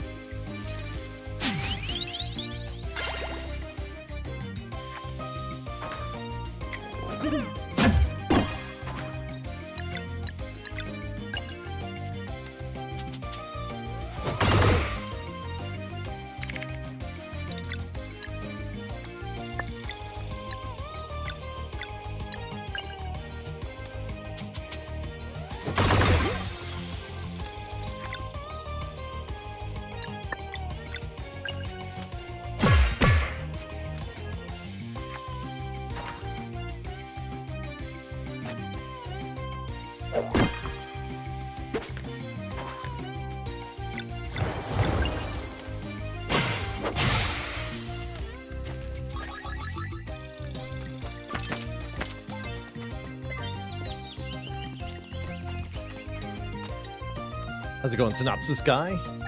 Hey there, hi there.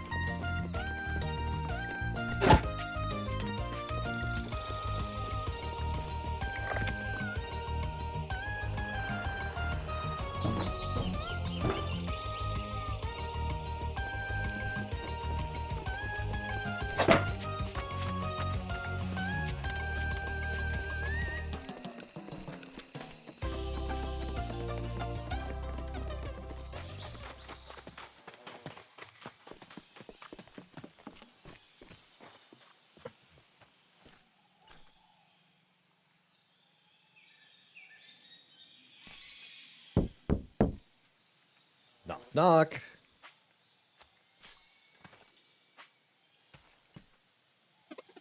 Do you think someone lives here?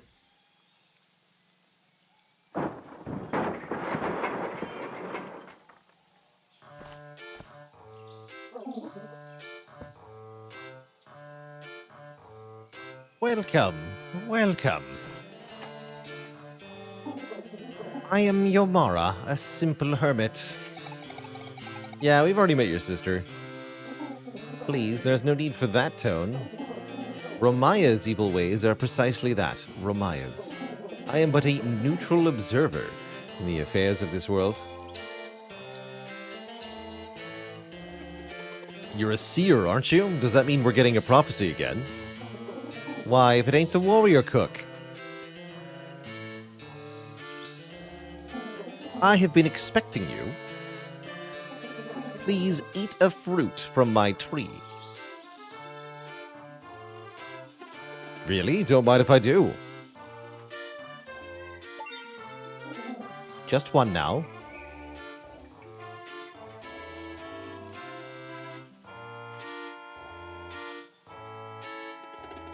The taste is unbelievable. What are these called? Poison. Well, I would never use poison for cooking. It's perfect just the way it is. I knew you were the chosen one. Hmm? Being a seer has its perks, like knowing who is capable of fully appreciating a fresh pear. So, that's it? Yes, the threads of fate seldom speak to me about the near future. I only deal in the cataloging of grander arcs. My apologies, but I have no insights for you.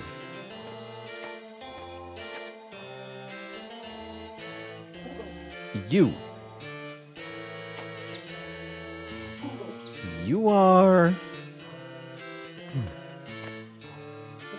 A cold breeze is rising. Why don't you come in for a little bit?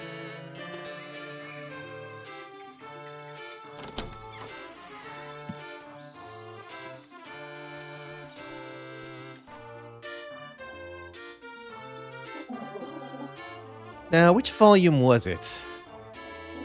Probably somewhere with my older work. The Spirit That Will Carry the Night. I was really overthinking titles back then. Primal Fear? No. Oh, that's where I put Ovate of Seasons. Ah, there it is. Ethereal Occurrences, Volume 2. Let's see here.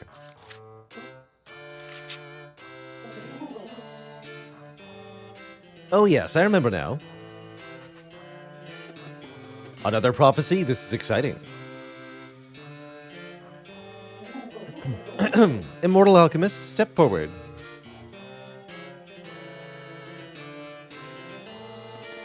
Excuse me? You can fancy yourself a god if you like, but you remain bound by fate all the same. Now, listen up. During your travels with these young adventurers, you will meet the dead of a forgotten race. Among them will be one asking to fight alongside solstice warriors. Be welcoming, for this entity's unbreakable will is the key to achieving the one great feat of alchemy that eludes you still.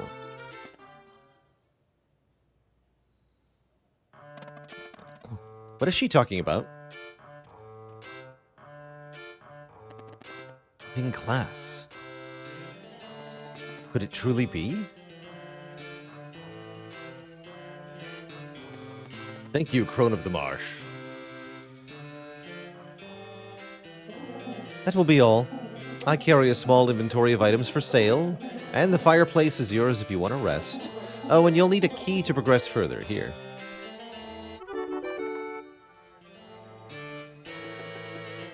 Thanks, Yumara. Be well.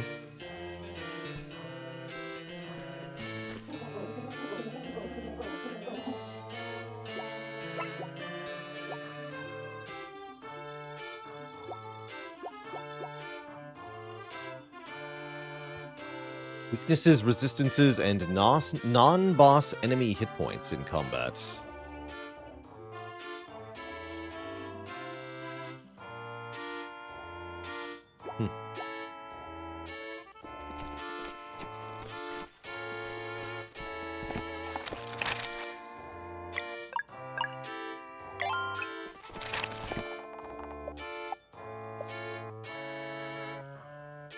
all in the name.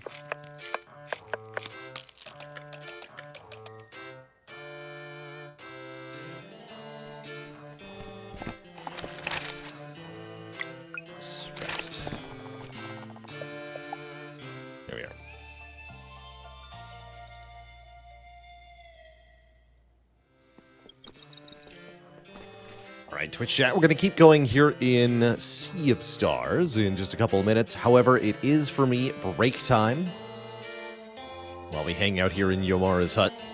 So I'm going to take a quick break, refill my water, stretch my legs, all that good jazz. Back in a couple of minutes to continue our playthrough here. Be right back, everybody.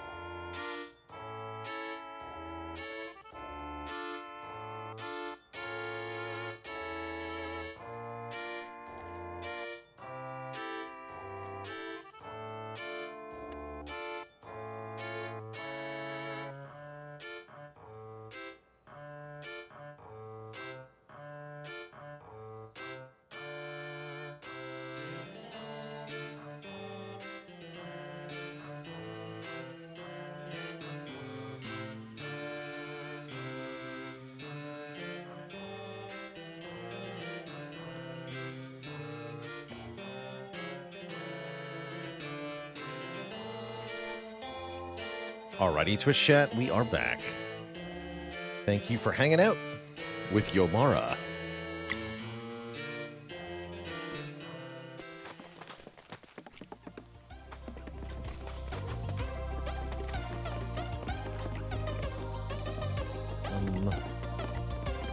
Where's this door, though?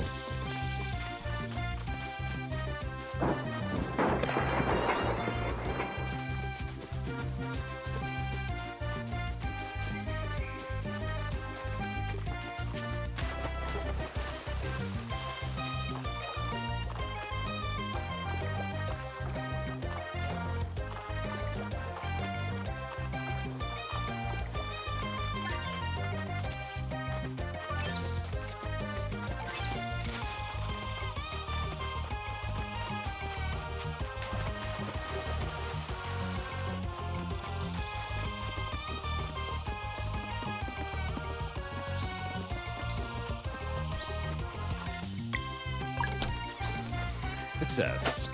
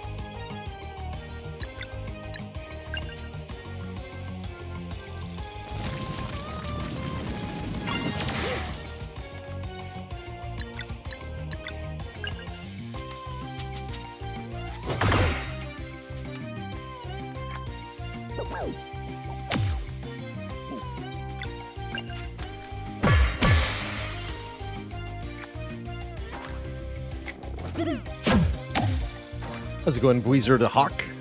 We're quite far into our playthrough here. This is our 6th or so play session.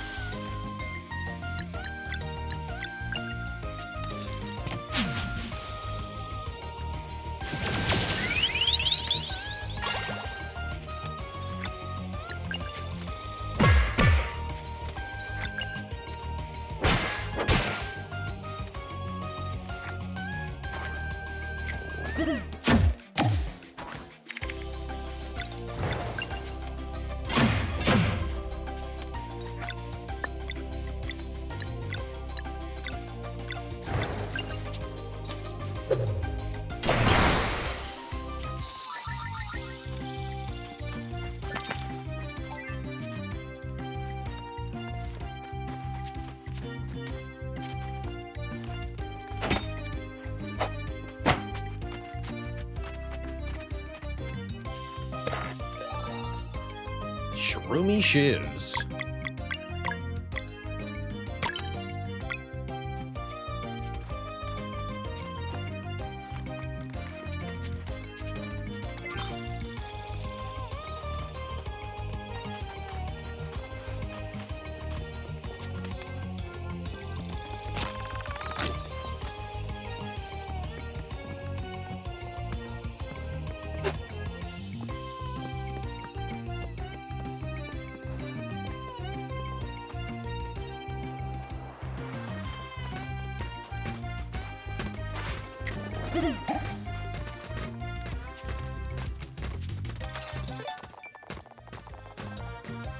bomb.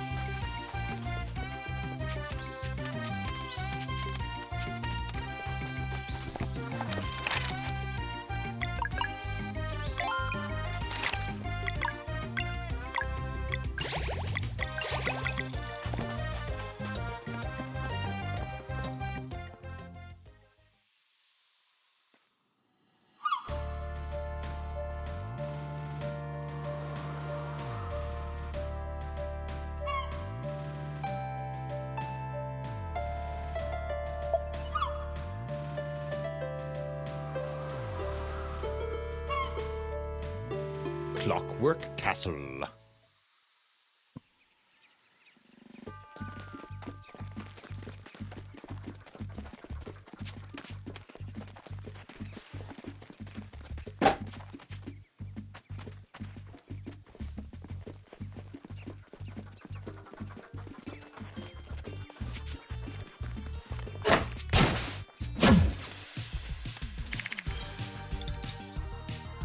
Yeah, this jamming guy again.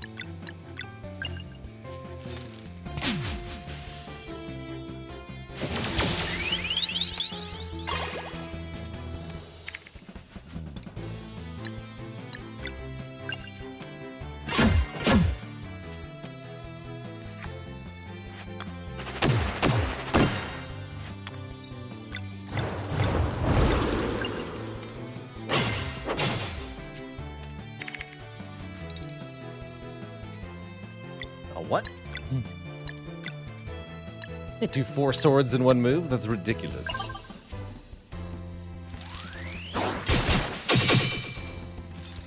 Cutie alert. 011 joining the list of channel cuties. I can get you at it there in just a moment.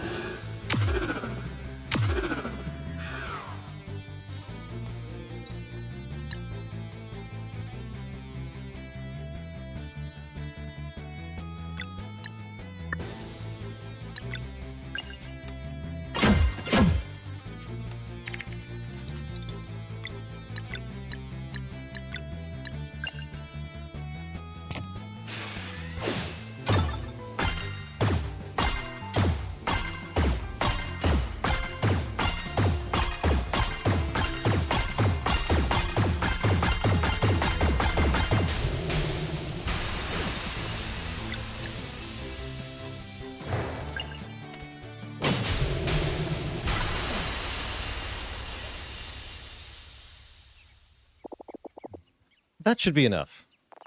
You can still join us if... Get lost. Oh, okay. Let's go, Brugaves. Let's go. I'll get you added to the cutie list right now.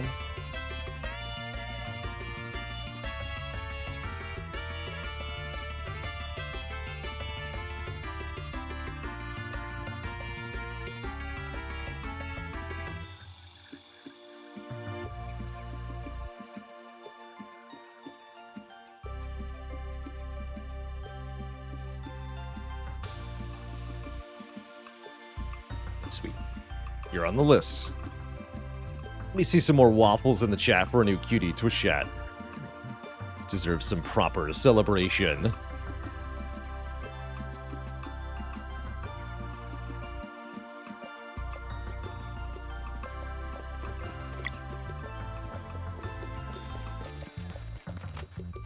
Did we go over here yet?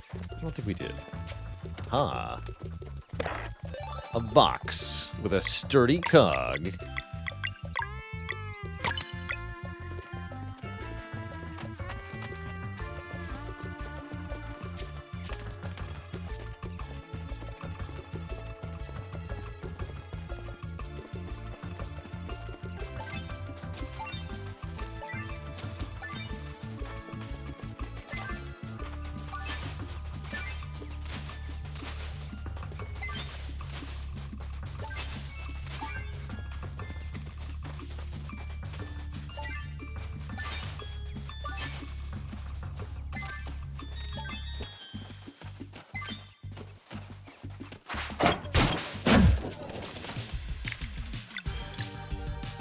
Block zombie.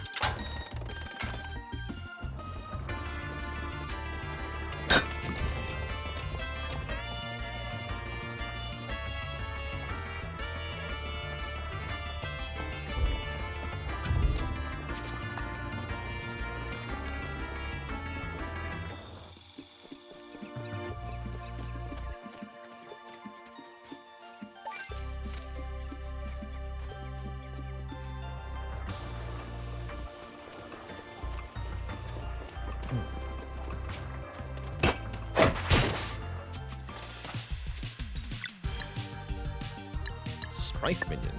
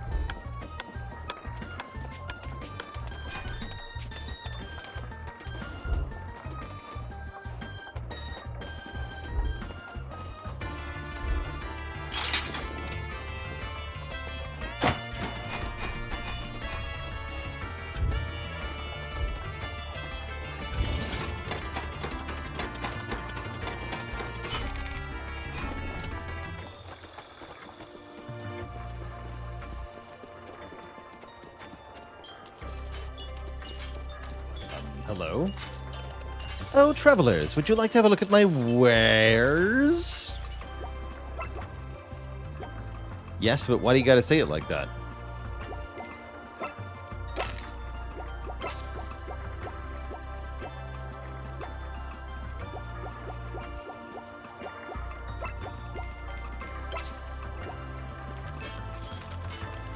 Have to keep working, talk to Kale. If you need anything, you should talk to Kale. I'm not Kale. Fair enough.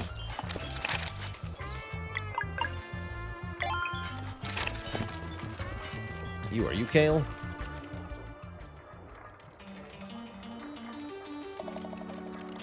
Yes, this will do.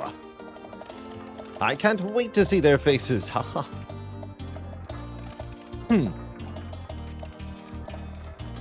Oh, visitors. Nice to meet you. My name is Garlic, and these are my friends Valerie, Zale, Sarai, and Rashan. Hello, everyone. I'm Kale. It's not rude to ask, but are you named after the vegetable? Yes. Wow. That's because my friends and I have been 10 years old for a very long time. What do you mean? Time? What about it? It doesn't pass within this castle. Or rather, it doesn't pass within the bodies of its residents. We can't die of natural causes, but we must remain here always. This time prison has been our home for centuries. If we were to leave, we would instantly age and die. So that's the gist of it. That's grim. It's okay, we like it here. Plus, we get to be kids forever. How cool is that? Even though making machines for the bad guys ain't exactly our preference, it sure beats the alternative. And what's the alternative? Dying.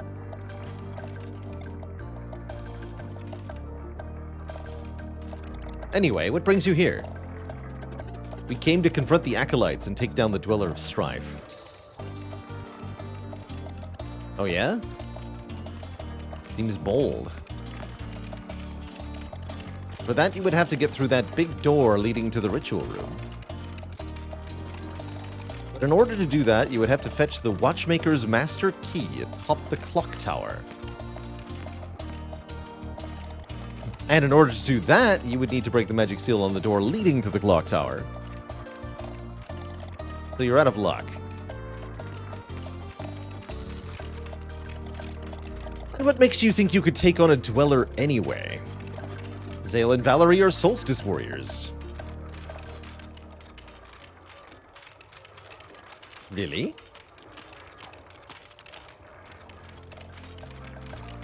Prove it. Bring the night. I am the night. Watch this. What are you talking about, Jarl? You can't do anything. You can't say watch this and then have somebody else do something. Whoa. No way. Did you see that? Zale, was it? Come here, please. Now, touch this crystal with your palm.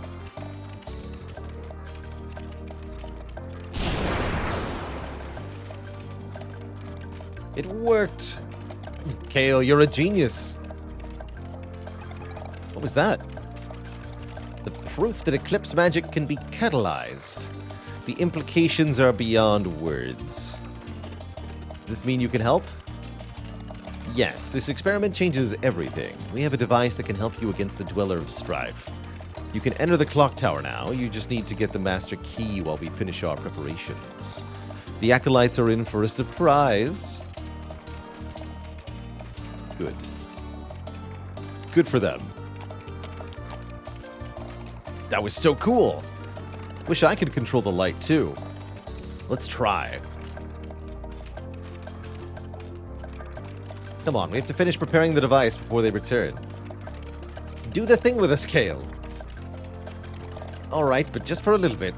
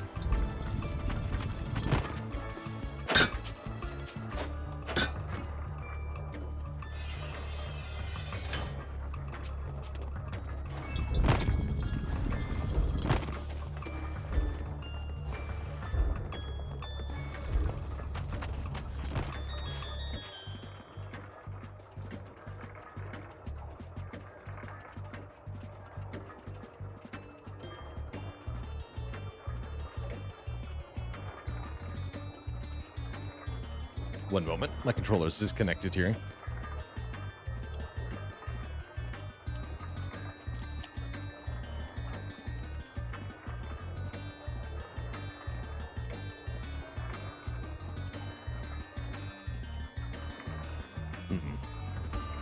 I might need new batteries. One sec, Twitch chat.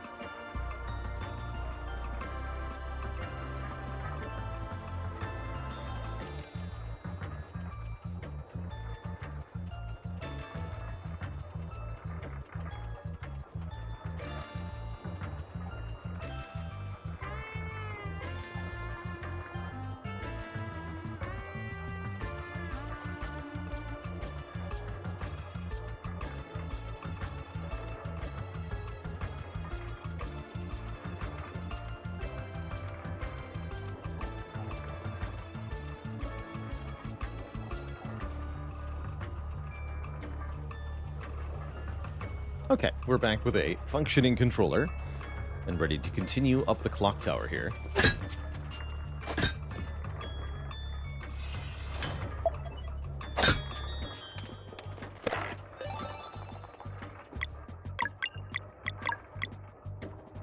$30 max health.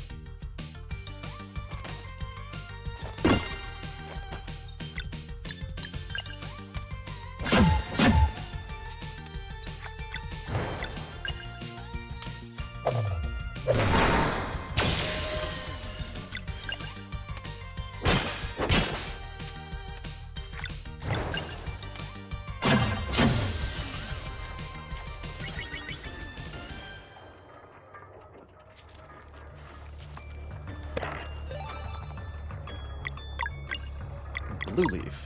Plus NP, yes.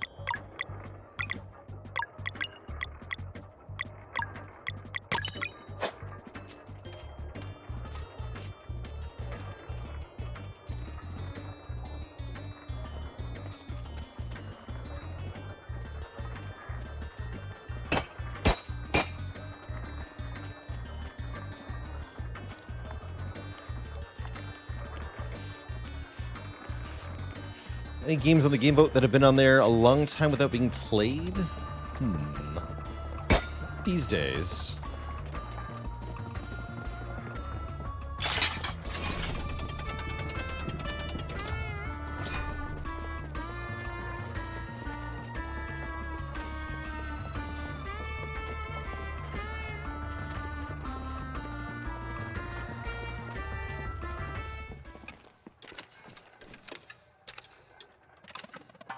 Are you the watchmaker? Look, we need your master key in order to... whatever.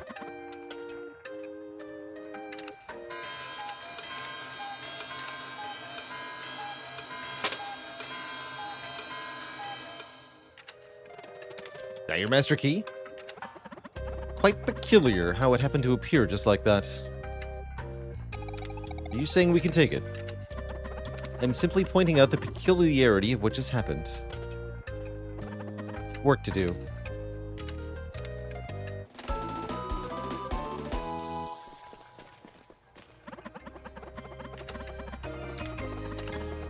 Haven't even beaten all the champions yet. Do not touch that. Okay.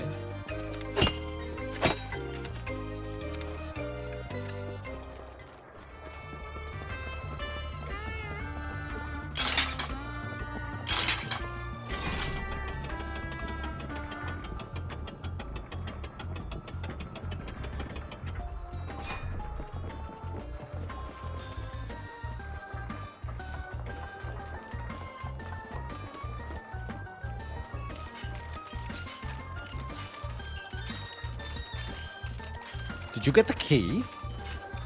Yep. Perfect. The door is just here. While you keep the acolytes busy, we will sneak the device past the ritual room. It was designed a while ago to fit on the second tower, so you will have to lure the dweller there somehow. Sounds risky, but I'm sure we can do it. You sure this will work? Now that we've confirmed Eclipse magic can be catalyzed, absolutely. Alright, we have a plan.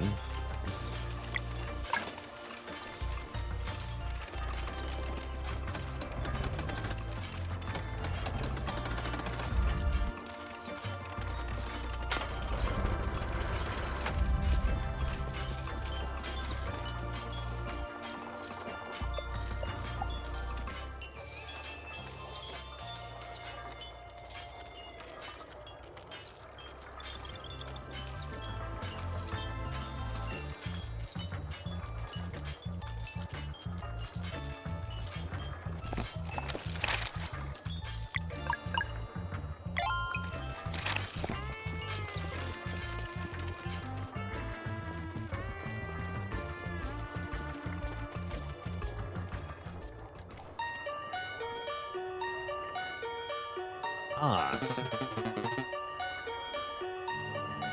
Tenor here. You are a bit early, I'm afraid. Good. The Dweller of Strife isn't ready to play just yet. We're taking it down. Step aside, or else. Ha ha! Bold of you to assume you could take on all four of us. Bold and deluded, too. Don't mind us. We're just, Hale, where do you think you're going? Get back to your workshop at once.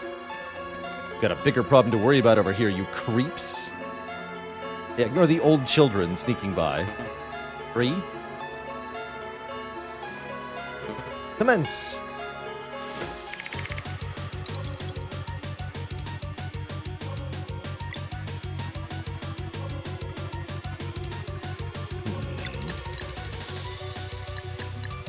We should take out 3 and probably 4 first.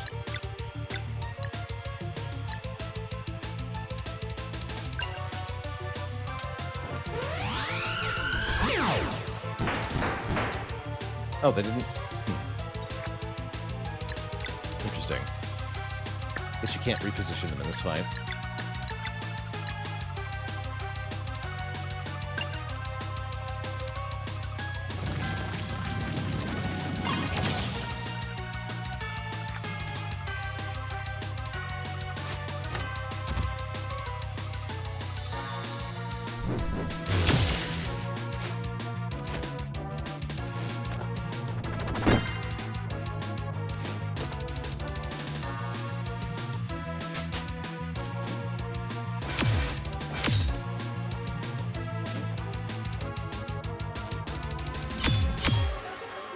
Okay, that wasn't... That's right. You hurt a lot.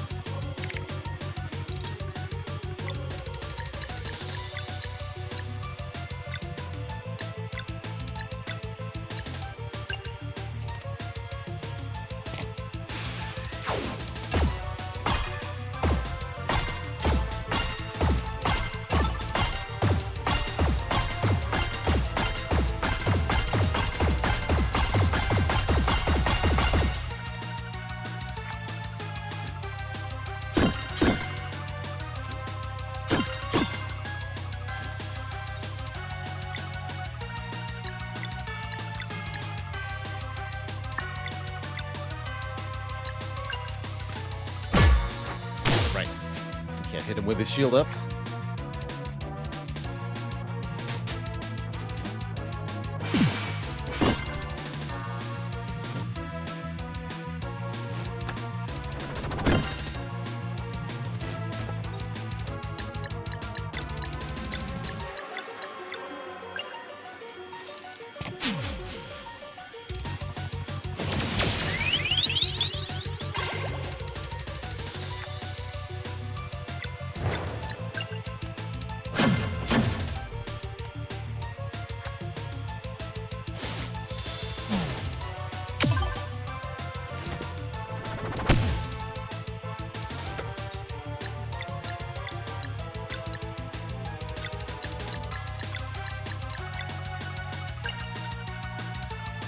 Great Eagle.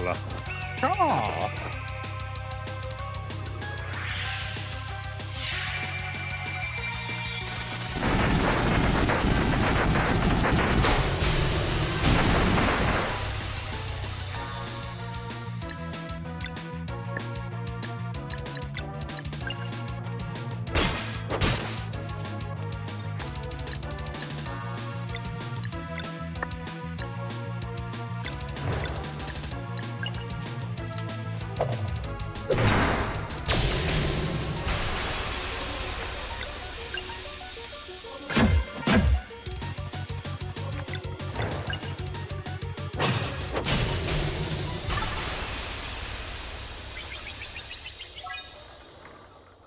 I'm sorry, I got how much experience? 12,000? Seems good.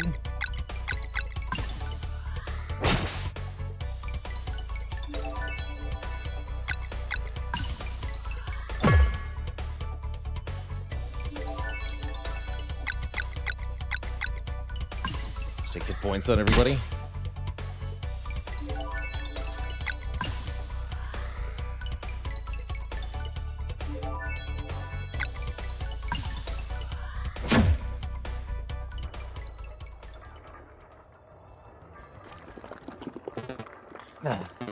Why, you...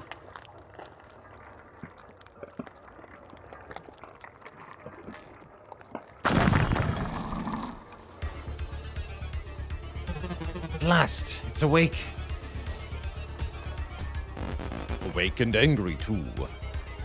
Quick, if we run now, there's still a chance. Run? The Dweller has your scent. It is too late to hide. That's exactly what we're counting on. Hi. Fools, straight into the belly of the beast. Conveniently placed rest site. Suspiciously convenient.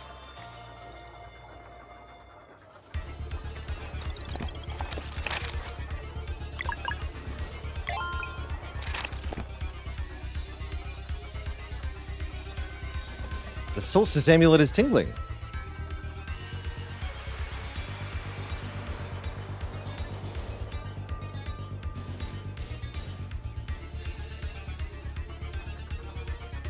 Okay, we've got the eclipse. Let's hurry.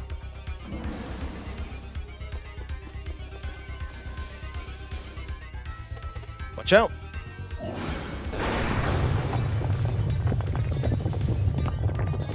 It's coming again.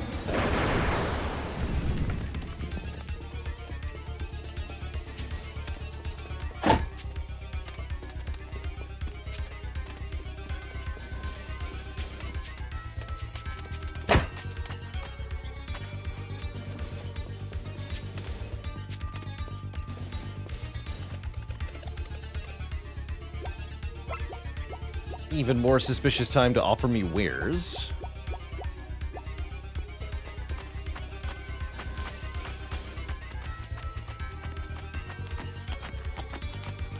They're moving the thing up to the tower. There it is. There you are. Kale, what's the plan?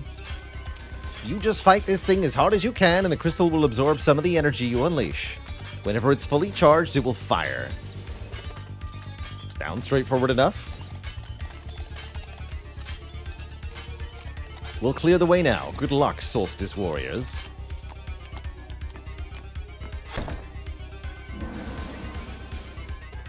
Ready, Valerie? You betcha, Zale.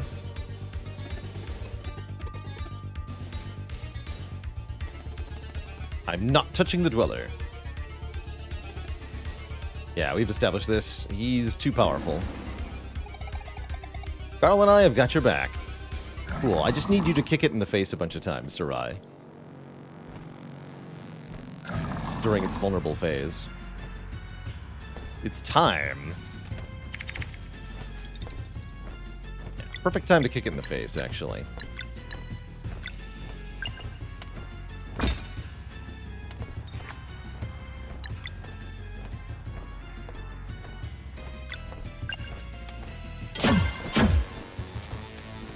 Only taking 1 damage currently.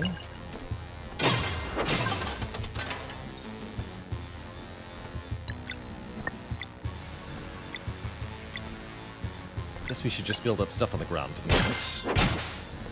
Until it becomes vulnerable.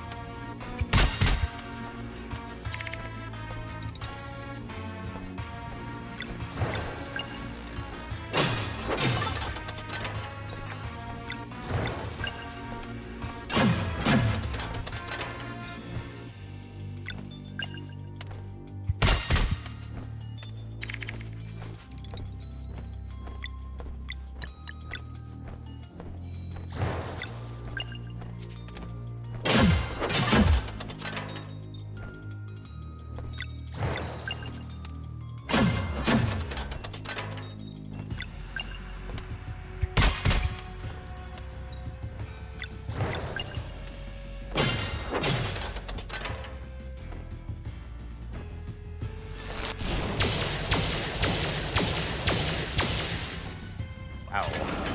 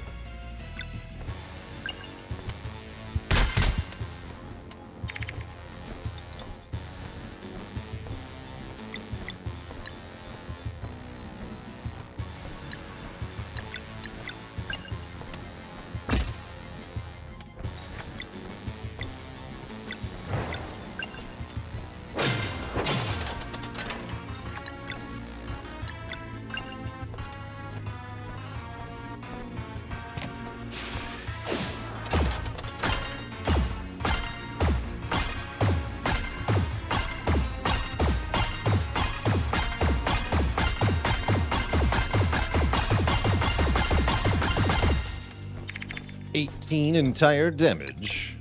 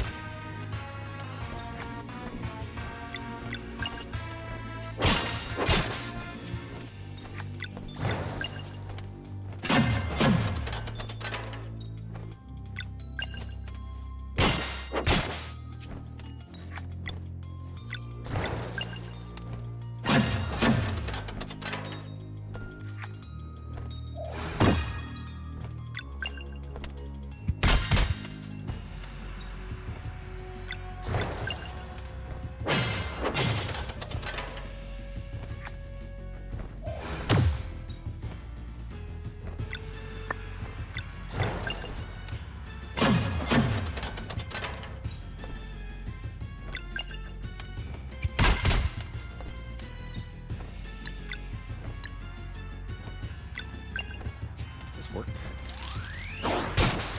Yeah.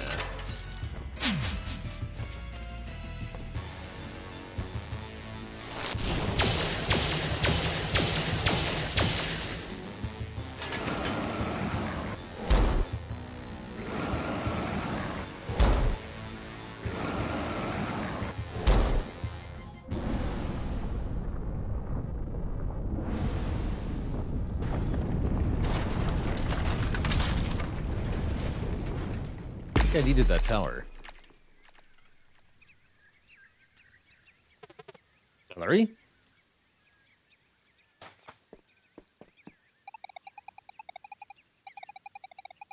Don't know what we can do now. Good thing my backpack took most of the hit. I'm okay, you should find Valerie. I'm still sitting this one out. Fair enough. Valerie! Let's keep fighting. Okay, just the two of us now, huh?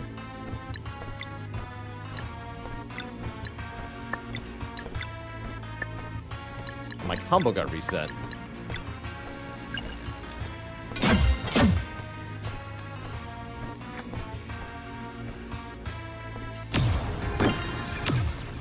Ow.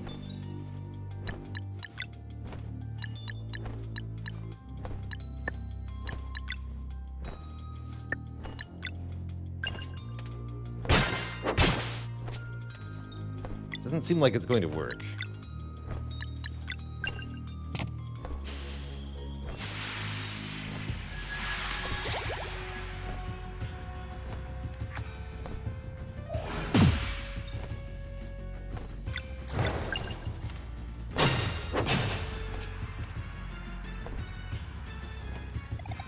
They can't do it. But Rashawn, you must help.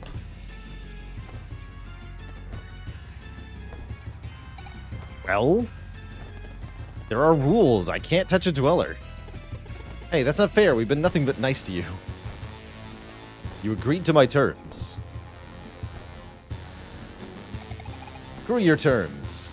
Uh-oh. You fool! Oh, you have really done it now.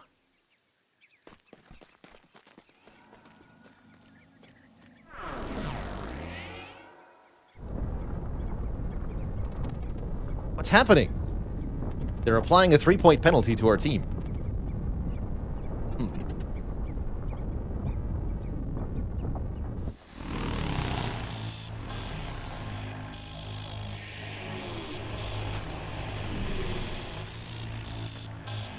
What's up?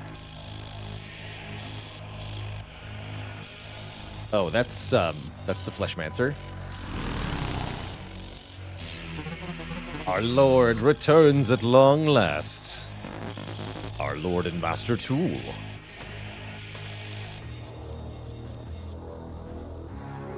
I thought we had a deal, Rashawn. Wasn't me. Oh, spare me the old excuse. The vial of time touched a dweller. Whether you did it yourself or let it happen, this is on you. An eye for an eye, then, but we will get to that. This enemy is nothing but an eye. Dweller of strife. How? Fleshmancer, master, we... One? Yes, master, I am honored that you remember me. How could you stay alive for so long? Surely you spent plenty of time outside of the castle? Sacrifice. Sacrifice and dedication, too. We used the vampire rose.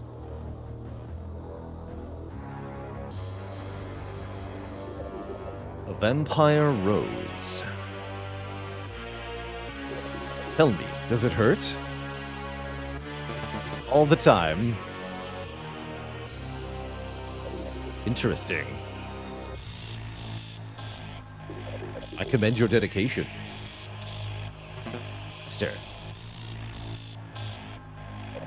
Still, resurrecting a dweller. Who provided the blood moon? We did.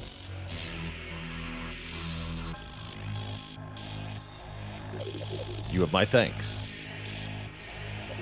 What is your wish? Master, if I may?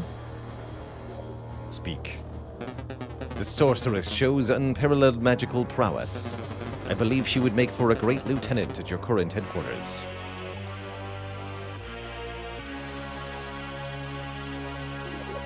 And what about the other one? He prefers to forget and demands only confirmation that he will never again have to fight these Solstice warriors. I see. I am not losing the Dweller of Strife again. Acolytes. Master? Are you prepared to serve for all eternity? We desire nothing more.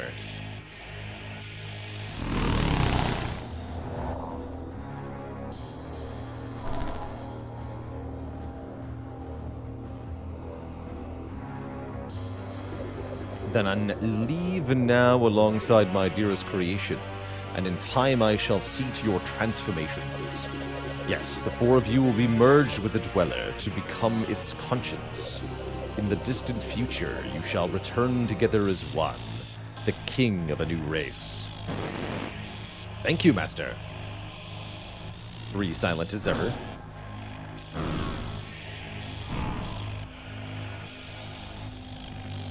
Do not interfere. This creation will be unstoppable. Now, I suppose a proper sidekick is in order. Martial artist. You wish to forget? I do, and I never want to fight Solstice Warriors again. Then let us make sure you are not needed for a very long time. Go now. Follow the Dweller and the Acolytes. Valerie, it's not too late. We have nothing to talk about. Zale, you two can come with me and be free of... Just leave. Save yourself. It's all you can do now.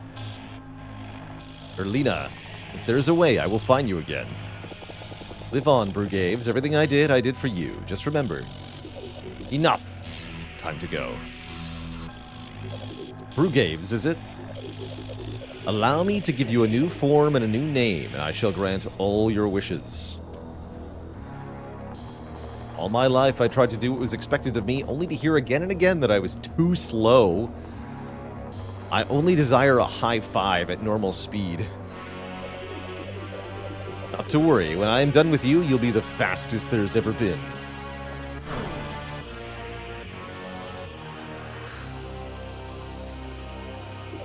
Sorceress, it appears my current seat of power may come under fire soon. Let me defend it, and I will make you ruler of that world when I leave. Do these terms suit you? They do. Then allow me to give you a new form and a new name, and I shall grant all your wishes.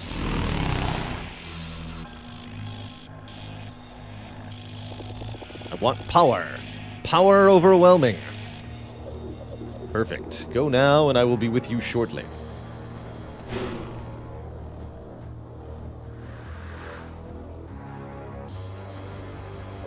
Now, where was I?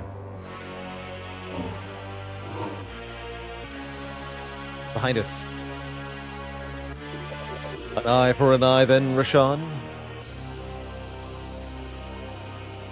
Single hit, that's the deal. Why, afraid they can't take more? Do your worst. Carl.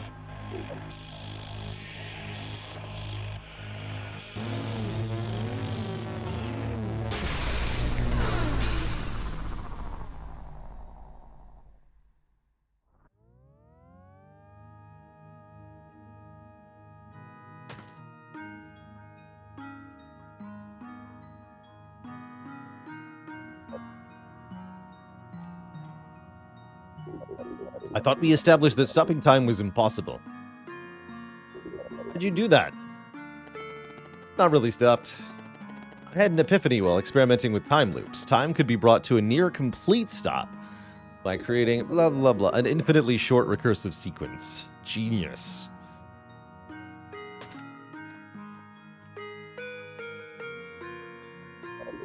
And I suppose these crystals are what's holding this time loop together.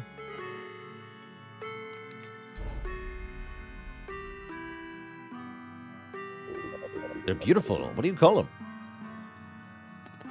Time shards. You always were the better artist. I would ask if I can keep one, but I understand they will dissolve when you break the loop.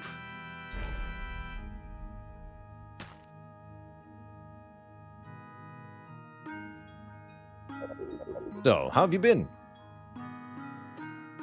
Oh, you know, same old. Sulking in your archive for a few centuries again? How much is enough, Aeforal? You still no regard for the pain and suffering you leave in your wake? Oh, please, do give me that lecture again. These Solstice Warriors, why are you traveling with them? They're not ready to ascend. We'll see about that. You think they will come after me? Did I earn a slap on the wrist again?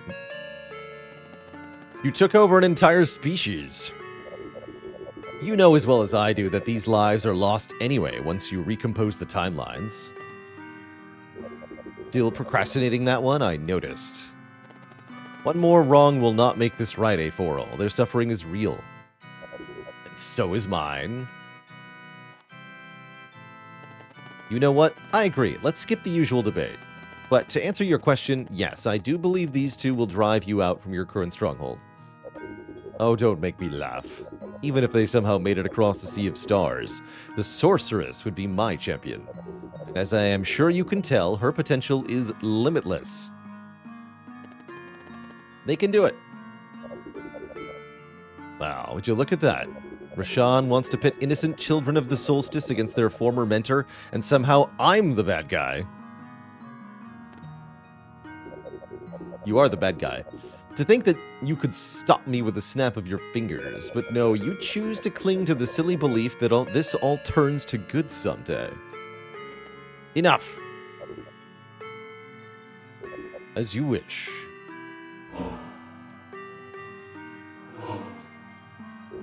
Thanks for the chat, partner.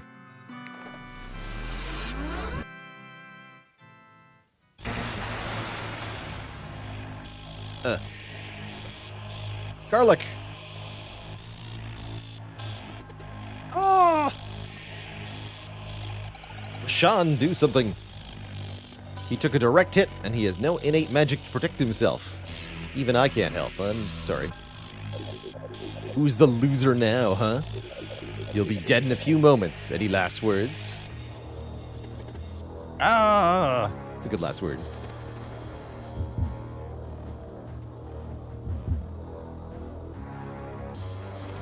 We can't lose you, Garlic.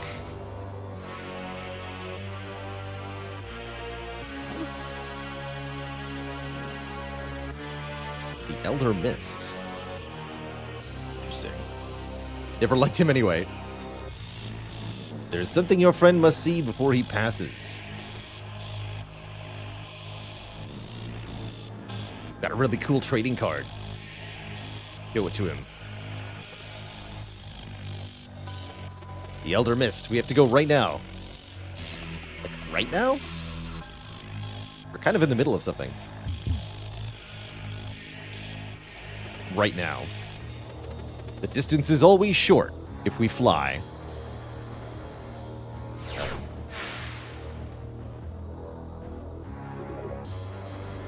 Stolen.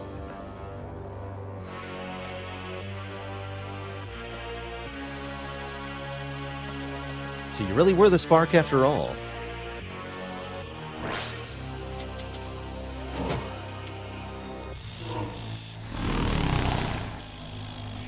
Run while you can, Fleshmancer. The Sorceress and I will be waiting. Come if you dare.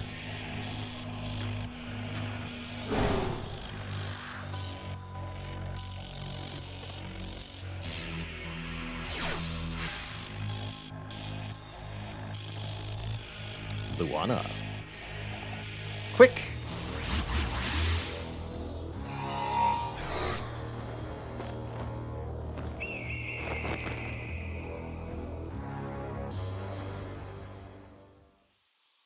Just fly.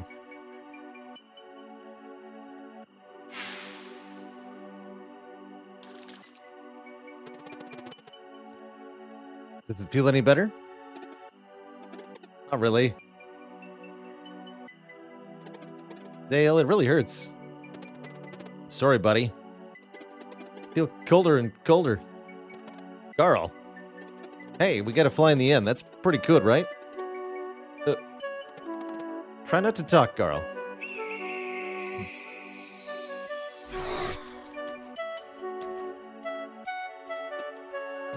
So, you'll go after Orlina and the Fleshmancer? That doesn't matter right now. Seems like they left for a faraway place. Don't worry about it, Garl. Just stay with us. Wish I could help you get there. I wish I could help you one last time.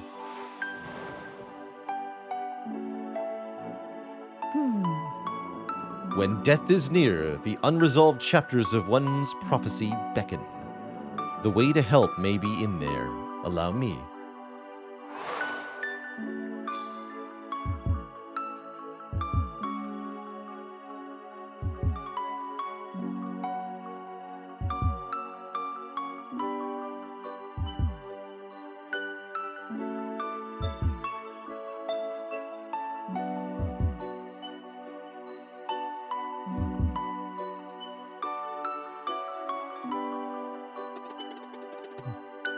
Zale, I just had a vision. I think I know how to help you go after them. Thank you, Elder Mist. I understand now. The Sea of Stars. It's a metaphor. But it's too late. By just one more day. Come on, kid. I can't do it if you don't ask. Demand a flask of borrowed time. That's right. Rashawn, I demand a flask of borrowed time.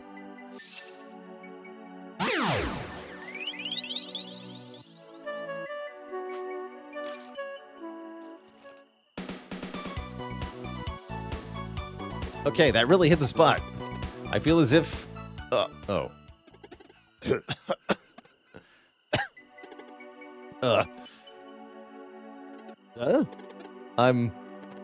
Listen carefully, Garl. You're still dying. But it's gonna happen later now. You currently exist in between realities. Borrowed time will keep you here until your deed is done, but you must understand, it's gonna hurt the entire time. Like, constantly. It's okay, I understand. And I know exactly what to do. First, Garl.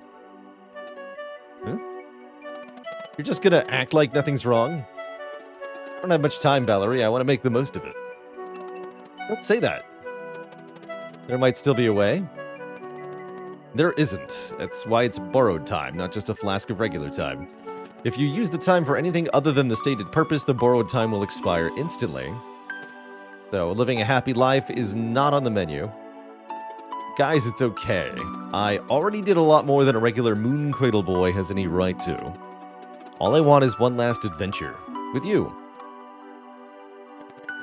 Seeing Garlick's final deed through is what will extend his borrowed time the most. You don't understand. We can't lose him. He's our cook. We're gonna go hungry. It's too late for that regardless. I just want to help one last time. Then make us a sandwich, Garl. Right now. You have to. Please, it's my final wish. You only ever get one of those. Likewise, final sandwich. You only ever get one. Come on, it's this or nothing. Let's make it count, okay? Let's make it count. It's gonna be one hell of a sandwich. Alright, let's do this. To get you across the Sea of Stars, there's people we need for permission from. We'll need a bargaining chip, but I know just the thing. Which people? Up. I suppose the flying was the spur-of-the-moment thing? Yeah, I'm not too sure how we did that, exactly. The connection took place, but your new powers need more time to grow. It's okay, there's another way. The mysterious shrine out in the ocean south of Mesa Island is connected somehow. Yeet can get us closer. Let's go.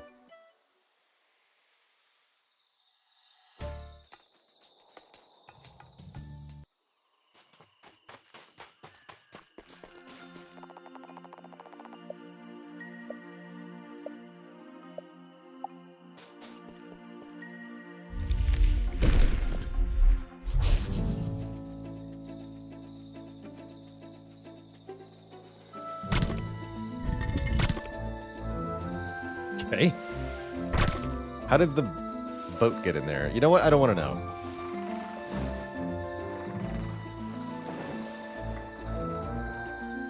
I don't want to know.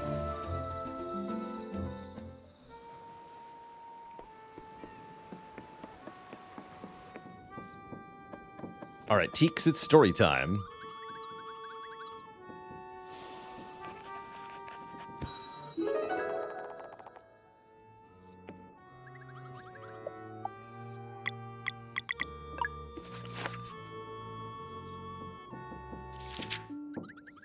When Aforel first arrived in our realm, he brought with him a group of kid geniuses. If stories are to be believed, Kale and his friends had struck a deal with him to free their people. In the Fleshmancer's new base of operations, they would toil away, creating machines for obscure uses in realms unknown.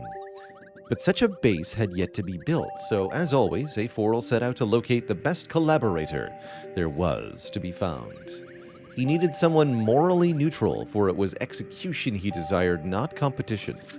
With this new lair, he would prove himself superior to Rashawn by building a castle that would control time within itself. The watchmaker was the perfect fit. She was only interested in her craft and otherwise had no interest in Aforal's machinations. All she asked for in return was a workshop of her own where she could be left to her devices. The deal was struck, and together they designed the Clockwork Castle. The watchmaker began drafting schematics for the kids to start production on, while she'd handle the more intricate parts herself. Meanwhile, Aforal enchanted countless cogs and bricks, giving them an aura of magic that none could understand. Construction was almost complete when Kale and his crew made their move. One night, they flipped exactly the right cogs so that they would spin in opposite directions and baffle the chat. They had no goal in mind other than foiling chat, and in that respect they'd succeeded resoundingly.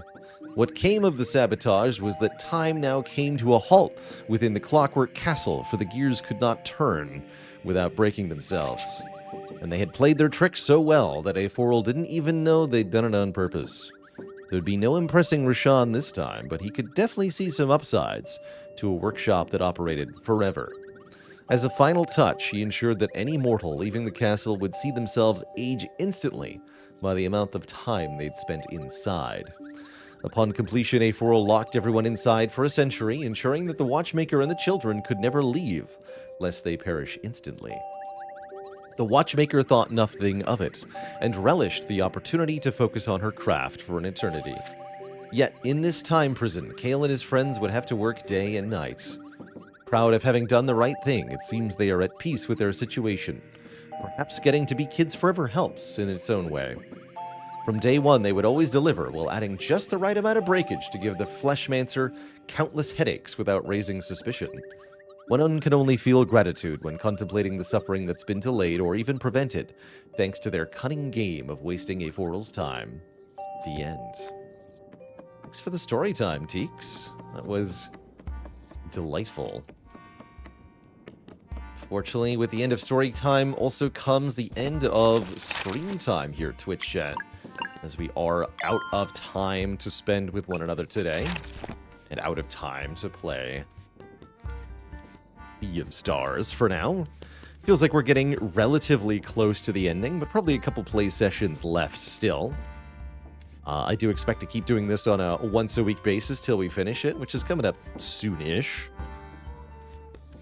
But that'll all have to wait until next week, Twitch chat, where there will be more Spire, more variety, more other such things. Looking to play more, probably Monster Train and Against the Storm as well. Let's make sure I did save, right? Yeah, I did. Till next time, Twitch chat, please stay cozy. But this is Baylor signing off, saying have a good one, everybody. Thank you so much for watching. And until next time, my friends, toodaloo. Yeah, next time we return, I think I will seek out some of the side content. Vampire Rose. Is there going to be more Beneath Aressa? I'm not planning on any more Beneath Aressa, no. See you later, Tubsass, Coco Frio, Cynical Elite, Explosive Ash, Prophet Kane, Supervillain, and everybody else. Thank you so much for watching. Till next time, my friends, have a good one. Toodaloo.